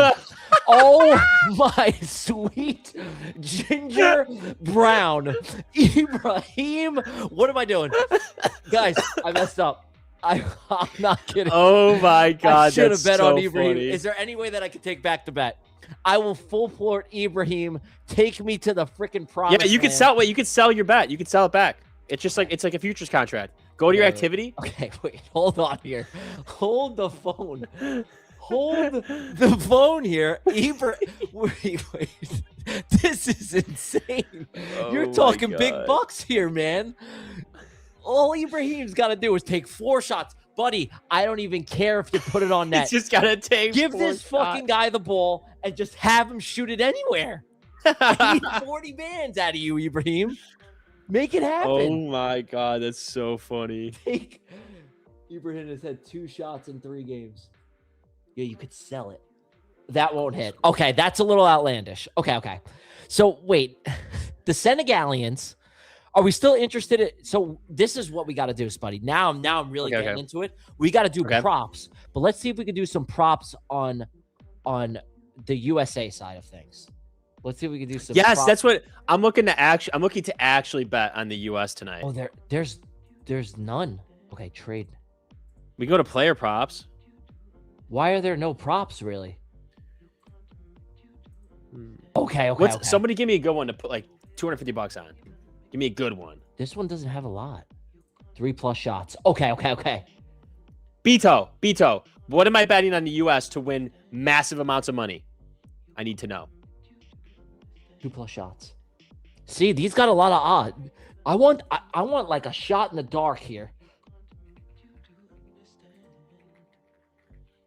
Hold on. Let's see. Both teams to score first half. The 14-year-old is back. Welcome, Eric. You don't have to spam it. Okay. That's how you quickly go into a timeout, my friend. And you probably still get these because you're only 14. First, okay, wait. Game prop. Last one is Belgium versus Senegal. First half. Will the match 1.5 go to is extra time? Ooh, Stupid. with the is this the U.S. game or the Belgium? Yeah. game? Exact score. Oh, exact score. Oh, 3-1. Nick, what do you think about this? Okay. Hold on, We'll go hold on. exact We need score. that. Exact score. Exact score is kind of crazy. Chat, what do you think about exact score? What do you think about exact score? Yo, what about? All right, Pulisic assists or scores. Yo, USA to advance. What if Okay, hold on. Bosnia just wins 1-0? That's 40 bandos, bro. I think this is it. What if Bosnia just wins 1-0? What do you think? That would Spuddy? be Or yo, what about a 1-0 victory to win 15 banderonis? I kind of like this. 1-0. That's it. 1-0 US. Wait, what pays 10? Oh, to make 15. I feel like that's not super outlandish. wait. You're betting against the U.S.? No. What if I bet? Okay, what if I just bet the exact score: U.S. versus Bosnia. U.S. wins 1-0. What do you think? What if they win 2-0? Just go to a casino? Well, yeah. Well, this is all fun and games, guys. This is all just fun. All right. What about 2-0? See, that's not worth it. You think 2-0? I kind of like this. This is like more realistic, right? Oh wait, I'm doing a parlay for Pulisic assist and U.S. to advance. Bro, And imagine Bosnia just wins over 1-0 2.5 and I hit for 40 bands. I'm telling you, Bosnia will win. Okay, what about 1-0? Bosnia. That's crazy. I think it's a shot in the dark. Wait, 1-0 Bosnia? You're rooting against the United States of America? Get him out of here. Take him out. Who? You. Just go to casino. No, they won't. Oh, I need a USA jersey. Fuck. And it's gone. 3-1. US is better. Eric, say go to a casino one more time. Eric, say it one more time. Is this Say it the again. child? Say It's a Eric. child. Eric, say casino one more time. He's 14. All right, fine. No, I know. Like, get his ass out of here. Oh, Put him in he a said it timeout. again. He said it again. Bye-bye. This is what happens as your father and mother. Eric. You're putting a timeout, brother. Eric, I'm gonna tell you one thing right now, Eric. You're really just getting on my last nerve, pal. You're really getting on my last nerve here, pal. I'll tell you, I'm being so for real. Okay, Eric? Calm down. 5-minute timeout. If you come Calm back down, and you have Eric. that same sassy ass attitude, it's Calm a the heck 50-minute down, timeout. Eric. We're trying to have fun here. We're trying to freaking have fun. And you know what, Eric? You can't even go see a PG-13 movie yet, Eric. Okay? Yeah. Sit. Decide on something. Okay, I am coming to play. What does that even mean? think I might go. How do I sell my bet? That's what I want to do. How do I get rid of my bet? Oh wait, all right. Go to your predictions. Trading activity. Okay, sell. Oh, that works too. Trade. No. Go to predictions. No, it says sell think- right here. Wait, when you clicked it, why the hell did it say 7K? I don't know. Wait, hit trade. See what happens. Wait, what? Yeah. Hit sell? Wait, yes. How am I gonna make money on this? I don't know. See what happens. Shut up. I didn't make anything. I'm still at 2,000. Nothing happened. Okay. I thought okay. maybe you got glitched. All I right, was like, guys. dude, you're about to win 100K right here. All right, guys, this is what we're gonna do. This is crazy, but I think I might go Bosnia to win 1-0. Bosnia to win 1-0. You're on crack. Is that psychotic? Oh wait, real quick. We're gonna roll a video that we're gonna be doing every single day. It's gonna take 3 minutes. We're gonna be showing you guys Spud Center. Let's go ahead and roll it, Kyle. It's gonna take about 2 minutes. Let's go ahead and roll it and let everybody see what we're working with. All right. A legend just broke a record that stood since Pele, and a nation won its first knockout game ever, all in one night at the World Cup. This is Spud Center, presented by Tradeify TV. Let's go. Start with France because this was an absolute massacre. France demolished Sweden 3-0, and Mbappe made history, his 10th career knockout stage goal, the most in World Cup history, passing Ronaldo. He also passed Pelé for second all-time. France has now scored 3+ in 5 straight World Cup games. Nobody's ever done that. They are rolling. Don't sleep on Norway. Norway beat the Ivory Coast 2-1 on a late Holland winner, the first World Cup knockout win in their history. First knockout goal since 1938. That is storybook stuff right there. And the co-hosts keep rolling. Mexico beat Ecuador 2-0 at the Azteca in front of 80,000. El Tri stays perfect and moves on. 3 games, 3 favorites, and history on 2 of them. Mbappe's record and Norway's first ever. And the bracket is set. Norway, Brazil, July 5th. And the marquee, France, Paraguay, July 4th. 3 on the board, England versus DR Congo, noon, the volume leader at 7.5 million. England, a heavy 77%, draw 19, Congo just 6. But this is the one, Belgium versus Senegal, 4 p.m. The market can't call it. Belgium, 46%, the draw at 30%, Senegal, 26%. A true 3-way, that 30% draw is screaming at you. And tonight, USA versus Bosnia and Herzegovina at 8 p.m. US, 71%, draw 20, and Bosnia, 11. Handle business, boys, go USA. Season long, and there is a massive mover. World Cup winner France jumped to 33%, up from 23% just Monday, straight off of that Sweden demolition. Argentina, 19%, Spain, 10%. France is your new clear favorite. And the overnight swing of the day, host nation further advancing. Mexico leapfrogged the USA. Off that win over Ecuador, Mexico rocketed to 63%, up from 33%. The US dropped to 35%. Canada down to 14%. Mexico stole the crown while you were sleeping. Fun one, 2 shootouts already in the first 4 knockout games. 3 or more total is locked at 99%. 6 or more is a coin flip at 59%, but the crowd is pricing down the high numbers hard. And the July 19th final, Shakira, Madonna, and BTS already headlining. This market's who crashes the stage. Bieber's the favorite at 70%, but the sleeper nobody's talking about is Coldplay at 62%. Basically a coin flip. And Taylor Swift, she's dead last at 3%. Tomorrow, Spain versus Austria. Spain, 74%. Portugal versus Croatia. The juiciest one at 55, 28, 20. And Switzerland versus Algeria. Quick one. These are polymarket prediction market prices. Real-time crowd probabilities, not betting advice, not guaranteed outcomes. The crowd can be wrong. That's what makes it fun. That's our look ahead. France on top, Mexico stealing the crown, and Belgium, Senegal, anyone's game. Back tomorrow, same board. Keep it on the spud.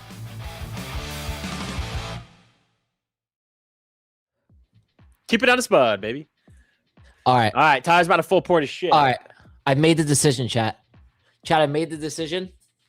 I'm going 1-0 victory, U.S. over Bosnia to win 12,000. You guys are right. I lost a lot of money on fees. You guys are so right. I lost $400 on fees. That's insane. 400? Oh, I did. I can only bet. I can't even bet more than 1,600. What's max? Okay, 1610, 1615. Watch when I get to 1620. Dude, can't do it. Can't do it. We'll do 1615. Full port. USA 1-0 over Bosnia. USA. I'm in. I need the United States of America. I need the United States of America to just win 1-0. That's it. One. I'm sorry, but I'm going to have to be rooting for 2.5 goals, so I need it to be 3-0. The U.S. to just win 1-0. I'm not asking. Listen, I'm not asking for much. Just score 1 goal over the Bosnians. Just 1 singular goal over the Bosnians, and just call it a day. That's it. Nothing more. 1. And you guys could. I'm sorry, they're winning 3-0, brother. You guys can lollygag all you want the rest of the match. All I need is 1. That's it. I did. Oh, I'm sorry. U.S. is winning by like a landslide. No, but this is the thing, is that I thought the same thing about the Belgians when they were against the Iranians, and it ended in a draw, and I lost money. Okay? So dude, the draw stuff is so annoying. Dude, the fact that soccer can end in a tie is utterly ridiculous. It's so dumb. It makes dumb. No sense to me. Go to a PK, a little shootout, something. It's like you're just gonna end it in a tie. Well, they do. No, they do penalty shots to see who actually wins, but that doesn't count if you bet for like them to actually win. You have to bet on them advancing. No, okay, no. That's how I lost both my. I bet on Morocco and Paraguay to win, And they technically won, but not in 90 minutes. I need one goal. It's like, okay. I hope it's like when you're with a girl, right? Let me explain something to you. Okay. I'm loving the analogy already. You always give them something, like you always be like, I'm trying to word this right, where you always you gotta be careful. You always under promise, right? So when you over deliver, yeah, she's immediately like, oh well, that wasn't that bad. Same thing with soccer right now. Oh, I don't want to shoot for the moon. I just want a little piece, and then you call it a day. That's it. There's nothing more. Okay. I see what you mean. I don't need 5 goals. I just need 1. Yeah. Full port. What do you think about that, Chad? Did you already lost? Oh, Eric's back. Oh my God. This freaking kid's back. Eric's back again. Unbelievable. As soon as he gets here, my whole mood is now diminished. It's because of Eric. I see the name Eric, and I immediately get aggravated. Fucking Eric. Oh my God. Eric's this back kid. again. He's like, you would think after the timeout, he would just go away. No, he's back. It's like, go do something else, Eric. Go do anything else. Yo, Eric. Oh, it's summer. I was gonna say you should be in school. Eric, say it again. Say it again, Eric. Say it again. You could be doing anything else, and I know what you're gonna say. You're gonna say it. You're gonna say that one word that's gonna really just drive me over the edge, Eric. Say it. Oh, thanks, 6-7. Oh my God, that's so funny. Just say it. Me and all my homies eat. Oh my God, the chat's gonna shit on Eric. His kid's 14. He's gonna get lifelong trauma. What, Eric? Listen, Pat has our back here, Eric. And you know what, pal? You didn't have to come back after your punishment and your timeout in the corner, and you chose to. Now, guess what? He literally just came in and goes sorry, and then he gets shit on. I'm sorry. I'm really sorry for what I did. Wait, Eric. Hold on, pal. Hold on, Eric. Eric, I forgive you. Eric, wait. I didn't see that comment up there, pal. Wait, hold on, bud. Mexican dance goes, welcome to the real world, buddy. Wait. Eric, hold on here, pal. Oh my I didn't God. see that. Okay, I thought you were coming in hot again. You came in, you apologized. I thought you were coming in, you're gonna say the Eric's Nino crying again. right now. He's crying, calling his mom. I thought he was gonna come in hot and he's gonna say Nino again, but he didn't. He came in, he apologized. That slipped past me in the chat there. I forgive you, pal. Because I don't hold grudges here. Nah, listen, he's 14. He never lived through the MW2 days, so you're teaching him what it's like. He never lived through the quick scoping days on MW2 of the intervention. No, he didn't. He doesn't know what that shit's like. Chat, we're gonna give Eric another chance here, okay? We will give Eric another chance. He did he come in hot? You know, maybe he's got some other a little bit. Well, maybe he's got some other deep-rooted issues, and he just wanted to come in here and he wanted to just deliver a whole bunch of negativity, but he apologized. So, Eric, I'm sorry, pal. Listen, Eric can't type because he's wiping the tears off of his face. Eric could potentially be in a padded room right now. There's a lot of emotional damage and trauma going on to Eric in the chat. Listen, we have a loyal community here. Real Crispy goes, who wants to hit him with slurs? Tyler, he's already off. Eric, you gotta fight back. Oh my God. Eric. Yeah, this is it. This is your pass. You get a pass right now. This is it. Eric, if you got anything left in the tank, bud, just drop it here. Yeah, put your mom on the phone. We lost a good soldier here today, chat. We lost a good soldier. Eric, are you out there, pal? Hello, it's me, Eric. Where are you? Oh my God. Put your mom on the mic. Put your mom on the mic. Actually, we'll bring you on the stream. Eric, you know what? That was such a cold line back then. Put your mom on the mic. We're gonna get. You know what? We're gonna get Eric up on the stream here real quick. It's like a live caller. A live caller came into the studio. We're gonna find Eric. I'm kind of curious to see what Eric looks like. You know, maybe Eric's 45. Maybe he's 60. If he's 45, Maybe role Eric playing is- as a 14-year-old, he's a I freak. think Eric could potentially be 45. I'm telling you right now, there's a chance Eric isn't 14. I promise you that. There's a big chance. He said, you know what's funny? He came in here. He said he was 14. He wants to Tradeify. And I said, sir, you have to wait 4 years. So I suggest you go on TradingView and you do some paper trading. He goes, I've taken over 100 trades and my win rate is 70% with a 1-to-1 R. And I said, sir, you are full of shit. Eric, if you are here, I need you to comment right now, bud. And it better be a mean ass comment. Like I got to see what you're about. Come back at us. Say something hurtful to me, Eric. I want to hear it. Attack our souls. Eric, say something awful. I want to hear it. All right, we have a pedo in the chat. Money for Lambo. Eric is smoking hot. Whoa. Pedo alert. Eric, listen, hold on here. Wait, where is that comment? I need to see it. Hold on. Where is it? Hold on here. You can't be just dropping lines like that. Wait, listen. I didn't say it. Money for Lambo said it. This is a family-friendly channel here. You can't just be saying that. It's not family friendly. These people know that. Oh, yeah, hold on. I'm trying to. I don't even see the comment. My god, we lost an Eric today. Listen, Eric is gone. Listen, let this be a lesson to everyone out there. You come into the chat hot. You better be able to back it up because the people are great. The Senegalians in the Senegalian people in the chat will have our back. Me and the potato. You can't be coming in hot like that. Can't do that. You can't do that. Yeah. It's what happens. It's a serious crime. One might say a war crime. Coming after me and the Spud. Yo, who the fuck is Money for Lambo? What is this guy on? Yo. This comment was, I'm sorry. Tell me that was actually his last comment. It was literally his last comment. Wait, guys, I need to find this. I'd walk into traffic for the duo on the screen right now. Hold on.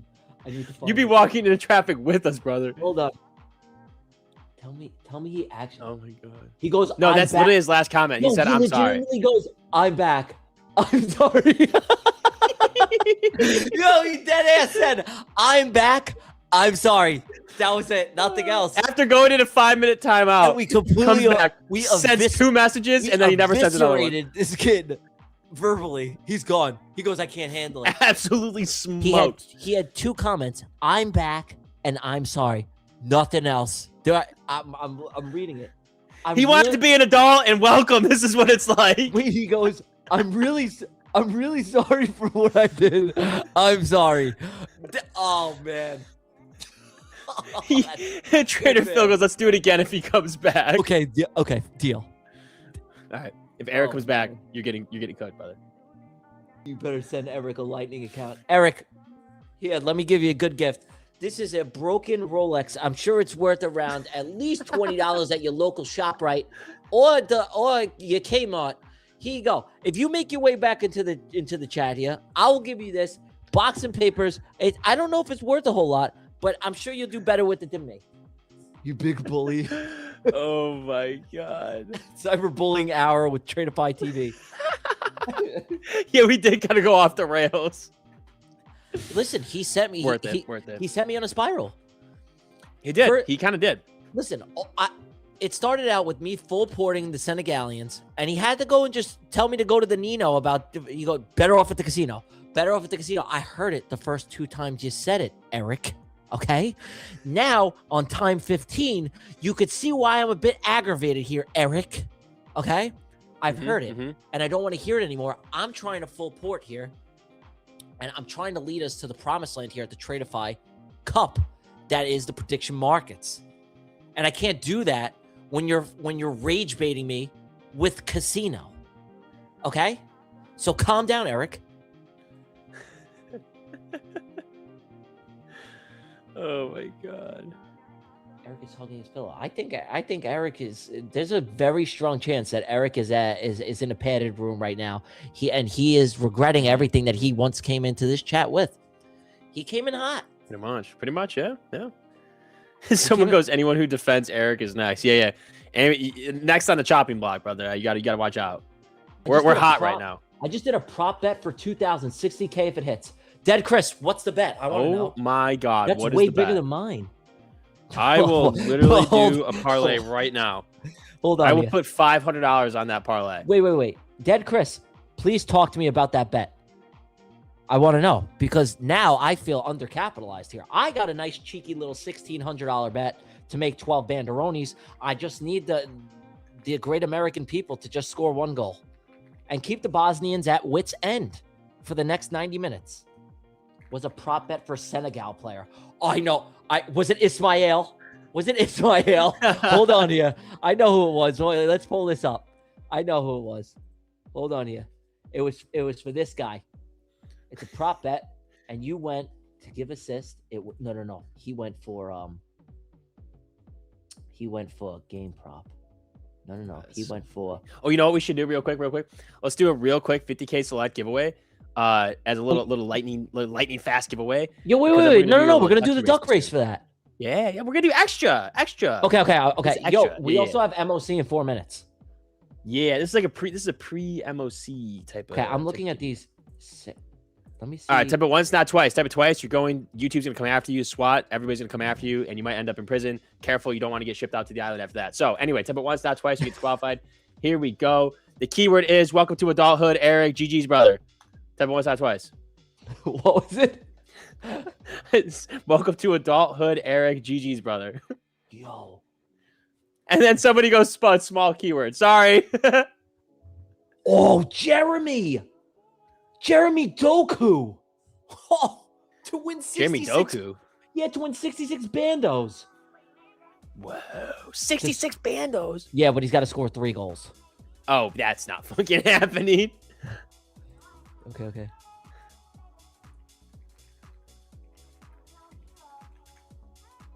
Two shots on target.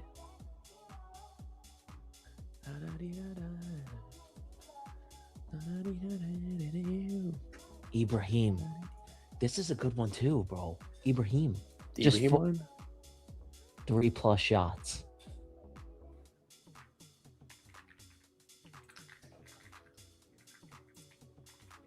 $2,000 to win $25K.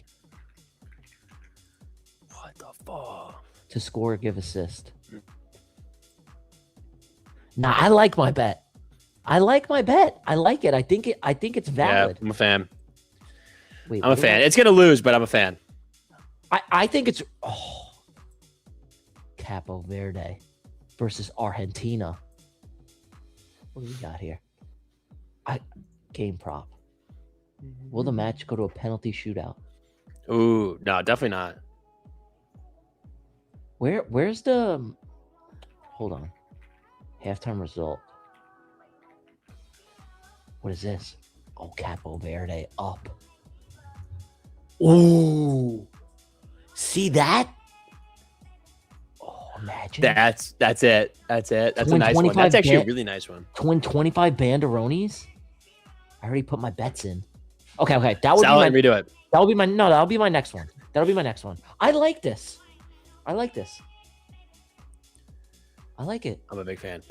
I'm a fan of this. I think it could potentially hit. No joke. It's It's realistic. Can the U.S. win 1-0? Of course. Nah, they're gonna win by like 4. See, you think that you're an overachiever. It's true.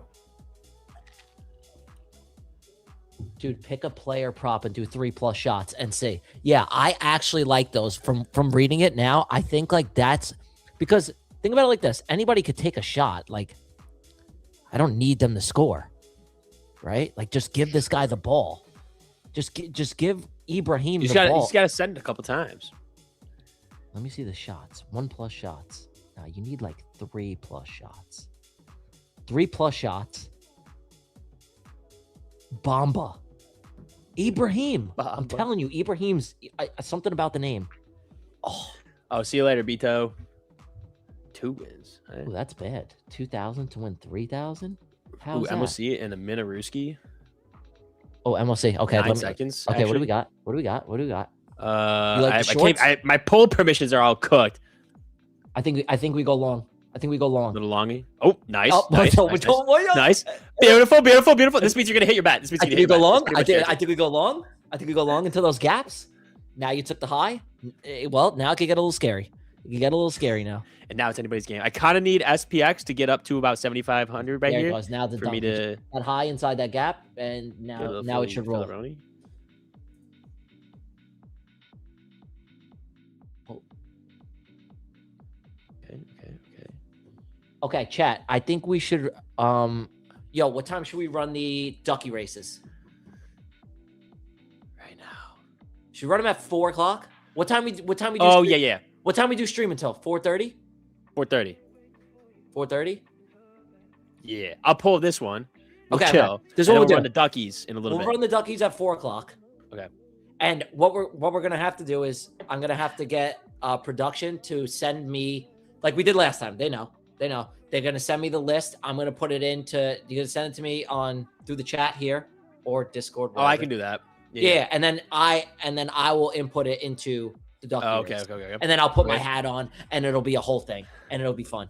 Oh, okay. And then we watch the dialed US game tonight, and we win 1-0. And we win 1-0. And we win 3-0. All right, yes, dialed. Chat, are you cool for that? Are you cool for that? We're gonna do. Yeah, we should do a freaking watch party. That'd be so lit. It'd be so fun. I'm low-key to be hammered at a bar during that game. So. Wish I was with you, pal. I know. To be honest, I do wish I was with you. I can't actually make it. Yo, when are you coming back to Miami? Anytime soon? You got any plans? Next time Brett invites me over. Okay. I need the invite. Okay, well, maybe I just fly you while here. Get a little saucy sauce. I'm down. Okay. You know what? If the US goes all the way, we have to go. We have a game night, right? I think Spuddy's gonna go watch the game tonight. I may or may not be at that game night. May or may not be. I might check the stream or Rooski, but we low key might be getting a little sauced. Yeah. Godspeed. Oh yeah, this was meant to be a quick giveaway. Sorry. All right, pulling it. Dang, Vogue's 2001. Look at the dunk on Are you that. 25 years old, brother? Look at the donkeys. The donkeys. All right, all right. hold up. NQ's dumping, bro. Took that high and dumped. Yeah, my God.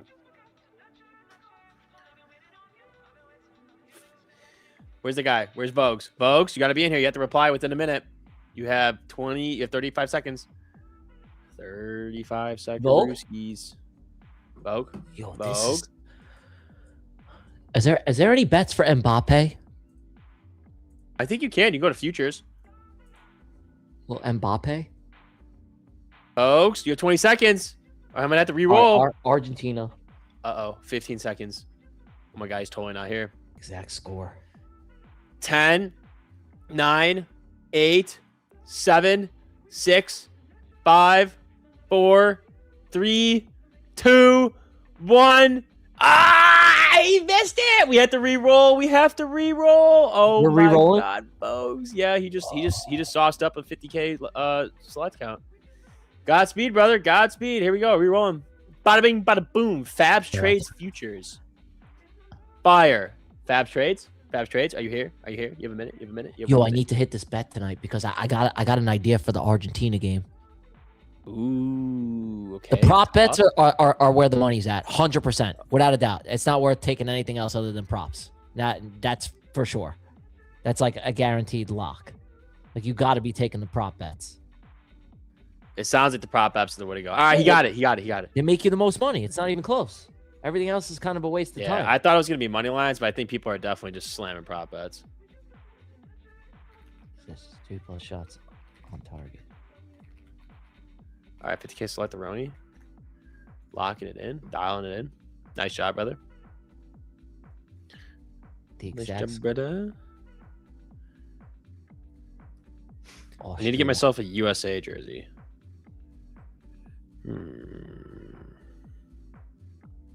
Chat, it's cooking. Amazon? What a Fast dump. enough? Wow.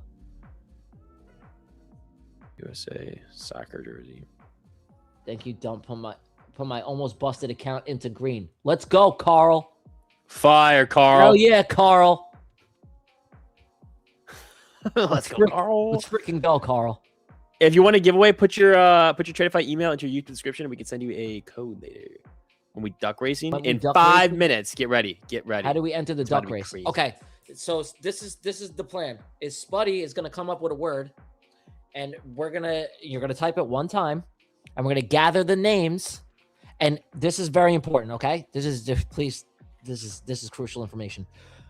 There won't be, oh, I missed it. Oh, can you do it again? No, we're going to type the word once. This is going to be the criteria. If you come late and you miss out, I'm sorry. You got to wait for the next race, like the next time we run the races. Okay. So Spud will come up with a word. We're going to gather the names. I'm going to get it in a document. I'm going to put it into the ducky races, and we're going to run 3 ducky races. I'm going to put the hat on. And it's going to be a whole lot of fun. I'm going to narrate it, and I'm going to go nuts. Okay. I like it. So Spuddy will decide in about 4 minutes what the word is, and then we'll go from there. And then I will get the PDF document. And hold on, let me get the duck race up here. Duck race game. Okay. This time, small keyword. I don't know about that. You guys know I have a thing for the long keywords. Is it like marbles? This is way better than marbles, I'll tell you. You ever see a guy, like those the auctions where he's like, that's me in the duck race, but I got a hat on.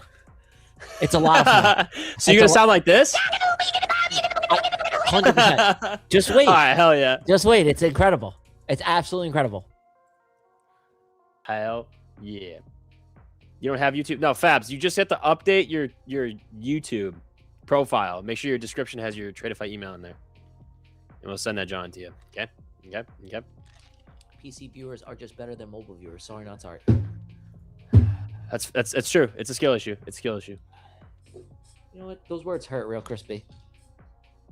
I'm actually really excited to watch this game now, guys. I'm not kidding. Bro, same. It's a lot more fun when you have like something on the line for it.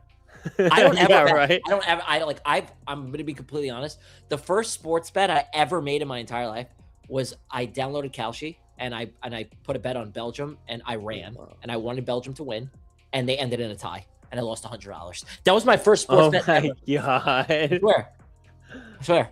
And this is my second. Crazy.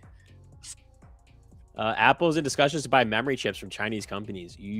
Apple probably just tanked. Holy dump. Whoa. I bet we saw chip stocks just get smoked. Holy cow. Yo, can you check gold for me? Gold is dump-a-roni. Is it? Dumpy. Yeah, like dumpy for real? dump. Show like me gold. hard dumpy. It's on the right. Yes! Check it out. Yes. Yeah. I'm in swing shorts on gold. Oh. On Beautiful. On a personal account. Let's go. Let that shit ride. I am. I'm running a ride. I took it off the 4-hour time frame. Gold stave seller. Hell yeah. Yeah, that was a freaking sick trade. I caught it after the 10 o'clock candle opened. I went short and I held it off the 4-hour time frame. I want to see this thing dump, man. That was a sick trade. Fuck yeah. Beautiful. Snowman 2. Who's gonna win? Who the hell's Snowman 2? I'm actually hyped. I'm pumped. I've not seen these before. TG, what's your setup? I have a few different entry models that I use. For swing trading, it's a little different. I really enjoy swing trading, guys. I go up the higher time frame, the 1 hour, the 4 hour, and then I kind of look for like a weekly expansion from then. And MGC, I don't put risk on GC swing trading. It's too much. It's so heavy, guys. It's insane. MGC is plenty of risk. But yeah, I have like a 4-hour setup that I look for from when I was swing trading still. And well, I still try to swing trade as much as I can because that's where I made my most money.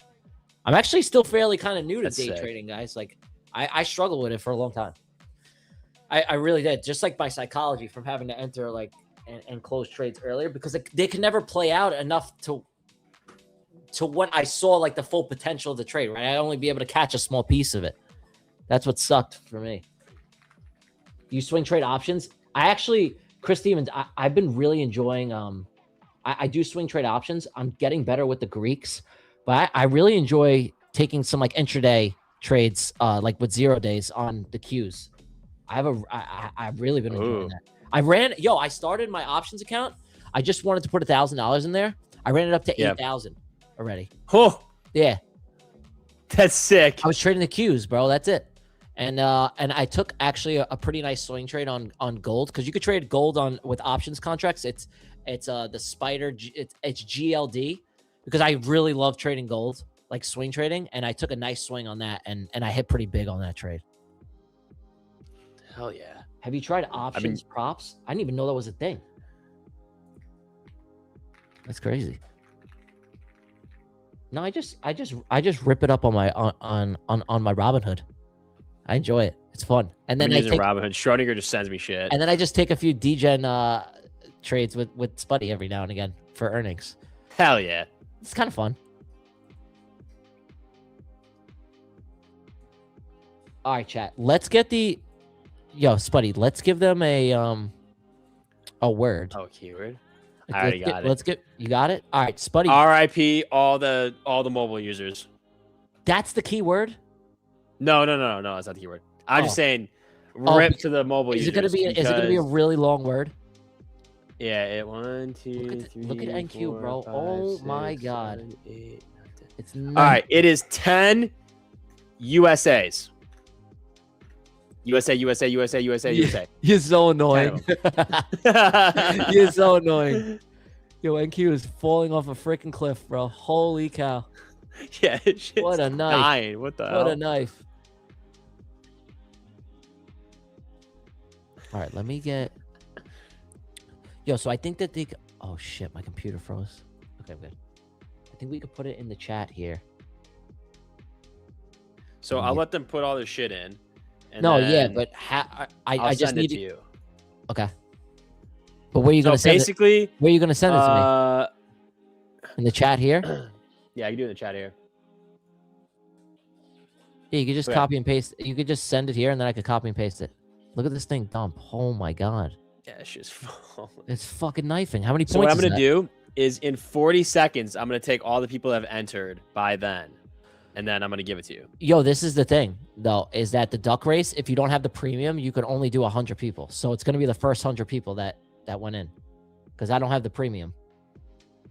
Oh, yeah. Okay, sick. Well, so it's only the first 100 that have entered. You could do 1,000 if you have the premium, but I think it's kind of better if you just do 100 and it's the first 100 that get in. Keeps it more limited. Yeah, it's kind of sick because then all the bots and the alts don't get in. Yeah. So that's what we'll do. We'll keep it to 100. This way you got a better chance of winning too, if you are in it. God knows if this is actually gonna come out in a way that is good for you. Wait, does even not? I don't think it give you the whole thing. Hold on. Tyler, you had a whole week to upgrade those Johns. Well, hold on here. I kind of like that it's more limited. To be honest, it makes it better. It does make it better. That only a finite amount of people.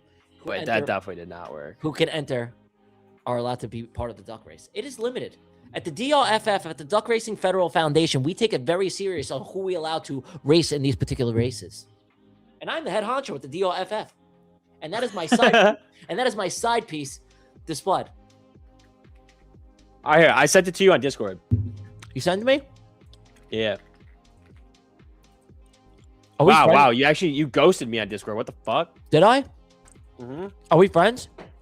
12/8 of 2025. Wait, what's your name on Discord? I have so many friend requests. Oh my Crowd. God. With the Viking profile. It's what? Crowd. Crowd? Yeah, crowd. Oh. Yeah, there I am.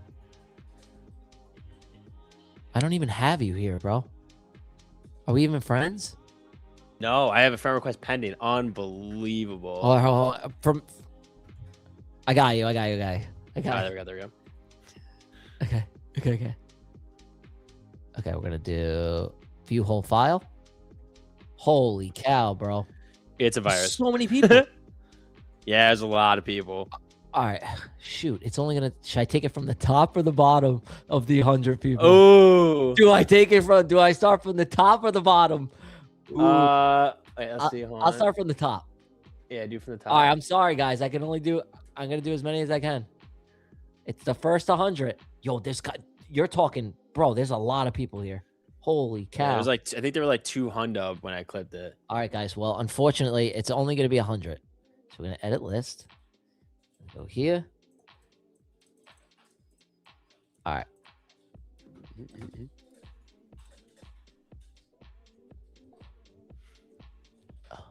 Yo, Nikki, can you do me? I need you to do one thing. Yeah. I need you to take that list. I need you to put it into ChatGPT and tell it to get rid of everything but the names. This way I can narrate them. Do you see how like that user ID? Oh, yeah. Put it into chat and tell them to just give you the usernames, the @. It makes it a lot better so I can narrate it and see who actually wins.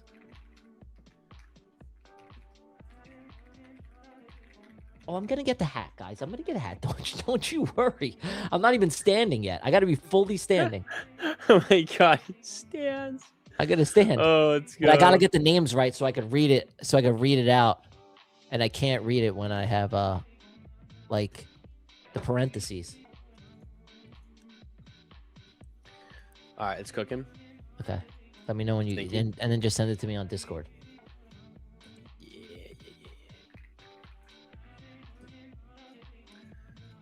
Yo, chat. There's actually been a hilarious stream today. I had a lot of fun with Spuddy. Every time Yeah, this is a good stream. Every time I stream with Nick, it's like I'm just like hanging out and kind of just the camera's on.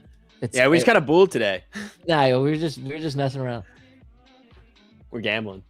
Yeah, we're predicting. I'm legitimately hyped to watch this game later. Now. Oh, it's gonna be so sick. I'm really hyped. Like, I really didn't plan on drinking until the weekend, but now when you got the bets in, pal. Yeah, now I feel like we just got to send it. Holy dump. Yeah, I know. NQ just cliffed hard, bro. Come on, Claude. How long does it take to run this damn command? All right, it's okay. It's okay. Well, you use Claude. You should use chat. It's way faster. Bro, Claude is the go. Guys, are you a Claude guy? Are you a Claude fan or chat? I prefer chat. I know it sounds outlandish, but I prefer chat GPT over Claude. I think Claude takes too long for commands. Nah, but Claude like knows its shit. Chat's like a little high schooler, and Claude's like a professor. Claude is superior. Yeah, chat. Okay, we got mixed reviews. I prefer chat. Claude. Okay. Let's go. All right, chat. We're just waiting. Although I have it on, it's using Opus 4.8, so it's using a higher model. I don't know why I did that. Gemini. Codex. Nobody uses Gemini. I'm sorry, Johnny. My own brain is the best. AI, I would disagree. Oh, it depends what you're doing. Yeah, I'm not super deep into... Fabs Trader. Yes, you're all good, brother. This thing's still not done yet? A lot of I'll do it. I'll do it. It's working through it. There's just no way it should take that long. I'll do it. I got it. I got it. Remove. Why is it going through all these? I got it. That's so weird. I got it. It already did it? I should have used Opus 4.8. That was dumb. Oh, it's the Eric of AI. It did it already, bro. Here we go. I got it in 2 seconds. I got it. I did it. That was a bad showing. Bro, that was horrid. I got it already. It takes 2 seconds. Boom. Okay, I got it. Okay. Now, Spuddy, I'm going to switch my screen over. Okay. To... Oh. We're going to do ducky race. Boom. Okay. Now. Ooh, fire. Okay. Hold on here. Now I have to get ready. So please give me 2.5 seconds. Please. All right, give him 2.5 seconds. 2.5. Please bear with me. What? 2.5. Please bear with me. What? 2.5. He's fired. I think he fell. I gotta take my jacket off because it gets a little steamy. Getting a little steamy, all right.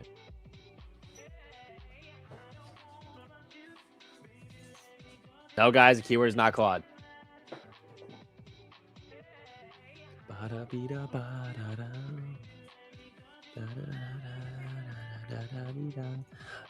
Ladies and gentlemen, start your engines. Oh, dear God. Are we ready? Yeah, we're ready. All right, this is for 150K select. Here we freaking go. Now, before we start this race, Mm-hmm. I take this very serious, and anybody that uses any performance-enhancing substances of any kind will immediately be reported to the DRFF, and your duck racing days are gone. We maintain integrity here. I want a good, clean race, and give it all you got. We're gonna go 60 seconds on the clock. We're gonna go 60 seconds on the freaking clock. Oh my God, that is a lot of ducks. I'm gonna go 60 They're seconds. going upriver too. Hold on, we're gonna shuffle because I know chat. Oh, but you didn't shuffle. Oh, but you didn't shuffle. I shuffled twice. I just shuffled twice. Ah, smart. On your mark, get set, go. We have Isilander 88888 starting on the left hand side. We have the Panda Man. Panda Man starting out strong in the front. But here comes the trading triangle. The triangle choke, but he's maintaining a strong lead. Who else we got here? We got I can't see that. We got Trigger G73. Trigger G73. Here comes Jeremy, the red duck, maintaining strong lead. Here's Adam. Here comes Donald, little Donald Trump. He wants to do it for America. Can he get it? But it all comes down to the last 10 seconds, people. Here comes Max XXX 1888. He's looking good. He's in the front, but can he maintain the lead? Here comes the top hat man, the little top hat, little moon man. Here comes Q Mendez. Q Mendez looking good. Who is it? Oh my! Full port short looking good. Here comes Strawberry Head. A little Strawberry Head. Abo. Here's Abo Adam. No, Abo! Not the day trader. Little Strawberry Head. The little Strawberry Man. Little Toddy Boy. Toddy wants it. Strawberry. Berries and cream. I'm a little loud. Oh my God. Abo, you threw, brother. Oh my God. You little Strawberry Man. You were such a little Strawberry Man. And the speed and just the elegance through that pond was unlike anything I've ever seen. Todd the day trader, you little Strawberry Man, you're looking good, and you know what? We're proud of you here. Congratulations, Toddy boy. Look at him. He's already in the chat. Look at that. Toddy boy, are you there? Good job. Toddy boy, are you there? He's here. Toddy, all right, 150K select Roni. 150K select count to Toddy the day trader. We love having you here, Toddy, and congratulations. We are gonna have to do a rigorous test of we're gonna have to do a full blood panel, a urine analysis, and unfortunately for you, a colorectal exam. So you are gonna have to bend over, and we're gonna have to. We listen. I don't make the rules here. I just enforce them. It's true. It's true. That's all I got. He's juiced up with Compound V. Yeah, I think he might be. Loki might be. Well, I think he tested. He's bro's juicy. All right, next keyword, because we got to get you guys in. Okay, hold on. Wait. No. You're doing a keyword again? No. Yeah, for another 100. No. You don't have to do a keyword. We're just gonna run another race with the people that are in. Yeah, what about the people that didn't make it? You got to give them a chance. You know what I'm saying? But that's what I'm telling you. Oh, okay. You're right. We'll do that. We'll do that. Okay. All right, here we go. All right, another keyword. All right. Another keyword. I'll shut the duck up. All right, I'll shut him up. What's going on with this? Hold on. Why did stereo get banned somehow? What the hell? There you go. Duck is off. Stereo. I low-key might have accidentally hid you on the channel, and I did not mean to do that. Okay. It was probably when I was going after Eric's ass. Okay. Here we go. I'm gonna type the keyword. You can only type it once. If you type it twice, you will not make it into the race. We will have identified you as using Compound V, and we will have to throw you in the incinerator. So type it one time only, or you're gonna be dinner for tonight. You don't want that. You don't want that. The giveaway or the keyword is Abo can never win giveaways. Why do you gotta do 50 freaking letters? It's more fun when they're longer. We all know that. Okay, fine. Yo, how did they? Oh, they copied and pasted. I was gonna say, how'd you do that fast? They're so good. They're fast. They're elite. These are elite giveaway winners. All right, remember, guys, we can only do 100. Oh wait, names and yeah, that's right. Wait, maybe I was able to do all of them. Oh wait, I was. Let's say 224. No, enter up to 100 names. Yeah, I see. See. Say. Okay, and we'll get a new list. Yo, can you just put it into chat? It's way faster. Took me 2 seconds. Ligma. All right, I'm gonna pull everybody's names. Boom. Bada bing. Bada boom. Same thing with these. Oh, I changed it to a lower effort. I want a quick answer. Okay. Okay, it's working. All right, chat. We're gonna do another amazing race.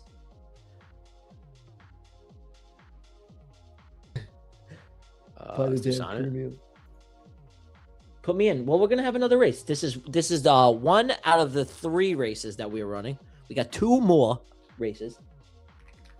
No. We're taking new names, guys. We're taking new names. Don't say it's not fair. We got new names. Don't say it's not fair. It's quite literally the fairest I could possibly. All right, why is it literally taking? All right, I'm using chat. I told you. I told you this, dude. I told you. Claude is buns. Claude is absolute buns. It's not good. Chat is way better. Or just send me the thing and I'll do it. Okay, it's cooking. Okay. All right, that was way faster. Why the hell did Claude take that long? I told you. Claude is bunzini sauce. Wow. Yeah, it's infinitely so fast. All right, it's here we go. infinitely better. You sent it to me? Yeah, about to send right now. Okay.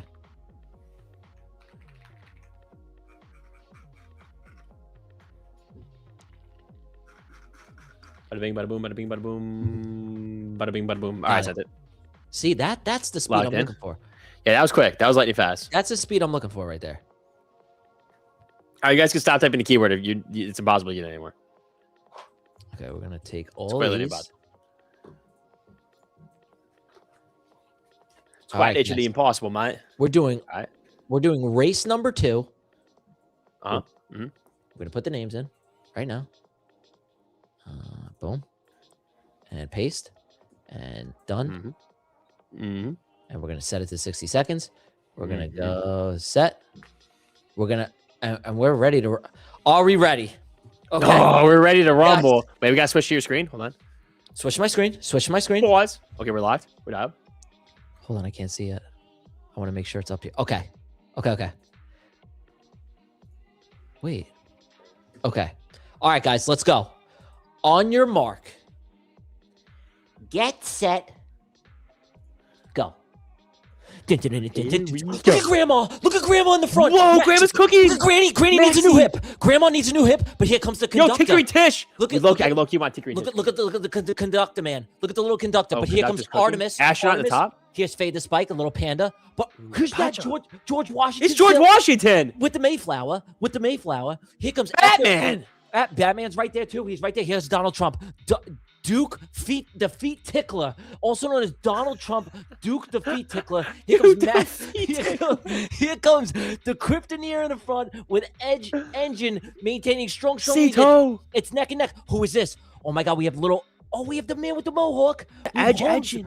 Here's Edge Engine and Visible. Oh my ID. gosh, he's cooking. Visible ID, but it all comes down to the last 10 seconds, people. This is where you shine. You gotta put the jets Oh on. no, he's throwing. Spider-Man, Trader X3, little Spider-Man. Get caught. Spidey sent us a Trader X3. Multi-guy wants on the left-hand side. Multi-guy. Boom! Multi-guy, oh my gosh. Multi-guy 999. Multi-guy, he's got trip 9s and he's hot. He's got trip 9s. He's trip 9s. And he's feeling good. He waited. Wow. You want your nice shot, let me explain something to you guys. You don't want to come out hot like Grandma did, right? She blew a hip out. She came out hot. She came out hot with Uncle Fester, and she blew the damn hip out. She's immobilized. She's back in the wheelchair. She has the life alert. She's incapacitated. Grandma's gone. She came out hot. Granny. Then you had Donald Trump was coming in, and then what happened? Yeah, he was had a in talk hot. with Benjamin. Then they got busy. And then what happened? Multi-guy takes it over. You don't want to come out hot, guys. You want to be in the back of the pack, and then the last 10 seconds, you turn the jets on. You turn the jets on. You gotta turn on the jets. You gotta wait. You gotta buy your time. Guys, amazing race. All right, we're gonna do one more. Yeah, well, Grandma came out hot. You saw Granny. She came out of the floodgates cooking. I got the good keeper. I got the really good one. No, not Granny. Change last race to 90 seconds. Okay, we'll do that. Ooh, okay. This last race will be 90 seconds. And show the list or rigged. I'll show. How am I rigging this? Please explain to me how. Oh, come on. Please explain to me how I would possibly rig this duck race. I really want to know. Who said rigged? Oh, no life 3760. Oh, no life 3760. Have fun watching from the sidelines, brother. Okay, we're gonna do a new. We'll do a new keyword, and we're gonna do the last. We already threw Eric in a keyword, I think. So we gotta show him some respect. All right, here we go. We're gonna do. All right, keyword is type of once, not twice. You're going to the incinerator. Ducky duck races are the ducking best. Okay. Hell yeah. Type of once, not twice. Once, not twice. The last and final race of the day. Nothing better. We're gonna end it on a high note. We're gonna do 90 seconds. Big fan of that. Big fan of that. And what accounts we gave out 250K select so far. About to give out a third, and we gave out a 50K select before that. So okay, we're giving out. Okay, so 350K selects today of the ducky races because they're the best, the freaking best. And I gotta do giveaways really every time I come on the stream. I do a duck race. I have to. The duck races are goated. I'm actually a huge fan of that. Yeah, it's a rite of, it's a rite of passage. Have to do it. I gotta look. I do the little thing, and look, my flippers flop. Yeah. The flipper flopper. Wait, that's actually so good. Yeah, I did not know they did that. No, you did know because you accused me of cheating in the 6-7 challenge because of my duck hat. And what the duck hat is all it did was it gave me powers. It literally gives me 2 extra arms. Oh, stop. Enough with this nonsense. Polling all the gibbies. 267 people. That's perfect amount. All okay, right. pull them. Same with these. All right, giving chat McGP. Bada bing, bada boom. Okay, it's pulling. Reading documents. Reading. Good job, chat. So fast. I told you, bro. I told you. It's not even close. Boom. All right, copying, sending. Damn, that was quick, bro. Sent. That's my boy. Bada bing, bada boom. That's my boy right there. That's how it's done. That's how it's freaking done. This one, it's raid. Loki might be raid Davo against you. A lot of names here. Okay, copy. Okay. Little copy pasta. We're gonna do boom. We'll do race again. We're gonna do edit. Oh, what? Clear. Okay, we're gonna do edit list. Look, I'm taking all the names out, deleting, fresh names. Is my screen up? Put my screen up. Indeed, it is. She up there. Okay. Put my screen up. Okay, here are the names. Here are the names. These are the people that made it. Don't complain. It's just because you weren't quick enough. Albo, you have another chance, brother. These are the people that made it. I'm showing the list. This is Schrodinger's in here. My boy. Yup. I see there's a lot of OGs in there. There you go. This is the full list. They're quick. You got to be quick with it. You got to be quicker than that. Okay, we're going to do, what do we say, 90 seconds? Yeah, 90. All right. The last race of the... Whoa! Wow. Wait, why do I feel like there's more people in here than normal? I don't know. It's at 100, but it does feel like they're... Dude, why did it like stagger them almost on the last couple? I don't know. All right. 90 seconds.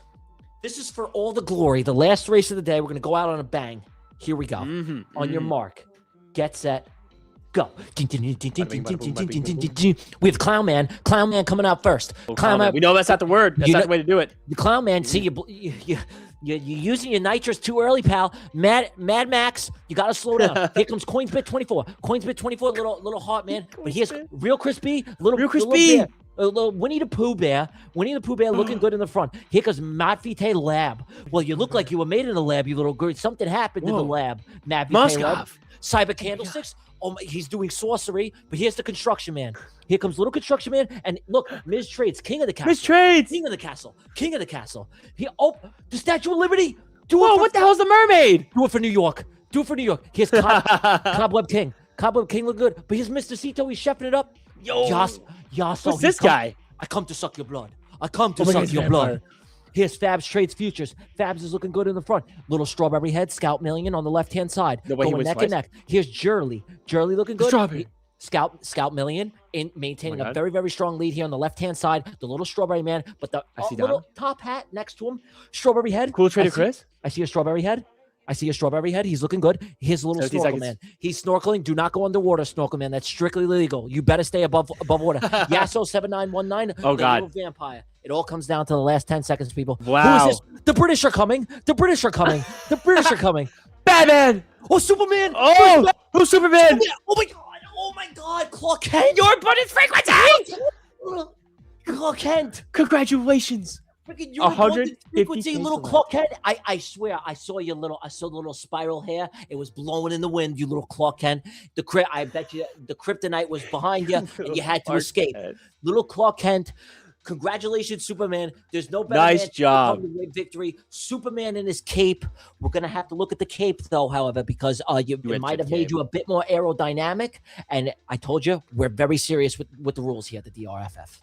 Very serious. But Clark Kent, congratulations, Superman. You are my hero. Amazing race today. Let's go, Superman. Nice job. Congrats to everyone who did win.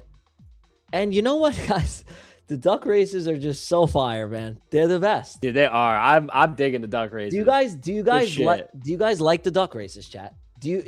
Are the duck races fun? Every time I Cheerily goes very fun. Let's do 10 more. Bro, the duck races are goated, bro. They're the best. Yeah, good race. Do another one. Nah, yo. It's 4:30 already. I love that. That went by fast as hell. By the way, Senegal scored. Stop it. You're joking. Did Senegal really score? Are you guys messing with me? Don't even imagine you actually full ported them. Don't even play with me. Thank you, Tyler, for finally bringing the Ducks home. I just closed my Senegal's underdog trade for 500. No way. Crazy.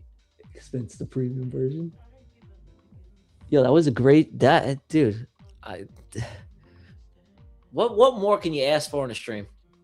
You can't ask for more than that. Literally nothing. I think it's top notch. It's absolutely top notch. Top notch shit right there, brother. That was fun. That was really fun. That was a fire ass power hour. I think it was probably one of the best I've ever done, without a doubt.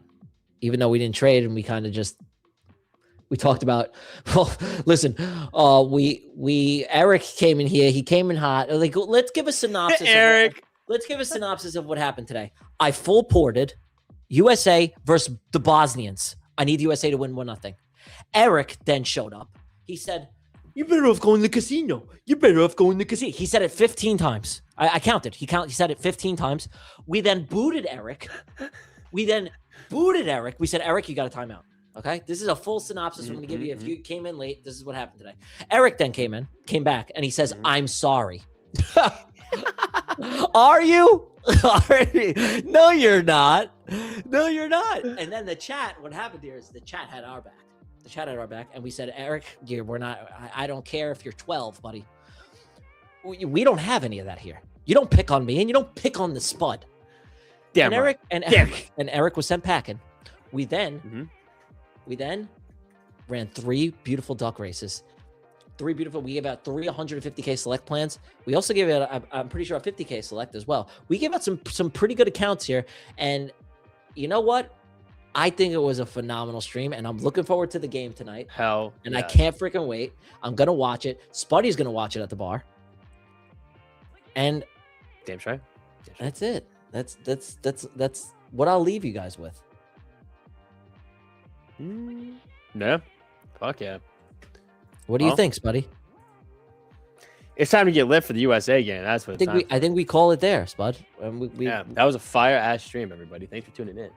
Chat. And I'll Spuddy, we'll see you tomorrow. I'll be in the chat. And thanks for tuning in. We love you. We love you to death. Damn straight. And go USA. And go America. Yeah. But don't go too hard. Don't go super hard. Super hard. Go USA, but not too hard. Just one. It's like hold on. See, I got things that I want to say, but I can't say them all here.